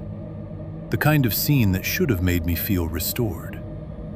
Instead, I remember noticing, as I screwed the new bulb in, that I had positioned the chair so I could still see the yard and the front walk in the reflection of the storm door glass. That is what I mean when I say I did not heal in the way people imagine. People think trauma announces itself in cinematic forms. Flashbacks in grocery stores, screaming awake, sudden tears over nothing. Those things happen to some people, and some happened to me in the beginning. But that was not what lasted longest. What lasted was procedure. I had rules now. I did not answer a voice from outside unless I could see the person attached to it. I did not rent remote cabins, no matter how cheap, scenic, or temporary the need. I did not hike off marked trails alone, not for shortcuts, not for views, not for any reason pride could invent. I did not say certain place names after dark, even alone, even in my own kitchen where no one would have heard me. That last one embarrassed me enough that I never admitted it to anyone. It did not come from belief in any supernatural punishment. It came from habit grown over fear and never fully pruned back. I found that once evening settled, my mouth simply did not want those names in it. Mirror Tarn, the Ridge, the Basin. Even when I meant to force the words as a kind of private test, I often stopped halfway and said, "That place," instead. Then sat there, angry at myself and unable to decide whether the anger made me more normal or less. I paid bills with the television on low in the living room because I no longer liked the sound of a house going fully still around me. I kept the blinds down before sunset, not because I thought someone was always out there, but because the possibility of being visible from a dark yard had become intolerable in a way I could not reason myself out of. I checked the deadbolt once before bed and once after I was already in bed, and then, if I was very tired, forced myself not to get up a third time because I knew exactly what would happen if I allowed the habit to keep growing. On weekends, I did ordinary chores with a focus that would have looked almost healthy from the outside. Changed the oil in the truck, trimmed weeds near the fence, reorganized tools in the garage, dropped old cardboard at the recycling center, labeled storage bins, washed mud out of floor mats. There is comfort in maintenance if you have survived something that stripped control from you. Small tasks with clear results. Dirt removed, bolt tightened, bulb replaced. Check marks against entropy. I had an old dog then too, though by that point, had was generous. Boone belonged to my mother originally, then slowly became the family dog in the way old dogs do when they outlast whatever arrangement first brought them somewhere. He was a broad-chested mutt with a graying muzzle and joints stiff enough that every rise from the floor looked like a negotiation. In his younger years, Boone had one gift that made him more useful than he knew. He always seemed to hear or smell things just before the people around him did. Delivery trucks before they rounded the corner. Deer in the scrub behind my mother's place before they crossed the fence line. Strangers coming up the walk before the knock. After the ridge, I noticed I relaxed around him in ways I didn't around other people. If Boone lifted his head sharply from sleep, I looked up too. If he remained loose and half snoring in a room after dark, some part of me trusted that more than my own nerves. That embarrassed me almost as much as the place names. By the fall a year later, Boone was still alive, but too old to offer that comfort consistently. Some evenings, he slept through sounds that would have woken him cold in his prime. Other times, he barked at nothing and left my pulse hammering for no reason. Losing the reliability of him did something mean to the edges of my nights. It removed a warning system I had never fully admitted I was using. The strangest part was how little any of this resembled the stories people tell themselves about getting better. I wasn't getting better in a clean upward line. I was stabilizing into a narrower life. A safer one. Not safer in any provable, objective sense. Safer according to the rules I had absorbed from one bad mountain and never fully set down again. By then, most of the physical evidence of that night had been packed away. The records existed where records always exist, in cabinets and digital folders and incident references no one would willingly open for pleasure. My sidearm had long since been returned and cleaned. The photographs had been filed or quietly forgotten depending on their usefulness. The copied demolition images sat in a manila folder inside a locking drawer in my garage workbench, beneath tax forms and manuals for equipment I no longer owned. And the bone, the little finger bone tied with fresh leather, lived where I had decided it was least likely to enter my daily line of sight, in the old evidence envelope. I kept that envelope inside a metal tackle box on the highest shelf in the garage, above old camping gear and a milk crate of hand tools I rarely used. I did not look at it often. I did not need to. Knowing it remained where I had put it was enough. It was a private compromise between throwing it away and treating it like an object with power. It stayed out of sight, sealed, and available if I ever decided I needed to prove to myself that the whole thing had not been reduced by time into a bad dream with paperwork attached. That evening, after changing the porch bulb, I carried the chair back inside, washed my hands, paid 2 utility bills online, and then went out to the garage because I had finally decided to sort through a stack of old gear bins before winter. The air out there smelled like dust, rubber, cardboard, and machine oil. A single hanging bulb lit the space in a pale cone that left the corners murky. The garage door was down. The side door was locked. I checked both out of habit before pulling down the first plastic tote. The work itself was harmless. Old camp stove parts, a cracked tackle tray, extension cords that somehow multiplied when I wasn't looking, a coil of parachute line, one ruined sleeping pad, receipts too old to matter. I made small piles on the concrete floor. Keep, toss, maybe. It was the sort of practical evening task that should have emptied my head. Instead, after 20 minutes or so, I found myself looking up at the high shelf. The tackle box sat where it always had. I don't know why I decided to take it down then. Maybe because the cooler weather had me sorting all the old field gear anyway. Maybe because some part of me wanted to prove I could handle seeing the envelope again without anything in me shifting. Maybe because ordinary nights are the ones most dangerous to long-buried curiosity.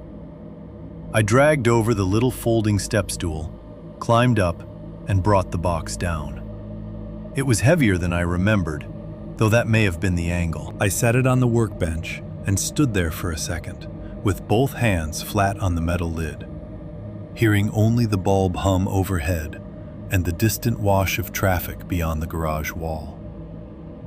My own reflection looked back at me in the dark window over the bench, faint and colorless. Then I opened the latch. Inside, everything was where I had left it. A few old lures in one tray, extra line, 2 rusted swivels, a folded shop rag, and beneath those, the brown evidence envelope with its softened corners and the old case notation still visible in marker. I picked it up. It felt wrong immediately, too light. That sensation moved through me before thought did, just a subtle absence in the hand, paper carrying almost nothing. I stood very still, then slid one finger under the flap and opened it. The envelope was empty. I checked twice because the mind refuses certain facts at first if they arrive too quietly. I turned it upside down over the workbench. Nothing fell out. I looked inside and saw only the shadowed paper interior and one dark crease where the folded edge had worn thin over time. I had never removed the bone. I knew that with the kind of certainty that does not need rehearsal. I had put it in that envelope, sealed it, put the envelope in the tackle box, and placed the box on the shelf. I had moved houses with it. I had sorted around it. I had considered throwing it away and chosen not to, but I had never taken it out. I stood in that garage with the empty envelope in my hands and felt something deep and old in me go very still. Not surprise first, recognition. Chapter 7. The Cold Ending. For a little while after I found the envelope empty, I did not move.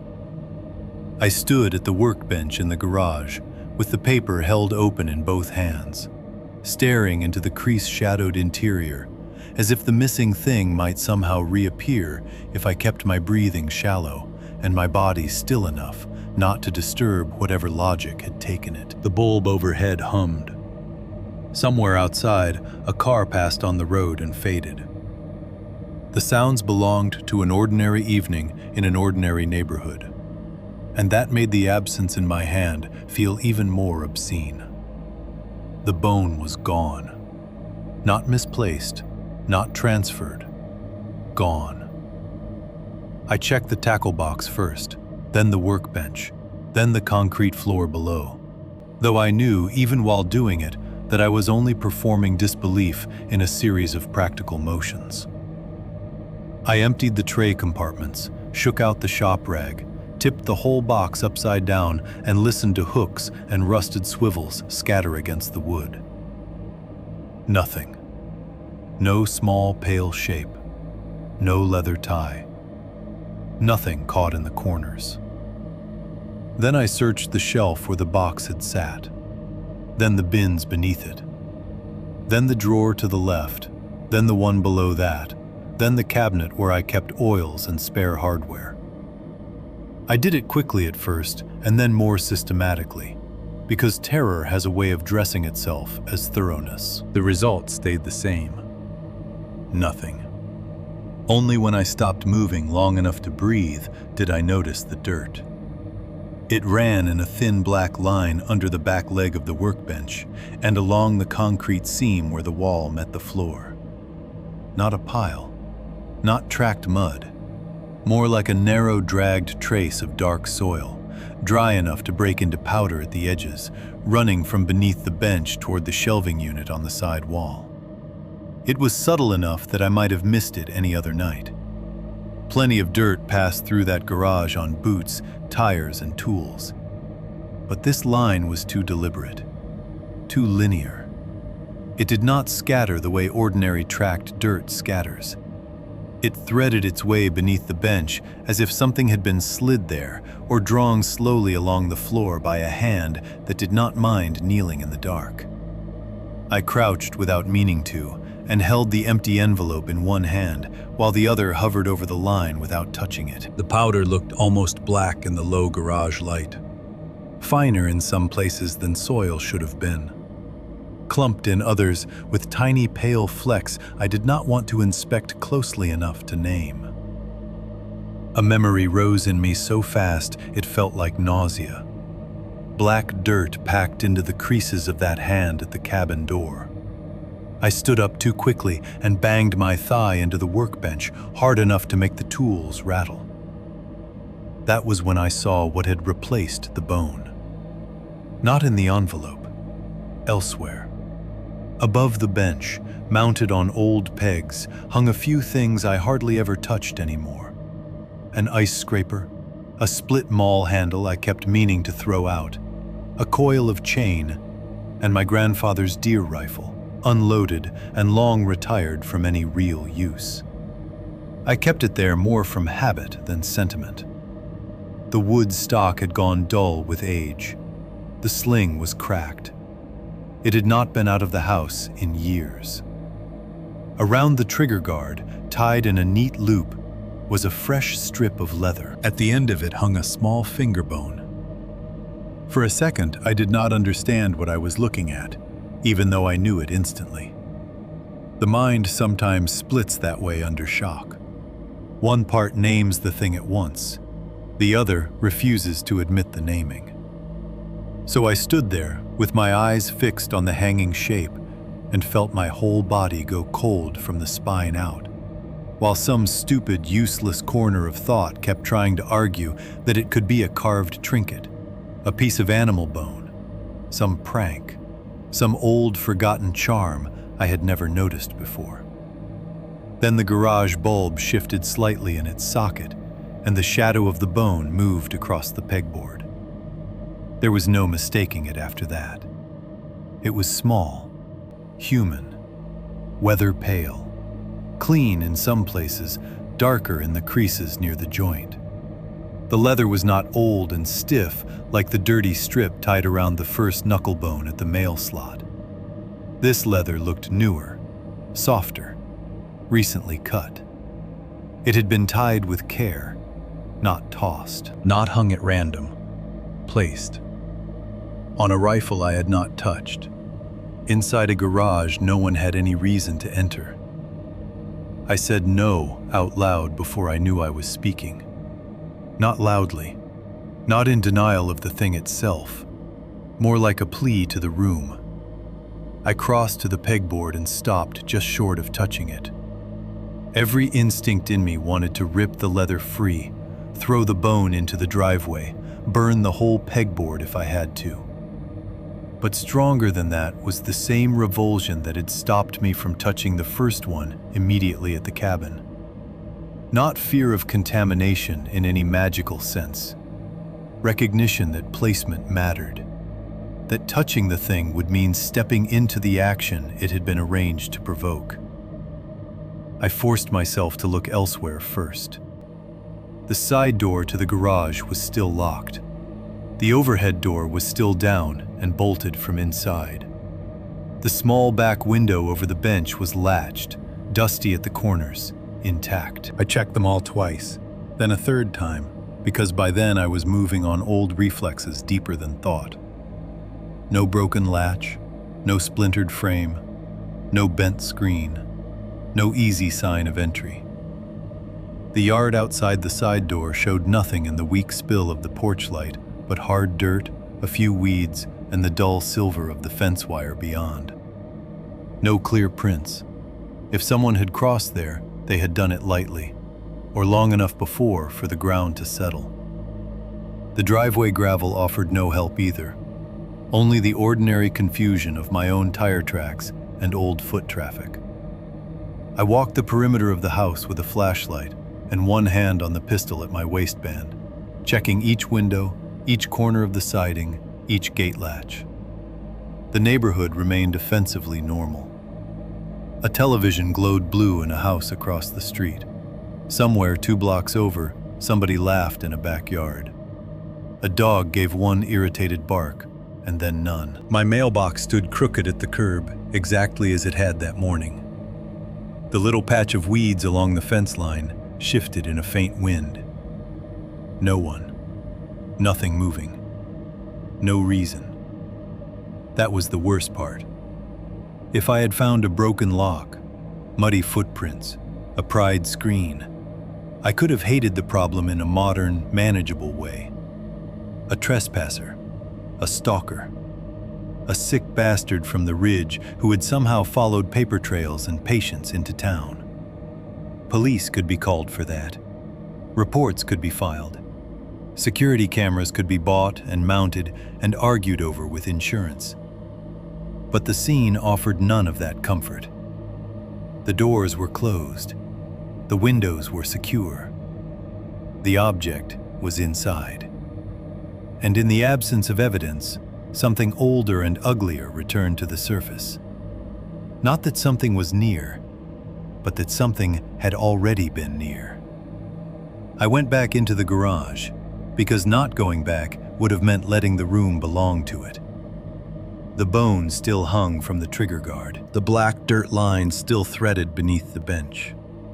The empty envelope still lay open on the work surface, like a mouth that had finished saying what it needed to say.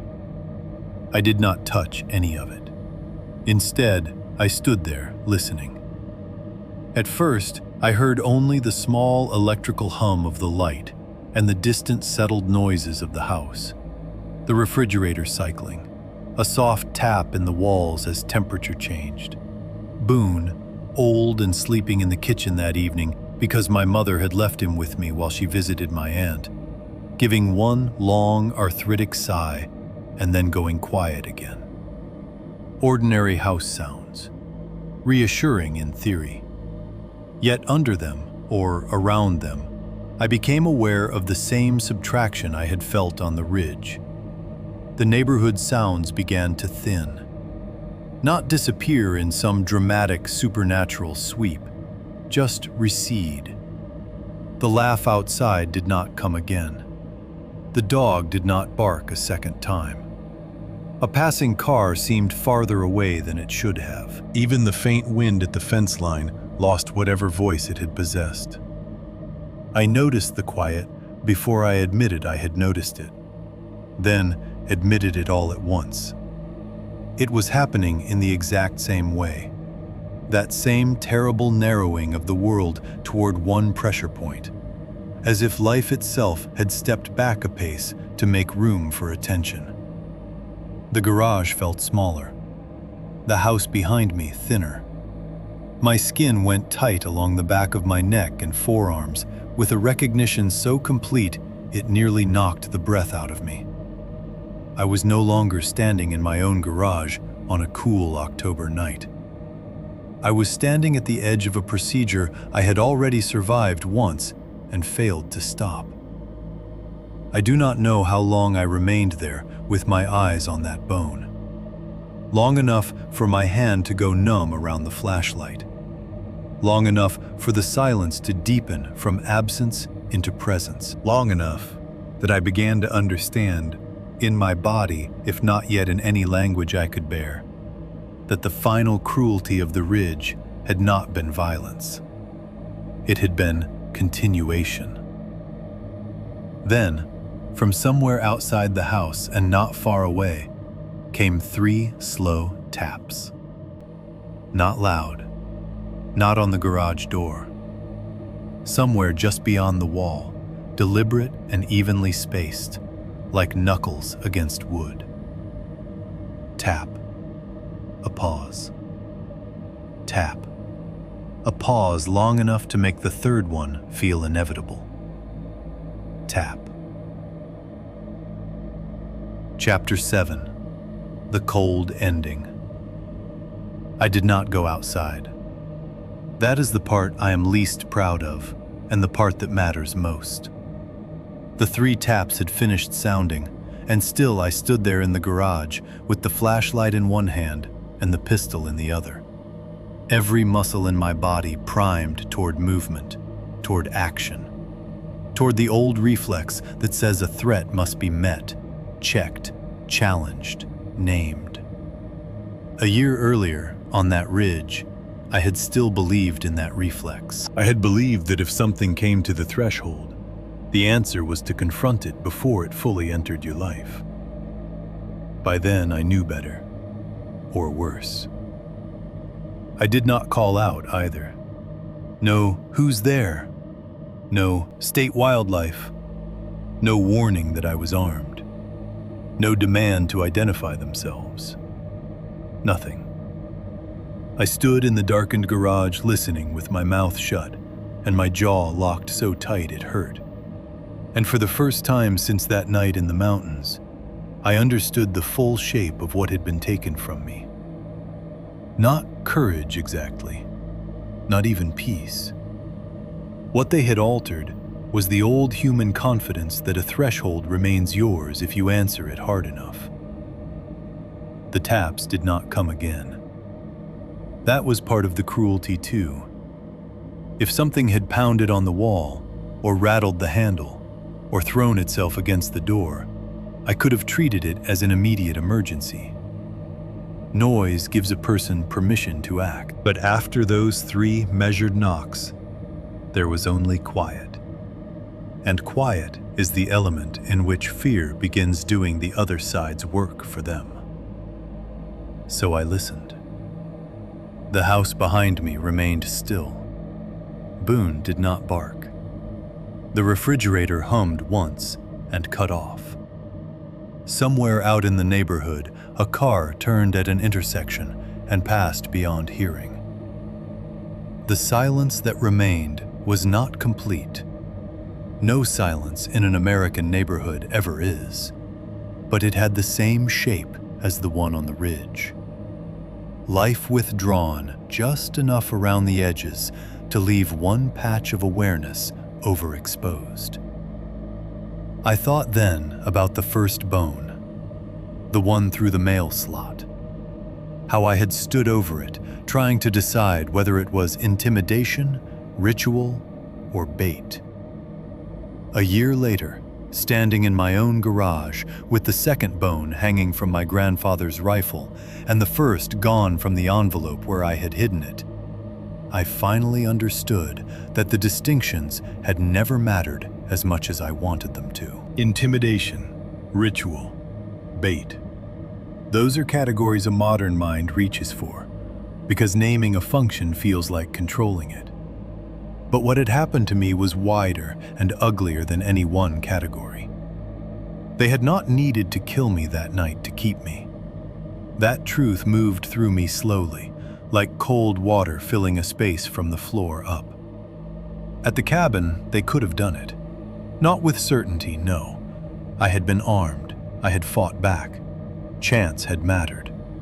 But even with those caveats, there had been moments, more than one, when a cleaner, simpler killing was possible if that had been the only objective. A tighter angle on the broken window. A faster rush through the door after the hand at the slot. A shot at my back on the slope when I was outlined against pale rock. A closer finish in the woods instead of whistles, markers, and pressure. Instead, they had moved me. They had frightened me, funneled me, marked me, and let me leave carrying exactly what was needed. Fear, yes, but not fear alone. Silence, compliance, a set of habits that would outlast the event itself. A man who would never casually send anyone back there again. A man who would never tell the story straight enough to make the place easy to find or easy to dismiss.